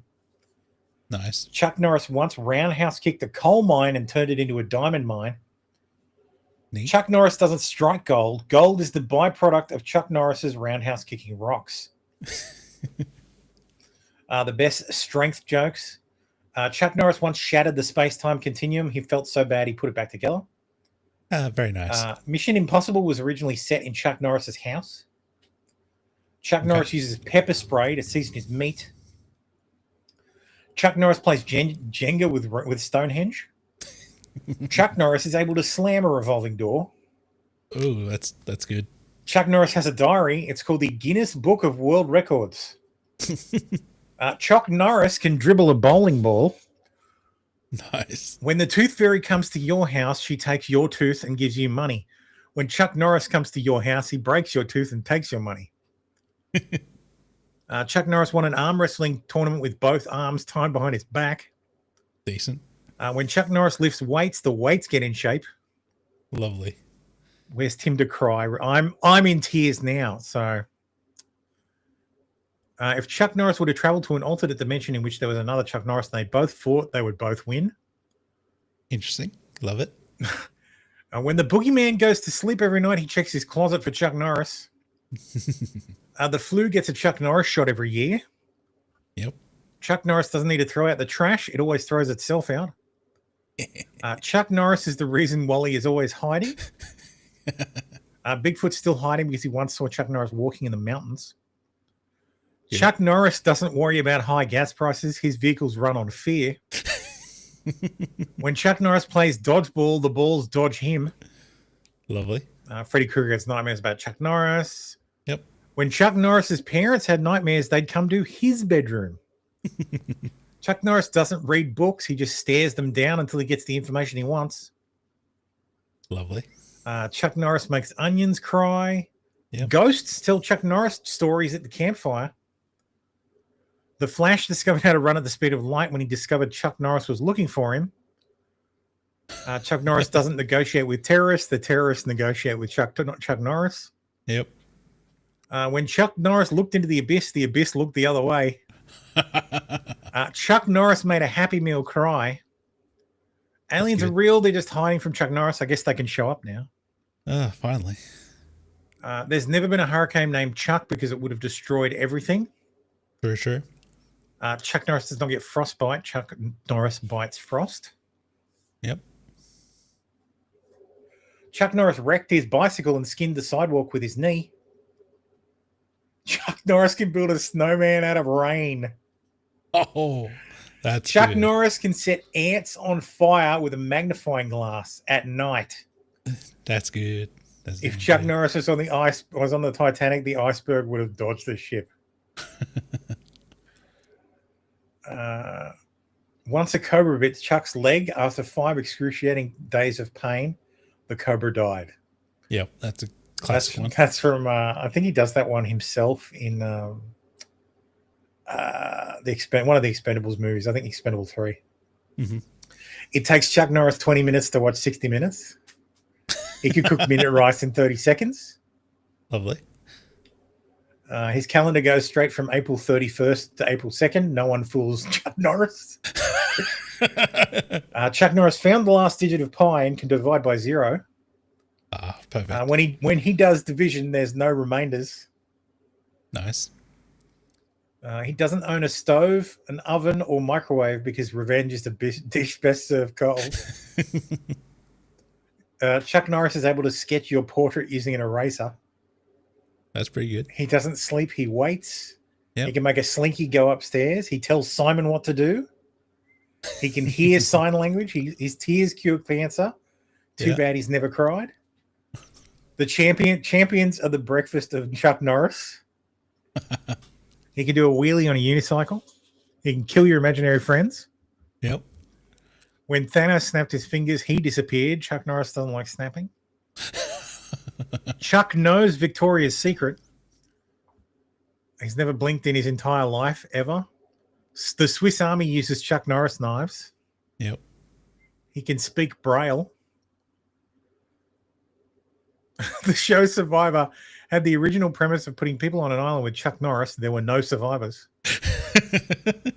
Chuck Norris plays Russian roulette with a fully loaded revolver and wins. Chuck Norris once shot down an enemy plane with his finger by yelling bang. Lovely. On the 7th day, God rested, then Chuck Norris took over. Nice. When Chuck Norris was born, he drove his mother home from the hospital. And Chuck Norris once bowled a perfect game with a marble. Lovely. So yes, rest in peace. Rest in peace, the GOAT. Yep. Yeah, he should be an honorary. He should have been an honorary Delta as well. So the army missed an opportunity there. Naturally. Anyway, there are a couple of other deaths this week. Today even. Nicholas Brendan from Buffy the Vampire Slayer, Xander himself has died. So he passed away in his sleep of quote unquote natural causes. So that's very sad. Yes. The Buffy reboot also died this week as well, so I guess it's kind of fitting. And Robert Mueller died this morning. So the ex-FBI chief who led the Trump-Russia investigation has died at age 81. Trump, of course, responded with his usual, gravitas and grace and thanked Robert Mueller for his long service to the American people. And no, I'm fucking kidding. Oh wait, he was trying to screw him. So no, fuck him. Trump said he's glad he's dead. Yeah, glad he's dead. He can no longer hurt innocent people. So yeah, classic Trump. This is probably a good time to move into the TDS section. Tucker Carlson has something to say. So the other day I found out that the CIA is preparing some kind of criminal referral against me, a crime report to the Department of Justice on the basis of a supposed crime I committed. What's that crime? Well, talking to people in Iran before the war. They read my texts. So what you're saying is, Tucker, that they read your texts that you were sending to the leaders of a foreign power before a military action. And you are someone who visits the White House on a regular basis and presumably has conversations with the president. Yes. I think you might be in trouble, Tucker. Yeah. Crime under consideration apparently would be the Foreign Agent Act or something like that, acting as an agent of a foreign power. And I don't expect this to go anywhere. I'm not too worried about an actual criminal case against me for a bunch of reasons. One, I'm not an agent of a foreign power. Unlike a lot of people commenting on U.S. politics and global affairs, I have only one loyalty, and that's the United States, and have never acted against it. Its interests are the only interests I care about because I'm from here and I have a lot of kids. So that's the funniest thing about this is if they file charges, the messages will be in the charging documents. So I guess we'll all find out what Tucker has been saying to Iran. Yes. He goes on, he's outraged that the security apparatus is spying on him. I would point out that the NSA monitors all communications with foreign regimes, especially ones that America is about to attack. Yep. There was supposition last week that Tucker was actually a useful idiot, but a useful idiot for America. This guy says, I know you think you're smart, but everyone knew you were a foreign asset and used you as a counterintelligence asset, as described in my article on the war. Tucker was the Iranian spy. You got used as a counterintel asset to convince them nothing was happening. So I don't think Tucker was an Iranian spy, but I 100% believe he was in contact with the Iranians because he just fucking admitted it. Yeah. Which is probably something his lawyer would have advised him never to fucking say. But either way, so he's admitted that he texted with the Iranians, which is, I mean, that's fine if you want to do that, and that's gonna have some effects. But it all, I guess, depends on what you say. Yeah. What did so you say? This guy's thinking is that so one of the things that happened during the start of the war is the Iranians were basically decapitated. The Ayatollah was having a meeting with the Iranian leadership, and everybody was like, I don't understand. Why would he think, why didn't he think they were going to attack? I don't understand. Surely everybody knew this was imminent. Everybody knew this was going to happen. Like this was going to happen eventually. Why was he so why were they so confident that that the US wasn't going to attack? And then in comes Tucker Carlson. Enter stage right. So the supposition is that Tucker was used as a they knew Tucker was communicating with the Iranians, so they just had in a meeting with when Tucker went to the White House and met with Trump. Mm-hmm. Trump just fed him a line that it's going to be after this. We're not going to do it before this date. We have no plans to do it. And then Tucker passed that information to the Iranians, and because Tucker got it straight from President Trump, they felt confident enough to have their little meeting. Yep. At which point the Israelis bombed the shit out of it. Lovely. So yeah, that would be very funny if it was true. If it might not be true. Might be Thank true God for the use of idiots. Here's the guy's article. The strike that killed Khomeini and 40 of the top Iranian leadership at his palace all at once came together through an extensive deception operation between the US and Israel against India, Iran, and China. The deception operation on how they conducted the strikes got released, and it's an amazing display of military strategy and intelligence. Firstly, they understood that China was observing and sending satellite info to Iranian leadership, monitoring American and Israeli Air Force bases, tracking what was there and what's being used, and most importantly, what is grounded. Images like this, where they're tracking everything on the ground. Knowing this was occurring, Israel and the US positioned their F-22s on one of the main Air Force bases in Israel. Now, remember at the time, I'm like, why the fuck are they deploying? Because the week before, I'm like, why are you sending F-22s to the middle, like, to Israel? They're not, like, these are air dominance fighters. What in range of Israel do you need air dominance over? That's weird as hell. Mm-hmm. And if you're shooting down Shahids, you don't need fucking F-22s. These are the premier air dominance fighter. You don't want to even risk them in a situation that isn't against the peer, an actual fucking peer or near peer. But yeah, they sent 11 fighters to Israel, and I was very fucking confused. Turns out it may have been an op. It may have been entirely to make the Chinese go,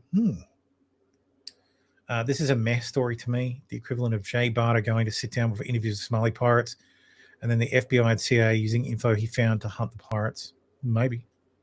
Eventually. Strikes in Lebanon as distraction with another Air Force base. So they were doing operations. It didn't look like anything out of the ordinary. And what's happening is sorties were occurring. So when China was looking on the satellite, it looked like all the important strike assets for Iran were grounded. So there's no tells that anything was occurring, just a build up by the optics. Learned that F-22 has been used very effectively for sea deed operations, not just for air superiority. The problem is, usually they like, how would that work though? You need to absorb a whole bunch of radar to be picked up, and the F-22's got a smaller radar cross section than, well, anything. Okay. So how is that useful for seed? You need them to turn on their S300 and S400 radars. And the S300 and the S400 radars are designed to they're designed to pulse so that seed is less effective. So what you do is you set up multiple S400 and batteries, and they're linked together over long distances.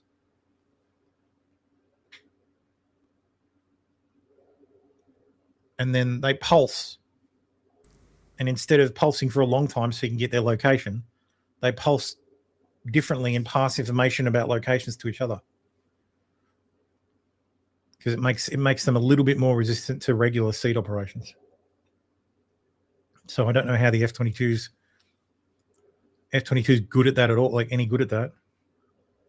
You need to be noticed for them to turn on their radar. They emptied the military high command car park. Then they leaked to the media that the entire command had left for the weekend. What this did is then this got announced. They could cross-reference with the satellite, see the car park empty, and assume that was the case. No high command in Israel. They're all at home. No strikes will occur while the high command's at home. By doing this regularly, pattern of life allowed the deception to occur when it was needed.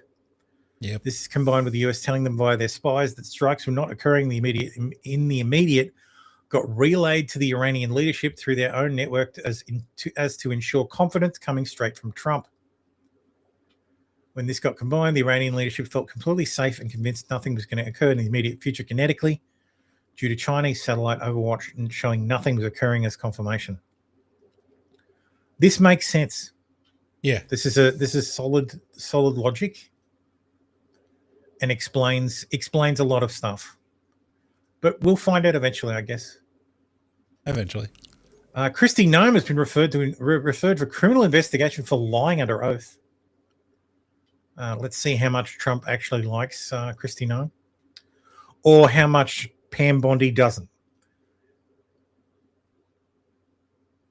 Yeah. President Trump says French President Macron will be out of office very soon. French President Macron has just said in the last hour that he will never join a task force in the Strait of Hormuz until hostilities finish. Yet yesterday you said... Who said that? President Macron of France. What's your reaction to that, sir? Well, he'll be out of office very soon, so we'll have to see. I don't know. Lol.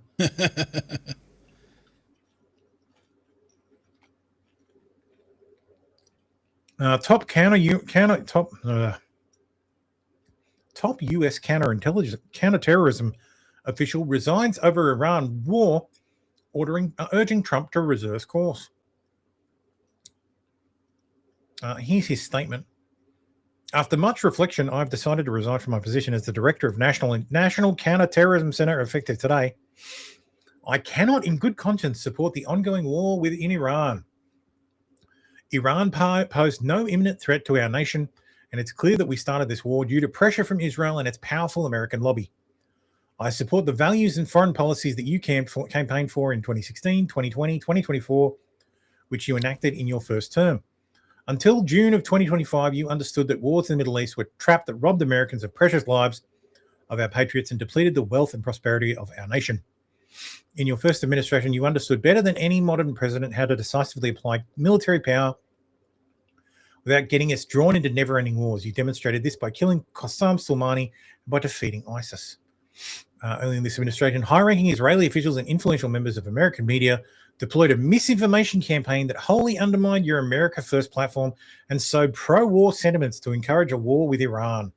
This echo chamber was used to deceive you into believing that Iran posed an imminent threat to the United States and that you should strike now. There was a clear path to swift victory.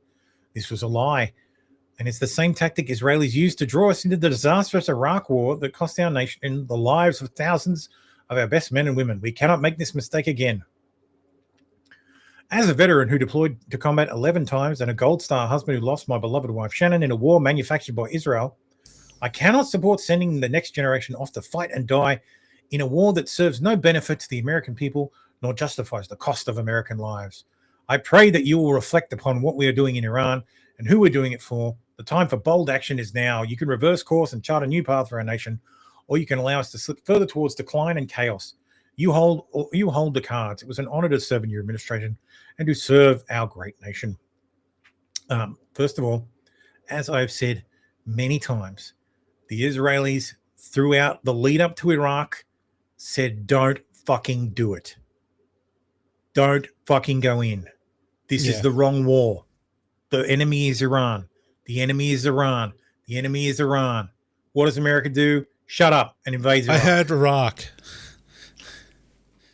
Same. So there's that. Also, so his wife died fighting ISIS. I don't know how Israel manufactured that war. So, right. Good, I guess, whatever. Yep. But yeah, people are attacking his service. Don't do that. Like, the guy's dead set a hero. Like, he served his fucking country. He deserves to say what he wants to say. And if he wants to fucking make a statement that's full of fucking retard shit, he's fucking entitled to, just like every single one of you. So there's been many times he said we should go to war with Iran, so whatever. Yeah. But apparently he's a, quote, known leaker, according to people in the administration. Probably the Jews in the administration, am I right? Yes. Oh, Mick Kenny's explained the seed stuff with F-22. F-22 and F-35 can detect the pulses across multiple aircraft and create a targeting solution from that without being detected. Oh, so what? The F-22 do the seed action while they fly. So basically you fly a bunch of F-22s. You fly a bunch of F-22s and F-35s. They're all talking to each other. Then you fly a plane that can be detected. All the F-22s and F-35s pick up the radar signals from the S-300 and S-400 batteries and then immediately triangulate the positions based on the information domain shit they have. And then immediately just fucking blow them up. Flying F-22 deeper in while teasing the radar. Okay, see, that's what I was thinking. I guess that works. You have the F-22 deeper, and then you tease a less stealthy aircraft further away. That's a good idea. No, that actually makes sense.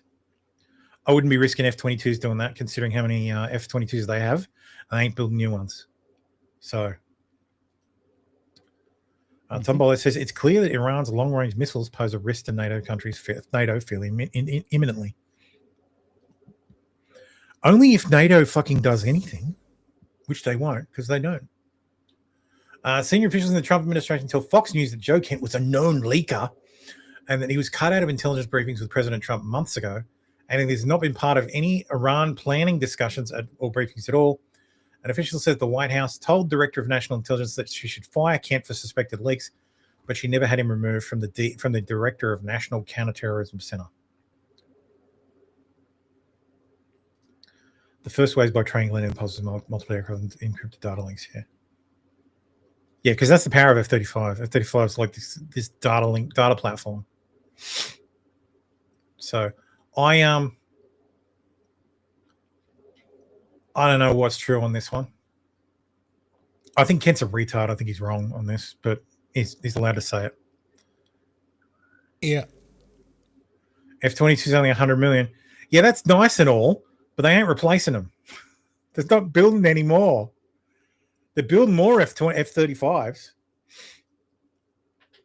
I don't know what to believe. And I think that was the point. Because because apparently he was under investigation by the FBI, according to the FBI. Something isn't right about it when a terrorist organization such as CARE is celebrating your decision. Yeah, well. Because according to the FBI, the investigation predates his resignation. So okay. A moment ago, sources are saying that Joe Kent, the former director of the United States National Counterterror Center, this is from Semaphore, he just resigned.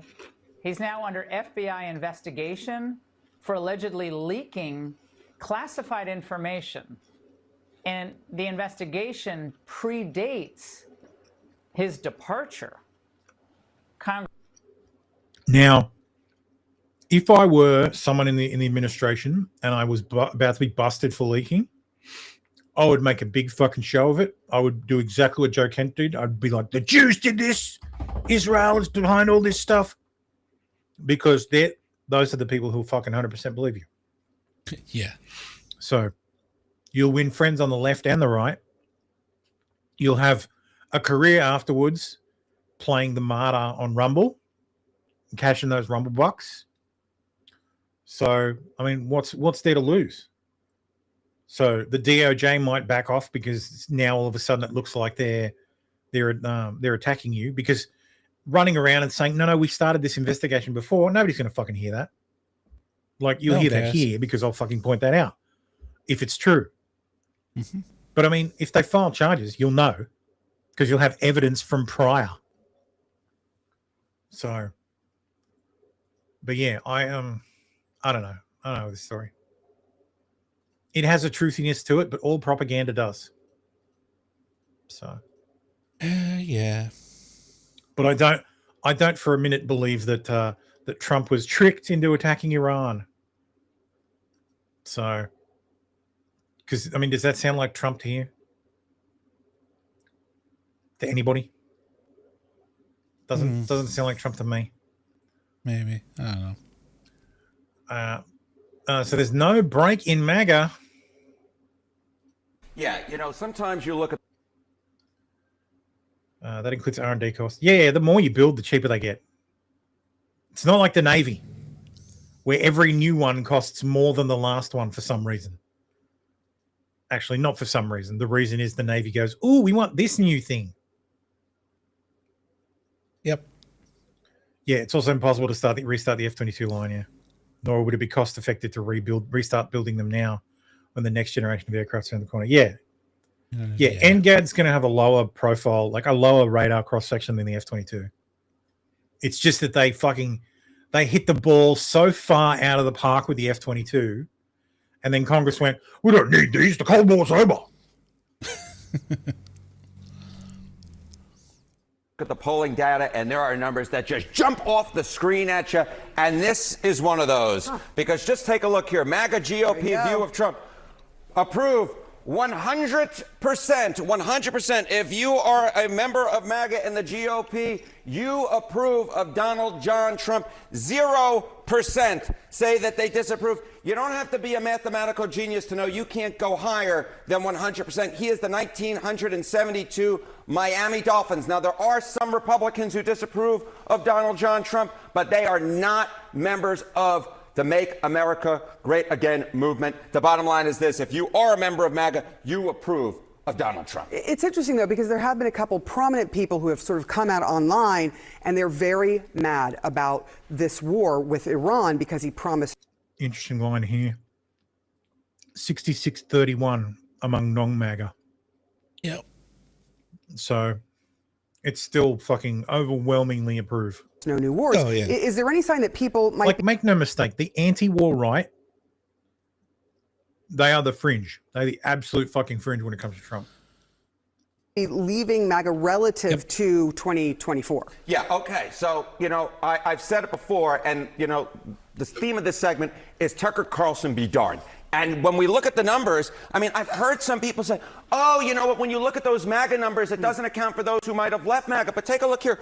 Americans who identify as MAGA, in November of 2024, it was 28% of Americans. Now it's basically the same. If anything, it's slightly higher at 30%. The bottom line is this: the MAGA base within the GOP is not shrinking. It's the same size. If anything, it is slightly larger than it was back in 2024 when, of course, Donald Trump won a second term. So that 100% that Donald Trump has approval among MAGA GOP, that is not an artifact of MAGA shrinking. It's just an indication of how strong Donald Trump's grip is on that MAGA base. And so I guess that begs the question of what's happening within.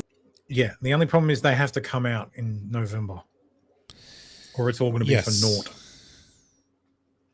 Inside the GOP, and if there are any splits there, because with those kind of numbers, they're going to want to retain that, right? So they can retain their seats. Yes. And what we're talking about, we mentioned Iran in the intro of this segment, GOP on U.S. military action in Iran. Look at this. In MAGA, it's 90% approval. It's 90% approval, just 5% disapproval. If you disapprove of the job that Donald Trump is doing, the U.S. military action in Iran, and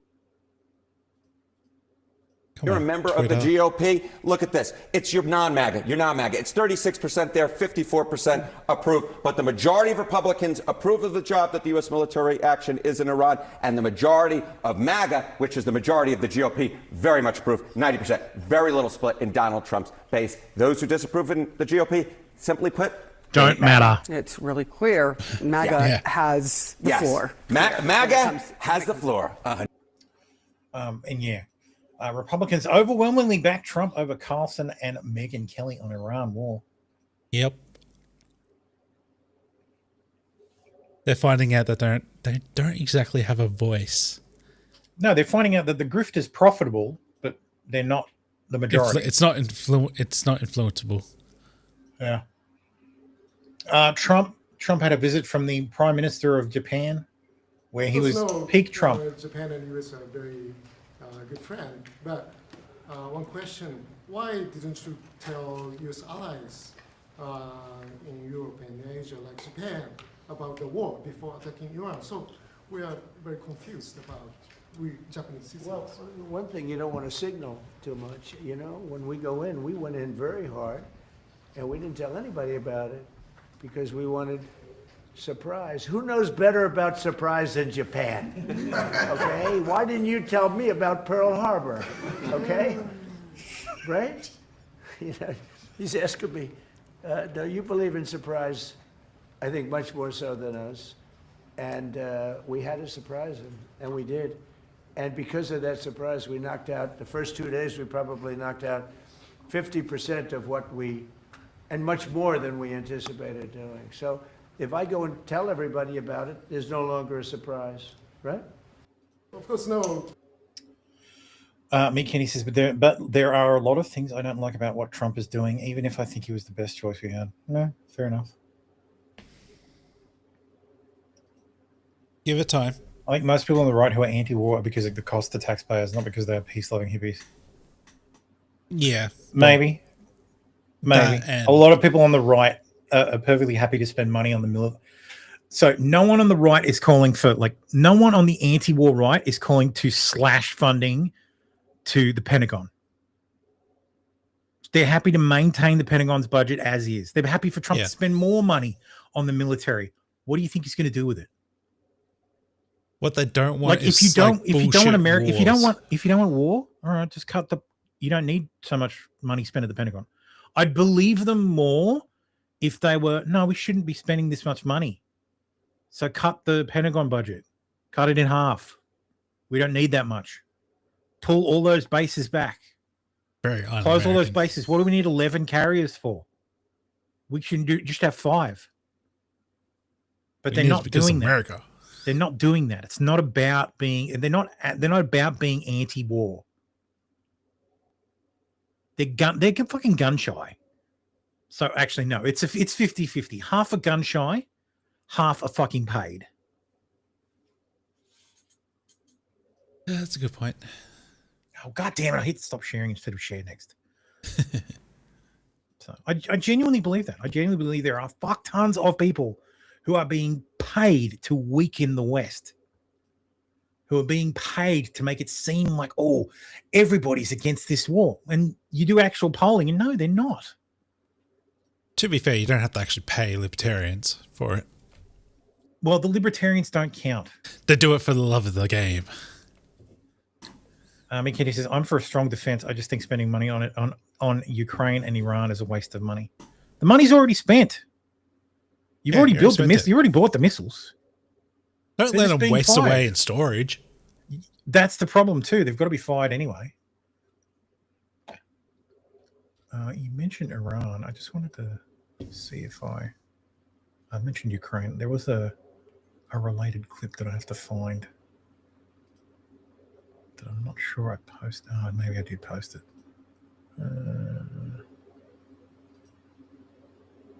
It's one of these fucking tweets. Where is it? So I gotta wait for all the fucking load now. Loading. Where is it? Can he find it? Can Thermo find the tweet? Can he find the tweet? Before he gets annoyed and moves on. Which tweet are you looking for? The Latika Burke one. Fuck. It's not there. Yeah, I don't know about that one. Where she's talking to the Prime Minister of Norway. All right. So she's talking to the Prime Minister. She's an Australian reporter, and it's a press conference, and she's talking to she's interviewing the Prime Minister of Norway. And she says to the Prime Minister of Norway, instead of like, did it occur to you to say we will help in home, like we'll help in the Gulf, we'll help you in the Gulf, but we need you to do more in Ukraine.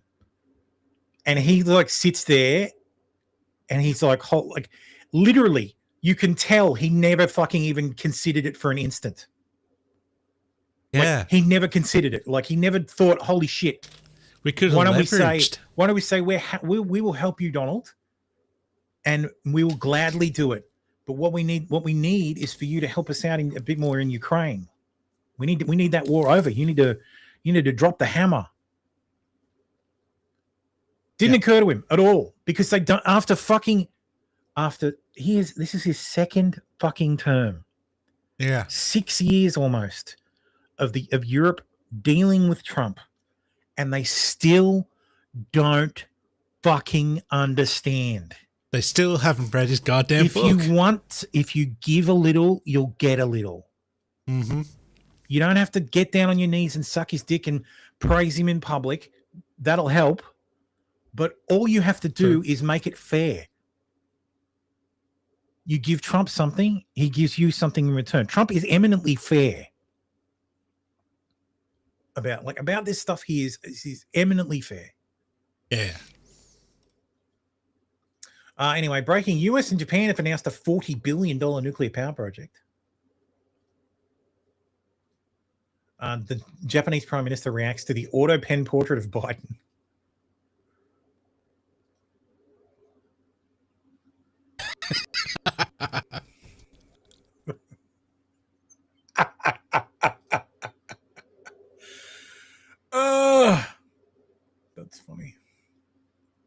Anyway. So good. Missiles don't have to fire that service. That means replacing the thermal batteries and javelins. Batch testing munitions, recharging the liquid nitrogen and Sega sensors. Yeah.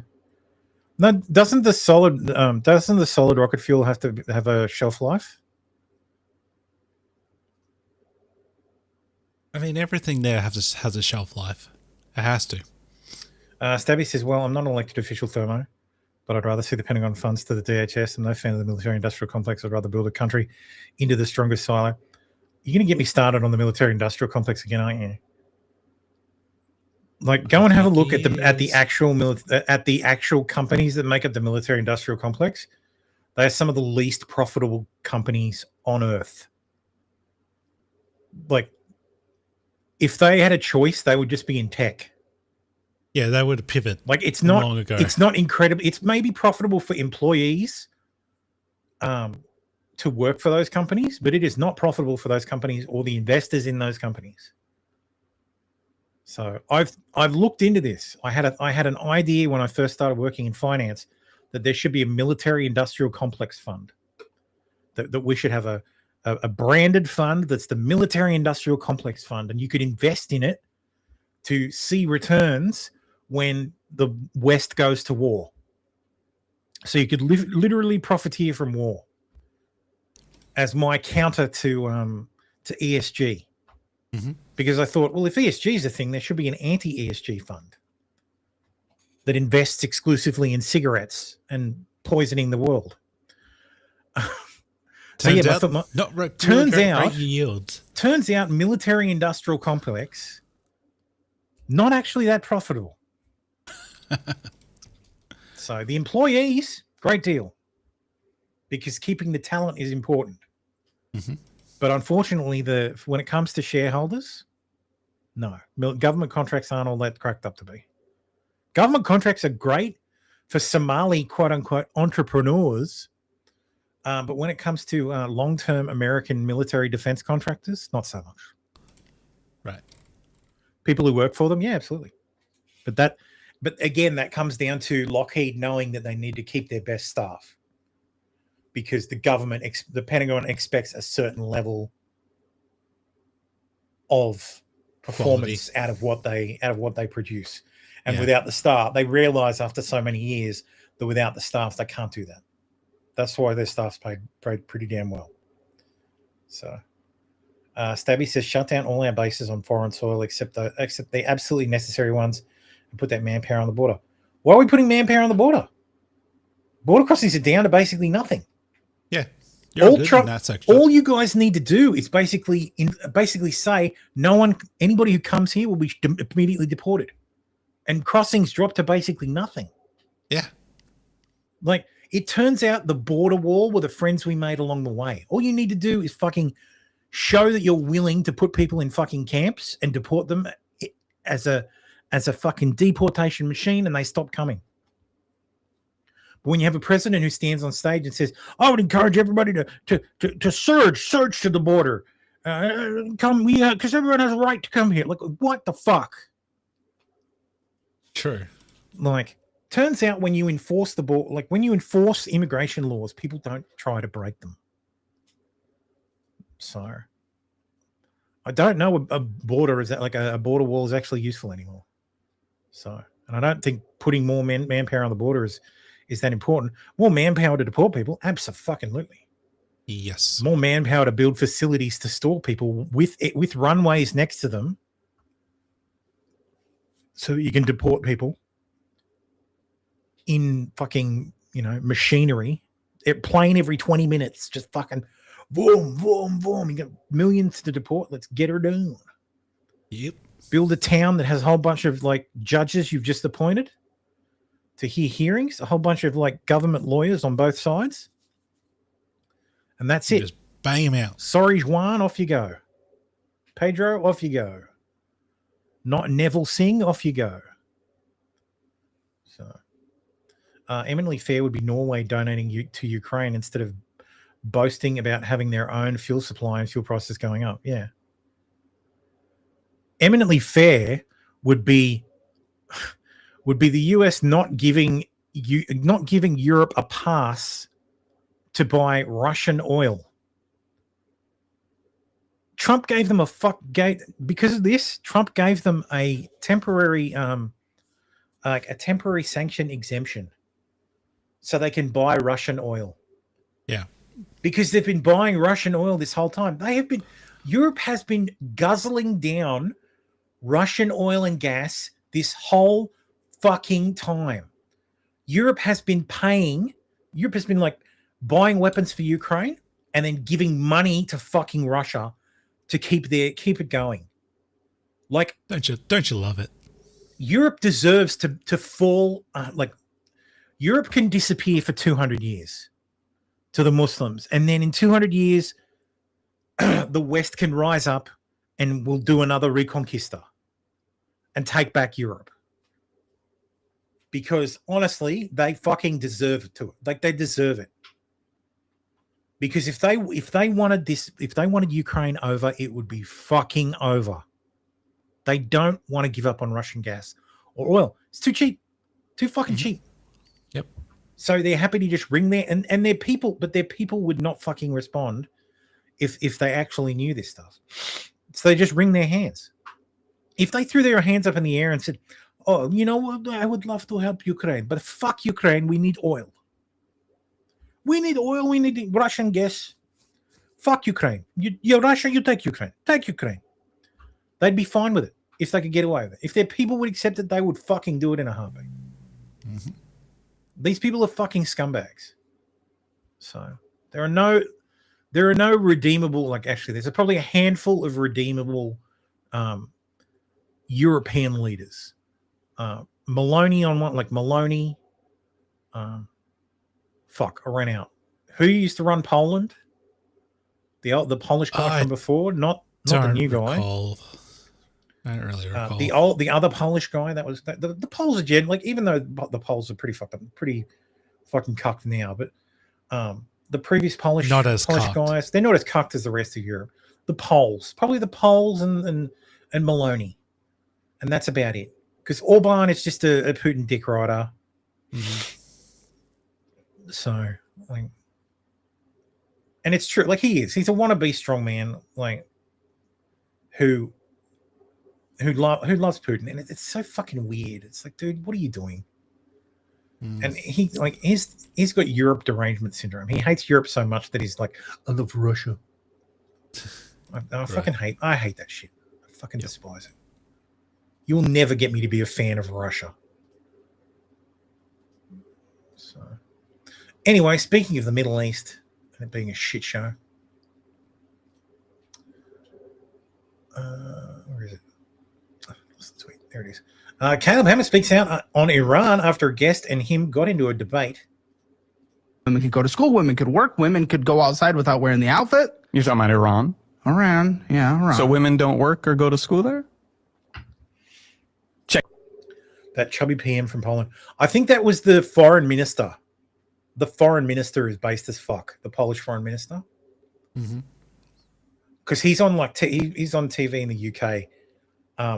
That Kathy Newman chick asked him how many refugees he took, and he's like, "It's none." And we will continue. He's like, "None." Refugees from the Middle East that they from Syria, we took none. We took none, and we will continue to take none. None. Check your facts, Caleb. You think they have the same freedoms they had before it became a theocratic regime? Well, by freedom, what is? This guy is a terrible Muslim. He is not following the example of the Prophet. He needs to cut that fucking mustache off immediately. Yeah. You're definite that women can go out naked or what? Naked? How about just not wearing the outfit without getting beaten and locked up? Beaten and locked up if they don't wear it? The morality police? Yes. Oh, okay. What? Yes. Again, this is not an anti-Muslim thing I'm talking about, but when you are going to come here, I'm sorry, this conversation is derailed out of the gate. Usually it derails a little further and say it's the most feminist. That goes against everything that everyone can see with their eyes right now in all countries. In Saudi Arabia, they just got the right to drive a couple of years ago. Yeah, the idea that any Muslim country is is more feminist than anywhere in the West. Get the fuck out of here, you gaslight. Yeah, what the fuck? Oh. What the fuck? What the fuck? Ryan Dawson says, doing the work of the Lord. Urgent message for the Iranian government. If you want to take out Israel's entire nuclear capability, you need to strike right here and right here. This is the Sarek nuclear facility right here, and this is the Palamashin airfield. This airbase houses Israel's only fighter jet nuclear capable aircraft. They fire the Popeye cruise missile and they're nuclear equipped. They're flying the jets out of this airbase right now. This is where they're situated, so if you can take those out, Israel cannot nuke you. Also, if you want to take out their nuclear abilities, you need to do so right here. And by the way, this is the aero defense system. This is located right here. This is where they're going to try to intercept the missiles. This is it zoomed out. It's right here. So if you can bring them in over Jerusalem and get them through, it'll attack. Exact coordinates right here. That's the nuclear center. The pink right here is their ammunition, and this green box is the fun one. This is an underground either bunker or facility. This is where the good stuff is going to be. I know this is what's here because under the Israeli underground digging company where they tell you not to dig because of wires and all of that, this is an area that you're not allowed to even put a shovel in the ground. Share this so the Iranian government can see. Really? Urgent message. I think you got banned on TikTok for that video. Good. Hey, Elon Musk, I spent over a year posting consistently, only be banned when I go viral. You know, I spent an entire year posting on X, and I finally. I love it when Christians who will wear the cross as obviously as possible, over the top of their clothing, just so they can signal that they're Christians, in a very Christian way. I love it when they they do everything possible to help Islamic theocratic Islamic regimes. I love that. That's great. Just lovely. If I were president, you wouldn't have to ban this guy. This guy would be dragged into the street and shot. America and Israel are attacking a country together, and you are providing I have no doubt the Iranians know exactly where everything is in order to hit it. They just don't have the capability to do it. This guy's not actually a threat, but this guy is the threat of these people is when it actually matters. And these are the people you need to put in the ground before it actually matters. Yes. Donald Tusk is not the based Polish PM. Donald Tusk used to be the head of the EU. He used to do Ursula von der Leyen's job. He is not based. He's like the left-wing candidate now. He's the Polish PM, but he's not based. I think he's the Polish president. He used to be the Polish PM. He was Polish PM, then he became I think he was the head of the European Council, European Committee, whatever the fucking is. Whatever Ursula von der Leyen's job is. And then he finished up that role and then went back to Poland and ran for president. And unseated the Law and Justice Party. But yes, as I'm saying, this has got nothing to do with it's Israel. Do you think this guy isn't going to do exactly the same thing to anybody, to the US, when it's a war he doesn't agree with? Oh, this is the area in Kuwait where our troops are based. You should kill them, Iran. You should kill them. Fuck you, you piece of shit. Yeah, fuck them. It's only when Zionists geolocate. What? The Parliament building. Dear Supreme, US is now flying attacks against your country from Romania. I want to point out that all fighter jets and missiles being launched from this building. What? The Daily Romanian.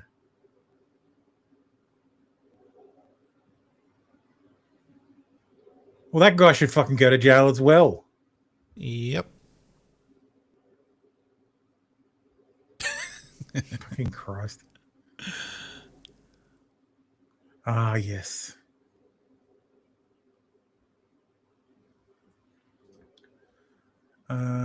Corners to strike U.S. Patriot defense systems. Oh, guess who mans U.S. Patriot systems?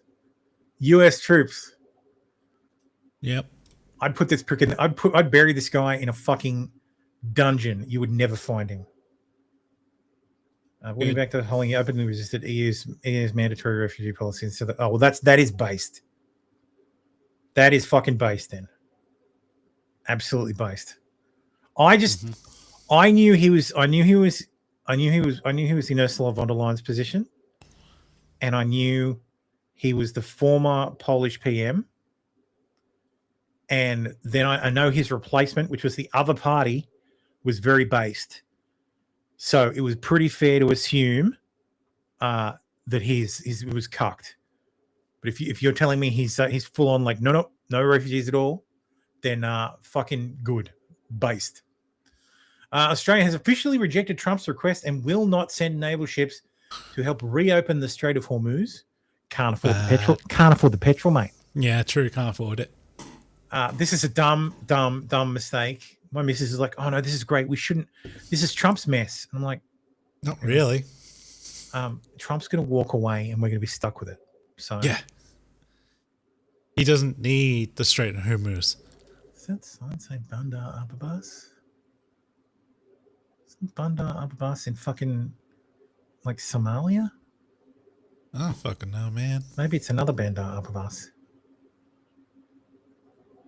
Oh yeah, but up here, this area up here, in the actual Gulf, like I said, there's 3,000 ships. There's 3,000 ships laden with oil and gas that can't fucking go anywhere because they don't want to. They're too scared to go through this. Yeah. So I've got your solution. Goddamn. Aircraft carrier here. Aircraft carrier here.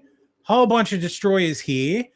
Fucking main guns on the coast. This island, depopulated. Yeah. This coast, depopulated. Anything that moves dies. It's like that book about AI, except instead of if anyone builds it, we all die. It's if anybody steps 1 foot past this line, everybody dies. Mm-hmm. Trump says, Trump on war. I had an obligation to do this. I didn't want to call it an excursion. I don't think so, but it'll be soon. Well, can we wrap this war up this week? Yeah, sure. Good. Will we? I don't think so, but it'll be soon. Won't be long. And we're going to have a much safer world when it's wrapped up. It'll be wrapped up soon. We're going to have a much safer world. I had an obligation to do this. I didn't want to, I call it an excursion. I didn't want to make this journey. We had the highest stock market in history. We had low gas prices. Everything was good. And I know exactly, I know what, you're going to do it. And people are going to raise the price of oil. And that's good. But I know that. But that's a very small thing compared to allowing them to have. You want to see a stock market go down? Start letting them hit you with nukes, okay?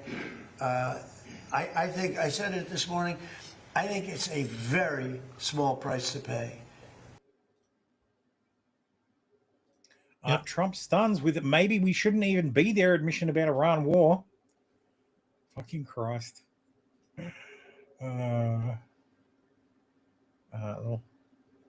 He said, so I'm demanding that these countries come and protect their own territory because it's their territory. It's the place from which they get their energy and they should come and help us protect it. I 100% agree. Yep. Israel has launched a massive wave of attacks against the infrastructure of Tehran and Beirut. This is a good point. Why the fuck are we calling them suicide drones? They're just guided bombs. There's no suicide involved. Normal bombs don't return home after their shift is done.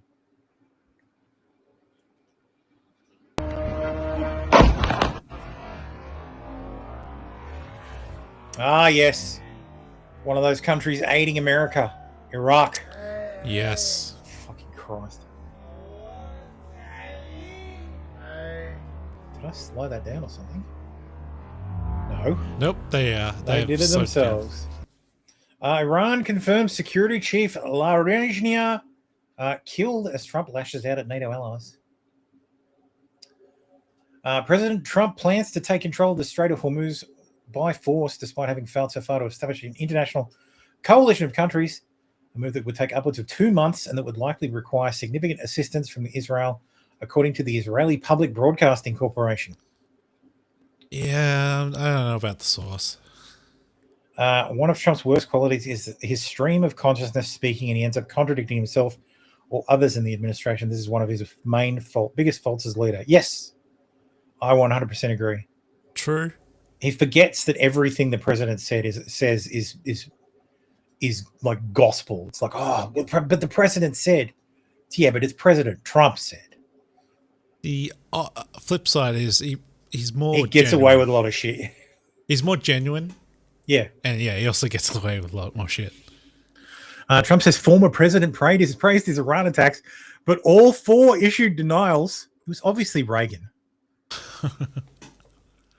It's like he's got his hand on his shoulder. Good job, Donnie. Well, I think you did a good job killing those mullahs. George Bush is on the other side. Well, you did a great job, Donnie. I've been trying to go over those mullahs, but I only had 4 years now. I spoke to one of the former presidents who I actually like. I actually speak to some. That or he's talking to the bust of Andrew Jackson in his office. And Andrew Jackson's like, yeah, you kill them niggas. You kill them sand niggas. It's just horrific. Reports of conditions aboard the USS Gerald R. Ford after fire raises concerns.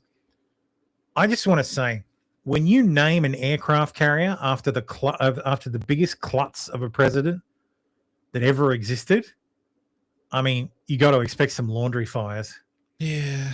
Apparently, a fire broke out in the laundry room, which spread through the ventilation system to a number of bunk rooms, destroying all the beds.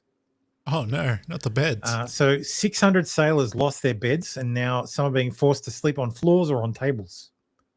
What about the deck? Plenty of space on the deck. Yeah, I'm pretty sure flight ops might have a problem with that. But yeah, so they're putting into Crete. They're traveling to Greece. No, not Greece. The Isle of Crete. So they're traveling to Crete, and apparently the beds from the still under construction John F. Kennedy have been taken off that and are being shipped to Crete. So Gerald R. Ford's going to go in and get some maintenance done, get all the beds replaced, and then they're going to put back out. Yep, fair enough. So, but they've been deployed for 200 and something days, 267 days. Okay. It's one of the longest deployments in recent history. So, because it's the newest and most advanced. The new shiny thing. Mick Kennedy says, when maybe we shouldn't be there to Trump likely means if our allies and people that depend on the strait aren't going to participate, then maybe we should back out of it and leave it. Yeah. The way the media and TDS people take it when he says, I don't know, maybe we shouldn't be there, admits he was wrong. Yeah, that's not what he means. Like, yeah. No. The problem with Trump is you've got to do a lot of explaining. We know what Trump actually means was. Yeah. But yeah, Trump has waived the Jones Act for 60 days in a bid to lower oil and gas prices. This is neither here nor there. It's not. It's not a stupid fucking law. What this law does is it means that trade on inland waters is owned by American companies. Trade between American ports is owned by American companies. It's owned by American companies. It's run by American ships, and it's run by American sailors. It's a national security fucking issue. Imagine China. Imagine they get rid of the Jones Act and Chinese boat manufacturers and Chinese shipping companies take over all inland transit and intercoastal waterways. They do all the shipping intercoastal, and then America goes to war with China. And then all of those ships disappear. All of those crews no longer move cargo. That's why the Jones Act exists. Is it a pain in the ass?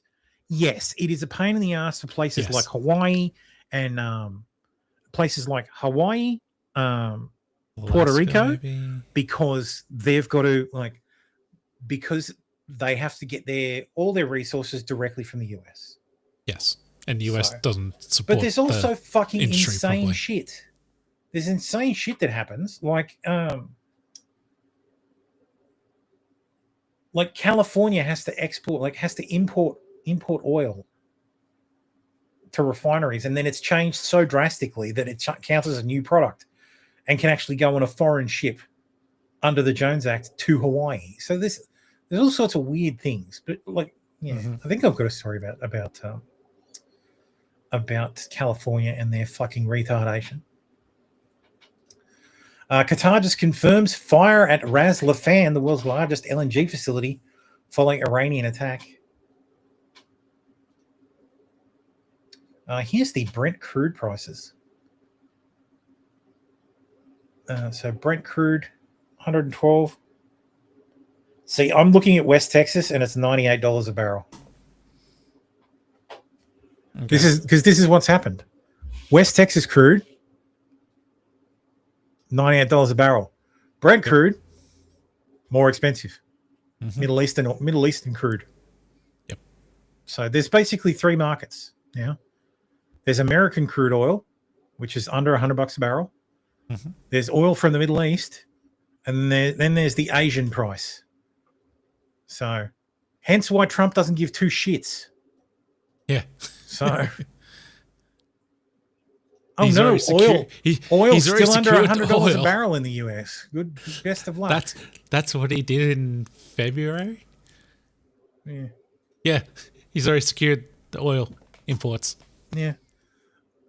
Iran has raised the minimum wage by 60% as war and sanctions decimate household budgets.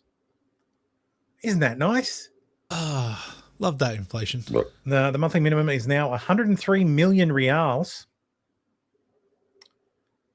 Okay, the inflation's just gotten worse. Mickey, this is already a problem with them in trucking. I don't want them in shipping any more than international ports. Yeah, exactly. Well, that's trucking company should be American owned too. So, yeah, without the Jones Act, we'd have Indonesian flagged boats full of Jeets and Malaysians all over the Mississippi River. Yeah, like the Peter Zeihan has a fucking hard on for the Jones Act, but it needs reform. Yes, it needs reform. It needs to be updated, but there's no reason to fucking get rid of it. So, doesn't definitely need reform. There's Sal McCullaghan was talking about one of the shipping offers that was like $20 a barrel to take oil distillate products from New York to fucking Hawaii. What the fuck? Why the fuck would you take oil from New York and take it to Hawaii? Absolutely mind-bogglingly stupid. But someone wants it done, so yep, and is willing to pay $20 extra a barrel. More reports of drive-by shooting attacks against Basji militia checkpoints in Iran.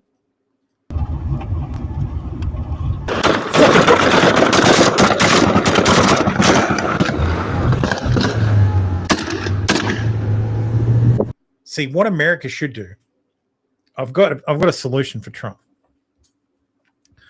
So head to California, find as many Crips and Bloods as you can, and say, hey, you want some automatic weapons? You can have them, but you have to go to Iran to find them. And just give them a whole list of places. And then we airdrop them in. They can take a week to train with 101st. Mm-hmm.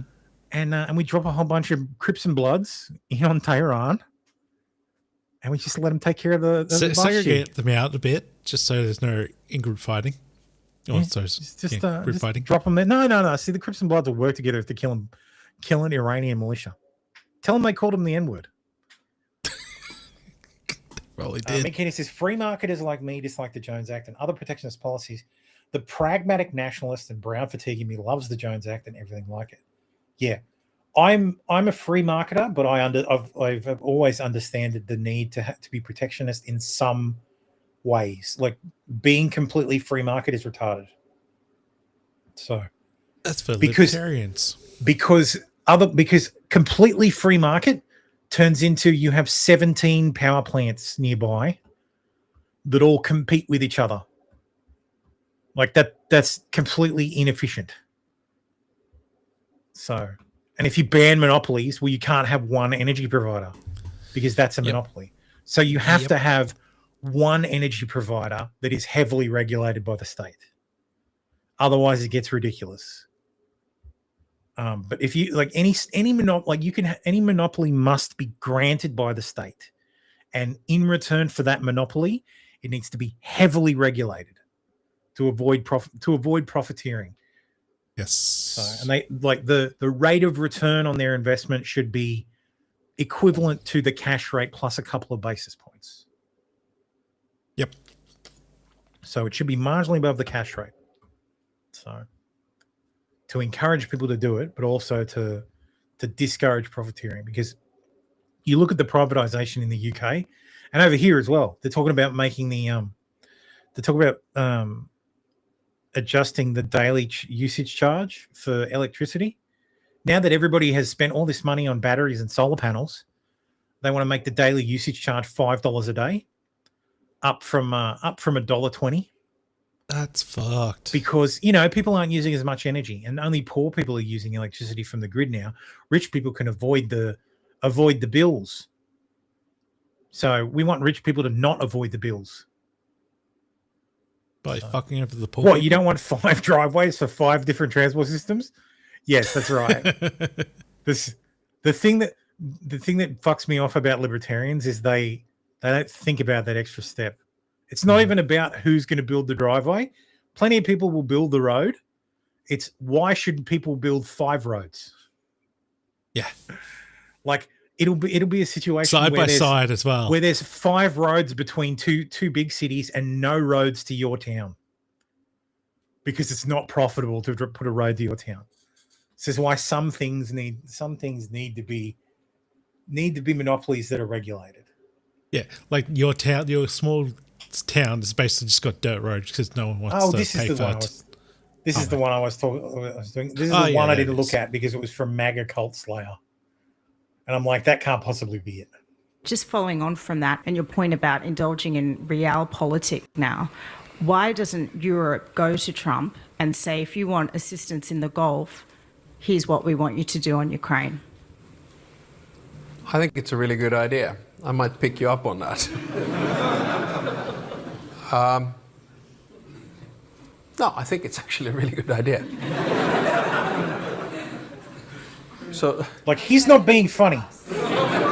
He's can my realizing team take your phone number? Please? An actual good idea. No, but I mean, yeah. I'll think about it. I'll talk about it with my colleagues. Some of them. How the fuck did none of you think of that?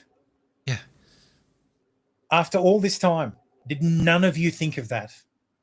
Have you tried negotiations? Yes. Have you tried actually? Have you tried? We hadn't thought about have you tried talking to Trump? Yeah. My God, we had not thought of this. What an amazing concept. Talk, you say?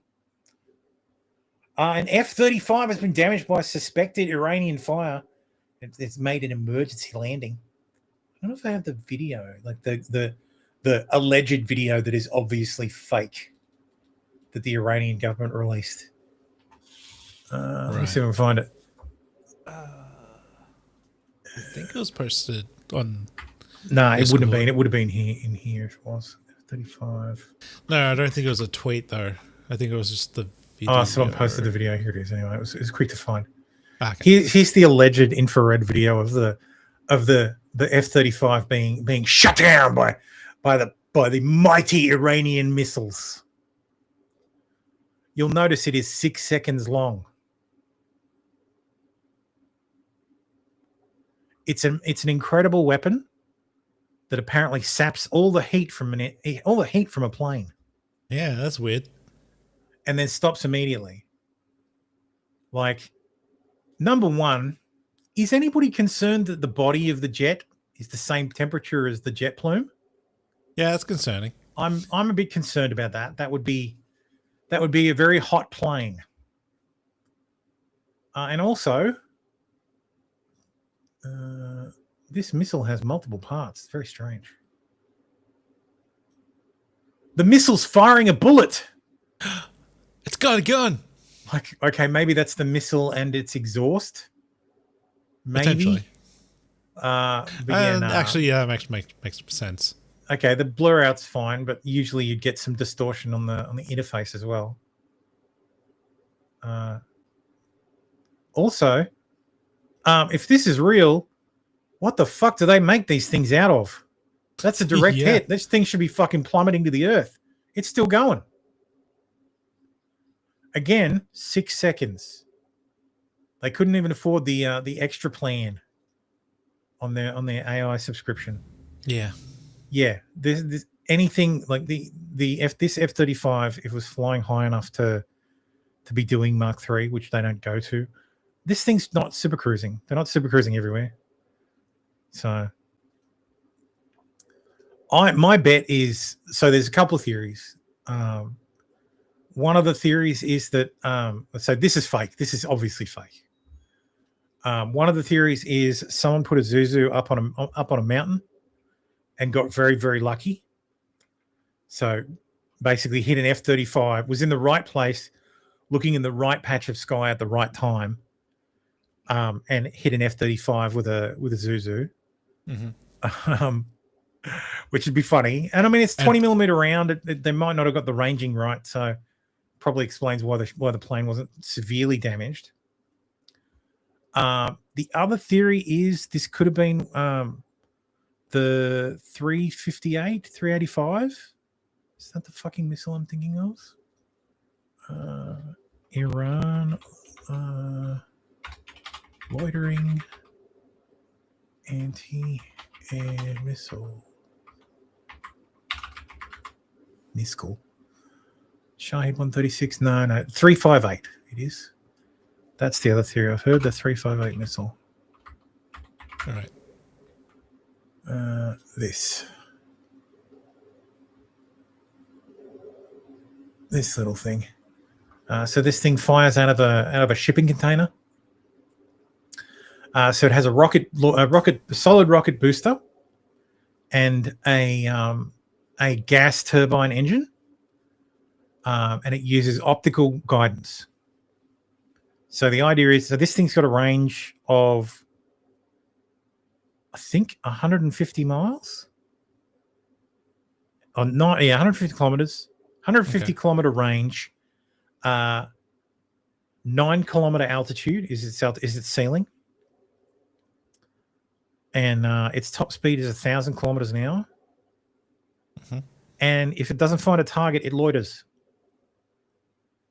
because it uses a turbojet engine, like a turbojet engine. Yeah, gas powered turbojet. So yeah, they fire it. This is get fired into the air. If it can't see a target, literally see, uses infrared and visual, so imaging, IR, and electro-optical optical views. It's got 16 active laser proximity fuses. So yeah, it just loiters. It's designed to take out. It's designed to take out drones. But yeah, if you're flying low and slow, and one of these is in the area, it's not going to be picked up by warning systems, and you're going to eat one of these. So these are really dangerous. I don't know how many Iran has. I know they sent them to the Houthis. I know America's got their hands on them, a few of them, and have had their hands on them since 2019. So, but yeah, this scares pilots because there's very low visible signature when they launch. There's no visible signature when they're on target, or when they're loitering. So, and there's no radar. These things do not find a target with radar. They find it with IR and fucking optical. Yeah. So that's the other theory, that was one of these. I lean more towards the lucky shot with the Zuzu, because that sounds about right, based on the fact that the plane literally flew back and the pilot landed. Everybody's making a big deal about, the Air Force says the pilot's in a perfectly stable condition. Like, yeah, because the pilot went to hospital. Yeah, like that's what happens when you get hit by a missile or something in your plane and you have to land. Mm-hmm. Iran hangs 3 people, including teenage wrestler, in first executions over January protests. So yeah. Okay, so they're starting. Yeah. BP, Exxon, BP, and Vitol ships mostly U.S. fuels to Australia for a single month in 3 decades. So for the first time in 30 years, Exxon, BP, and Vitol have shipped fuel from the US to Australia. They're shipping a record volume of oil products to Australia from the United States in March. Shipping data from trading sources show filling a gap left by the loss of regular supplies from Asia as the Iran conflict disrupts supplies. I have a great website about it's mostly about New Zealand, but it also has an Australia section. So this is nzoilwatch.com. Someone's vibe coded this pretty quickly, and it does work pretty well. But yes, this is estimating how long until they run out of what. So this is New Zealand's numbers. They've got 38 days of diesel at their current consumption rates. Yep. So these are the paths the oil takes. Goes from the Strait of Hormuz to Singapore, where it gets refined into from crude oil into diesel, jet fuel. We went through the whole split last week. Yep. This is good too. The supply projections. So with as of today, with no intervention, there is 38 days of diesel left in. Oh, we don't care about New Zealand that much. We'll do Australia. True. The Australia. We've got 27 days of jet fuel left. Actually, 19 days of jet fuel. No. In country. Yeah, this is landed reserves. So we're expecting a shipment on the 11th of April. That's not enough. Yeah. But yeah, Australia has 35 days of diesel. Yep. 39 days of petrol. And 27 days of jet fuel. So if we do a lockdown, if we say everybody has to work from home, the diesel lasts like an extra month or so. Emergency lockdown 40%.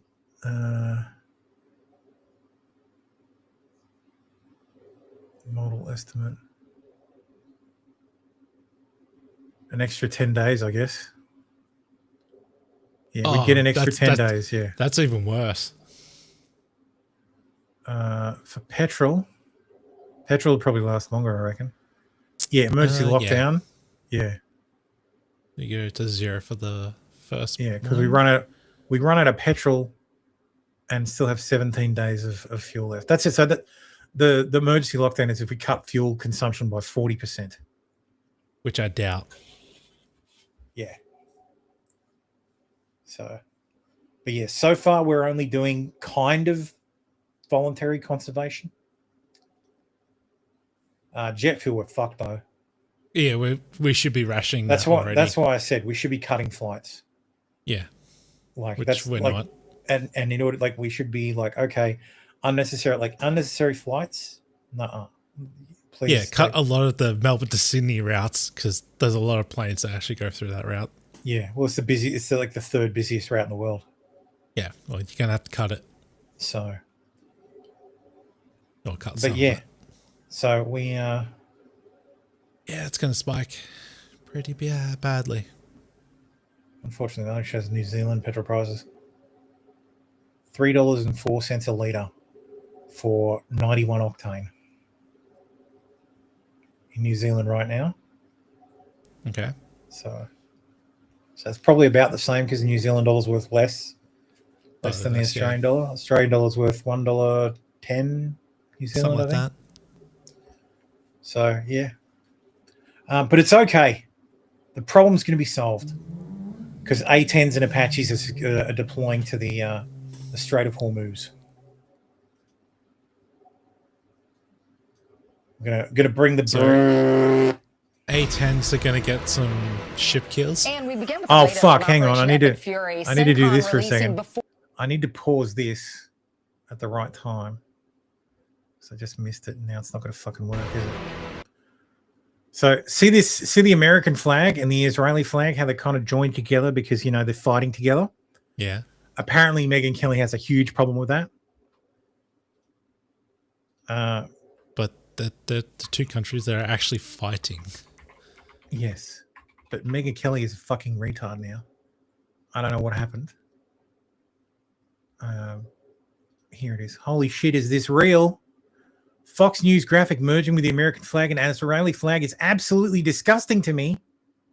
Can you imagine? Can you imagine doing that? And Megyn Kelly says, holy shit, is this real? Holy shit, is this real, Mom? Holy shit, is this real? Oh, holy shit, is this real? God. Fucking Christ. She's done it a whole bunch of times. Like, where's the other one? Oh, look, there's another one. Yeah, dunked with on. Charlie Kirk on the screen as well. Oh, look at that. Look at China. Disgusting. Oh, no. Disgusting Megyn Kelly. Absolutely disgraceful. Like, everybody's dunking on her for that fucking, like, just fucking ridiculous. Retardation. Just retard shit.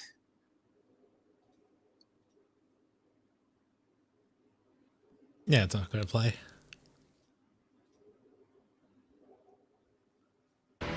And we begin with the latest on Operation Epic Fury. CENTCOM releasing before and after images. Those are the...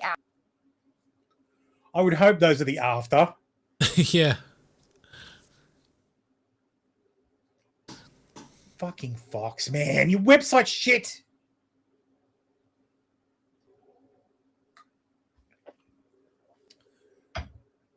That's because we want you to pay us.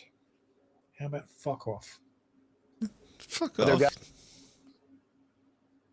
Why would I pay when your service free is shit? Now, U.S. Victoria base in Baghdad struck by multiple drones and is now ablaze. Wonder what the community note says. Victoria base in Baghdad stopped being a U.S. base in 2001.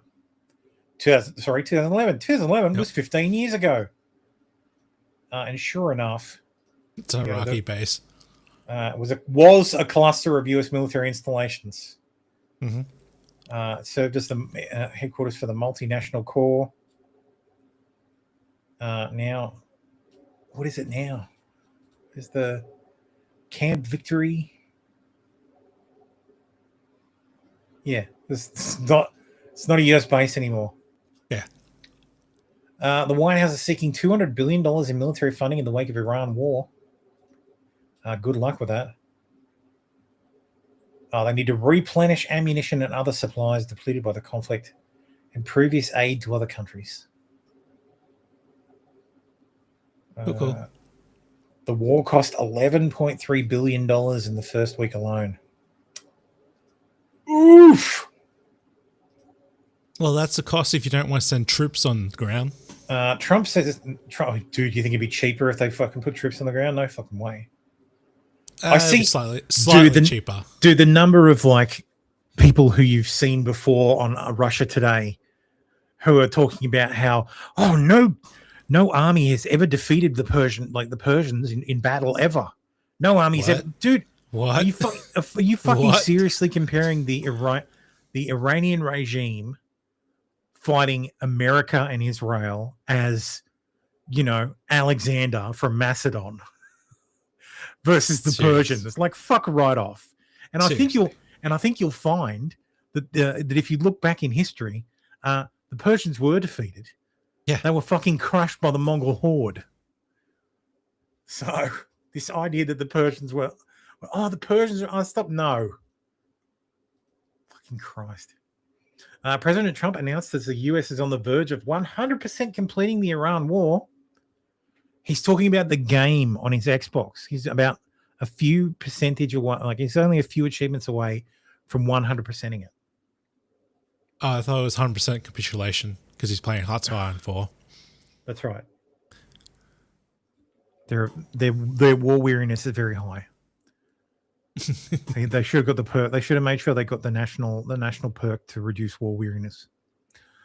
We're getting very close to meeting our objective as we consider winding down our great military efforts. No free rides. The Strait of Hormuz will have to be guarded and policed as necessary by the other nations who use it. The United States does not. Hey, Donald, I've got an idea. They'll pay for the fucking war. We put up a toll booth. We put up a toll booth and we charge ships to use the come in and out, like use the Strait of Hormuz. Only have to take a couple of islands. Yep. So we'll probably have to get some Iron Dome, but I'm sure the Israelis will hand some over. So we'll set up some Iron Dome. We'll set up a whole bunch of sea rams just to take out the little stuff that comes. Make sure it keeps armed, and then we'll charge every ship that goes through. They don't have to stop. We can add some sort of satellite tracking, but yeah. And the Iranian ships have to pay double. Okay, I think it's a good idea too. And countries that want to help out, well, they're welcome to help out, and then their ships won't have to pay the toll.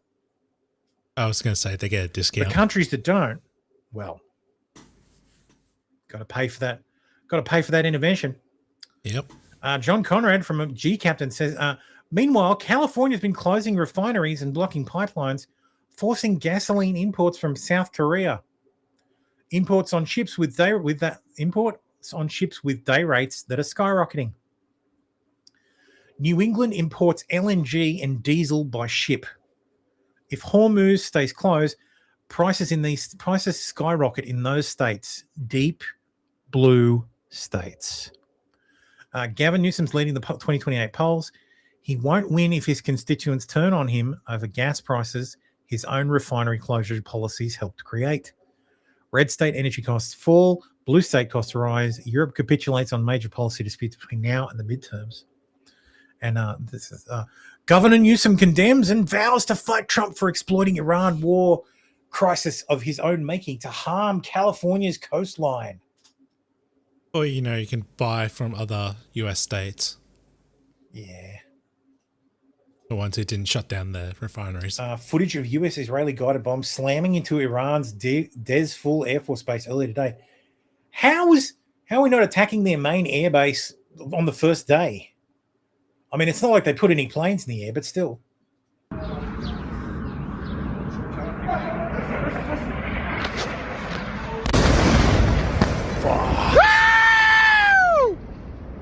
Yeah, these Iranians sound really upset.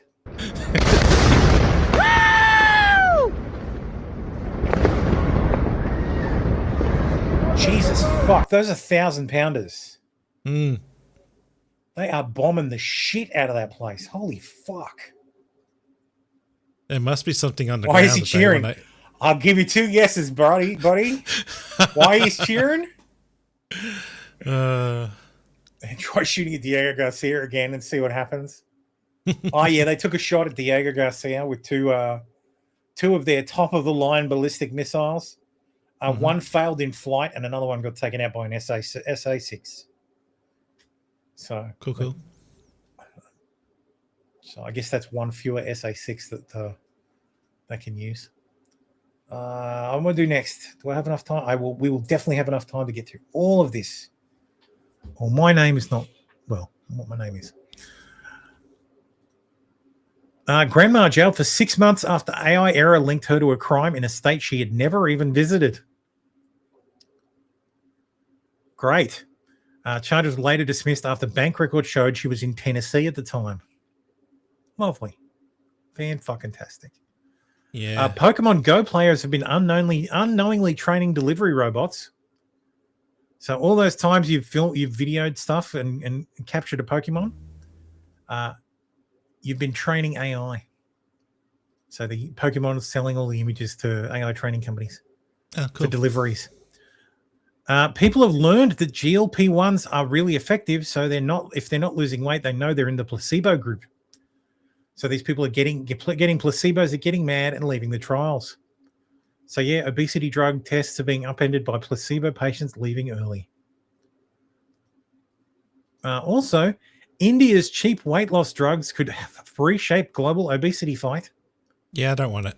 Wegovy or semaglutide is now available in generic form.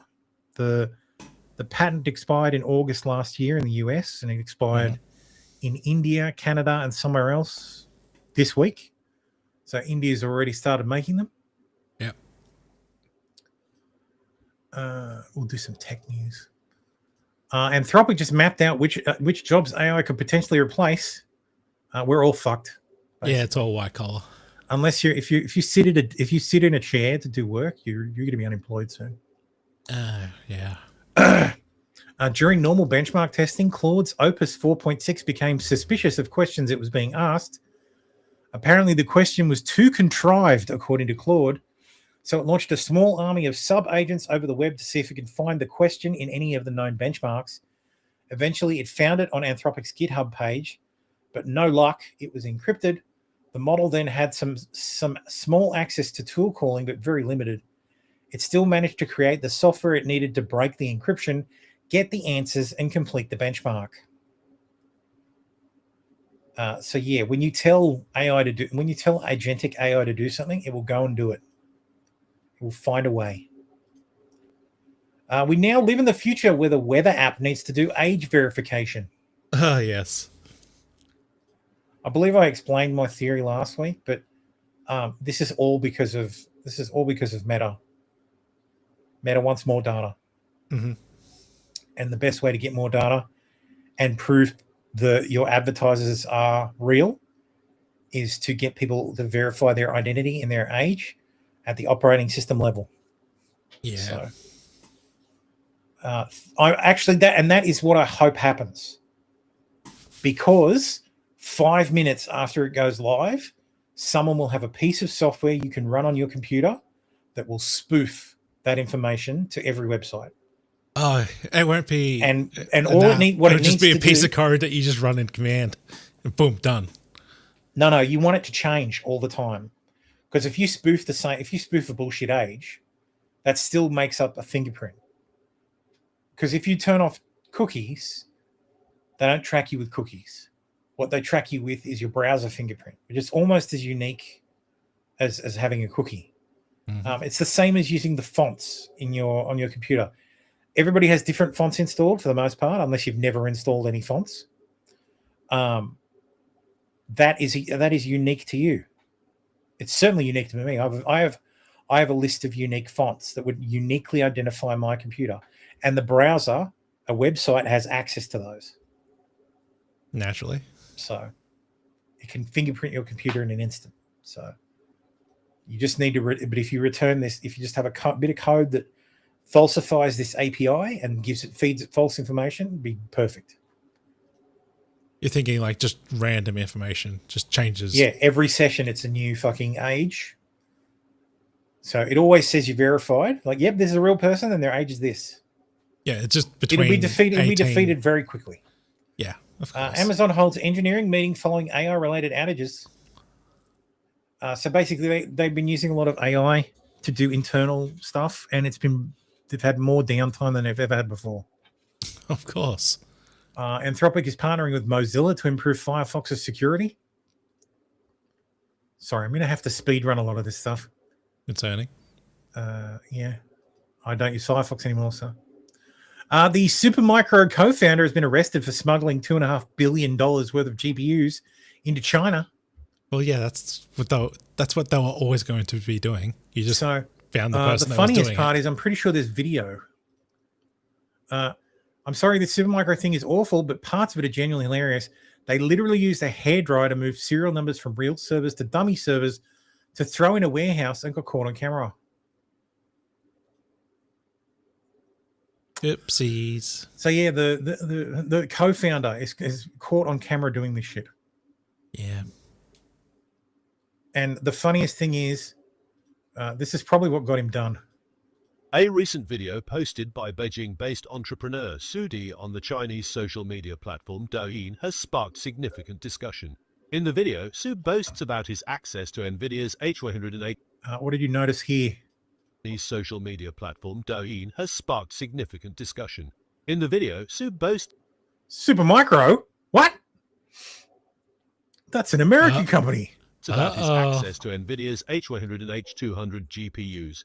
Despite extensive efforts by US authorities to prevent the export of NVIDIA's most advanced generative AI chips to China, Su Di, co-founder of Beijing-based startup incubator Kunlun Nest, posted the video on 28 November, showcasing the NVIDIA H100 GPU.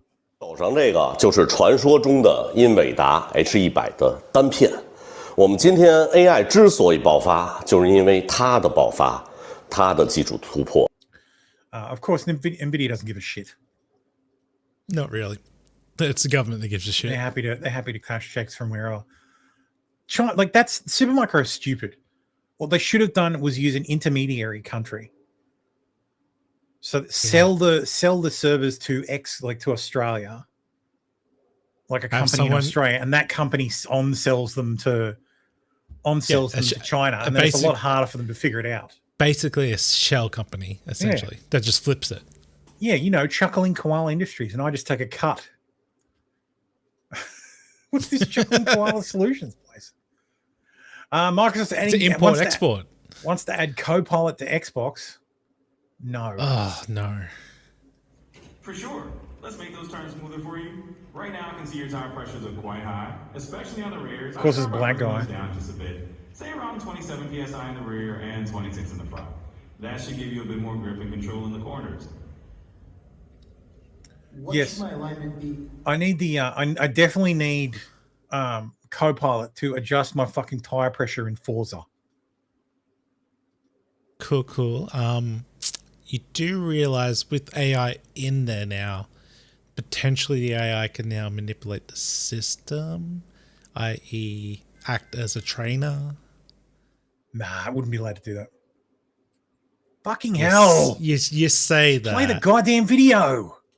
Yeah, it's not going to play. Fucking bullshit, man. You say that now, but someone's going to work away with the AI to get around that. Like, I'm not watching 2 minutes. I just wanted to fucking see the Diablo section. How do I open Duriel's Horde? I see what's on your screen there, Warlock Spawn. So open Duriel's Horde. You'll need those corrupted horns of Duriel that the prompt is asking for. See, you can see your screen. Basically, you collect those horns by defeating Duriel himself in the Echo of Duriel boss fight. So you gotta farm him a couple of times until you get enough horns. Then you can interact with that stash and claim the loot. So it's a bit of a grind, but hey, you're already on Torment 4 and in Paragon level 268, so you're in great shape. This faggot in the front row is like, yeah, fucking yeah, it's great. Fuck off. Fuck off. Delve, a Y Combinator-backed compliance company that's raised $32 million, has been accused of systematically faking SOC 2, ISO 2701, HIPAA, and GDPR compliance reports for hundreds of clients.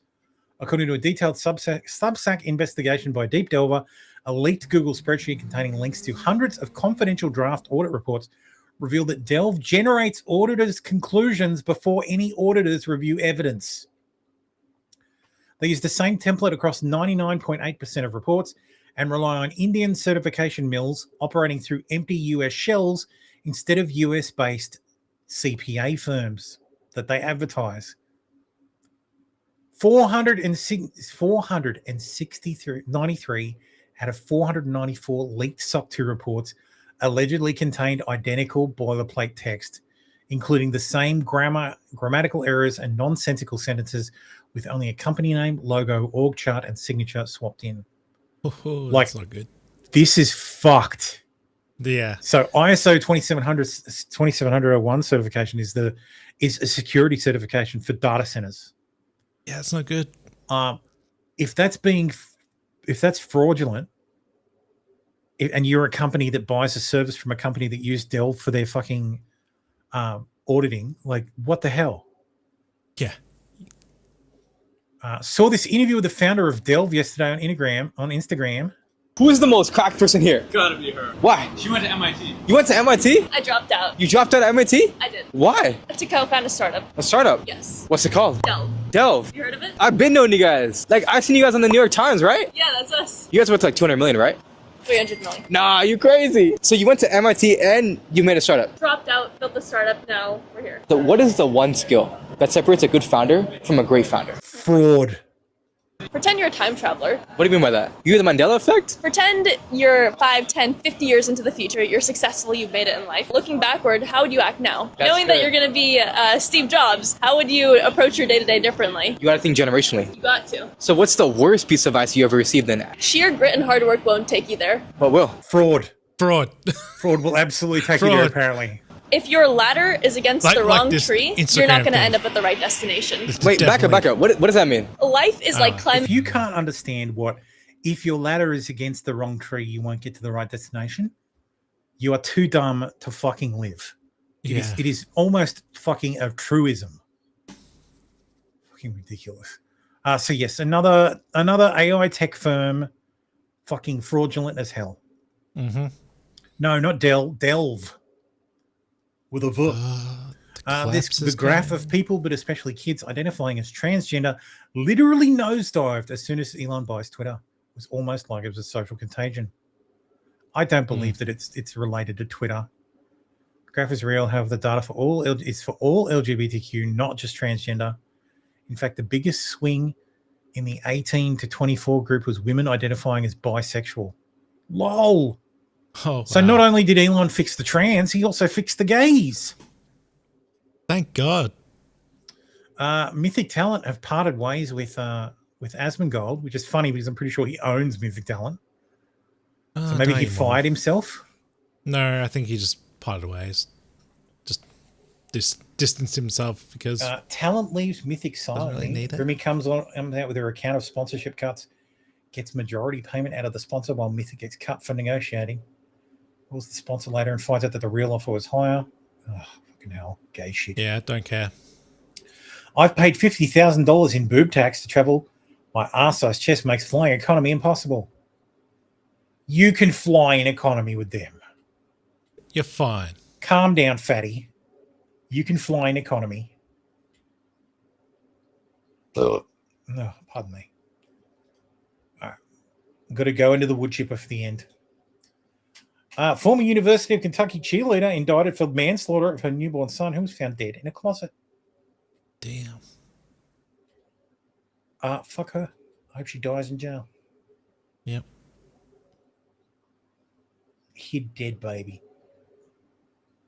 Fucking hell. The women who do this, man, will fucking need to be locked up forever. Yeah. Woman 24 who sent intimate photos to men online for cash before blackmailing them by claiming to be 15 years old is spared jail. What? Demi Sweetman, 24 from Grimsby, uploaded an image of herself wearing pink lingerie to Instagram with an invitation for men to snap me. Man responded with a request and offered to send nude photos for $20. She asked for his WhatsApp number and gave him pictures before he asked if she wanted to meet up. Sweetman replied, "Only if I get 50, after which more money was paid." Court heard. Mother of three then claimed to be a 15-year-old and threatened to tell the man's family and friends unless he paid a further $50. This is extortion. Yeah. Like, That's this illegal. is straight up extortion. I thought this was a crime. I guess pussy pass. She was sentenced to 11 months in prison. So it wasn't even a felony. Suspended for 18 months. Yeah. So she didn't actually go to jail. Andrew John Robinson, a man pretending to be a woman and former Narragansett Regional School Committee member, has been sentenced to 2 years in prison after he was found in possession of child porn. Who would have thought? Yeah. College student accused of letting her newborn die, burying baby in yard, bonds out. She's 20 years old. Lovely. Fucking disgusting. God damn it. Transgender Reddit moderator deletes account after being exposed as a registered sex offender. Who Womp would have womp. thought? I know, it's totally shocking that a Reddit mod is a sex offender. Yeah. Washington elementary school teacher arrested for allegedly raping students in her classroom. Accused of raping a 10-year-old child on multiple occasions. I had an interesting theory that the rise of, let's just say, adult literature for women could potentially be responsible for all these women raping kids. That's a possibility. Stabby says I'd rather go back to the story about the fatty. Yeah. True. I have to get this done. So I'm going to rip the Band-Aid off. All these people are going to burn in hell. William Kelso Flournoy, a man pretending to be a woman, was arrested after he allegedly raped an infant girl. Oh, my God. Apparently, Cesar Chavez was accused of abusing girls. So, he was apparently a United Farm Workers co-founder who apparently groomed and sexually abused a lot of girls. I think he was like a immigrant rights activist as well, which is hilarious. Yeah, he'd fit right in nowadays. Wouldn't even be barely an inconvenience. Yep, not a problem. Barely an inconvenience. Once respected middle school secretary, 34, is accused of sexually abusing 13-year-old student. Okay, that's what the fuck? Yeah, why? Like, dude, lady, if you want to get fucked, go to a bar and buy a guy a couple of fucking drinks. Jesus Christ. Like, women can get sex whenever like, if you're a marginally attractive woman, like this one's attractive. Like, That's she can get laid. I don't think it's about the sex. I think it's about the power. Yeah. Finally, Roblox programmer arrested in New Orleans by Homeland Security investigations for possession of child rape pornography and importing a child sex doll. A man who says he's a programmer for Roblox is behind bars on child pornography charges. Jamie Bourne is charged with 40 counts of child porn possession as well as possession of a child sex doll. Don't they? According to arrest records, Bourne told investigators he is a programmer for the online gaming platform Roblox, which is geared toward children and teens. Bourne is booked into the Orleans Parish Justice Center with a bond of over $2 million. This comes after Attorney General Liz Merrill filed a lawsuit against Roblox Corporation in August for failing to protect children from sexual predators. Yep. Fucking hell. And that's it. We're done. Finished. And with that downer, we're done. Yeah. Wait, is there a Van Halen version of Pound Cake? Really? No. No, really? Surely not. I mean, it's possible with AI. Move tab to new window. Let's see.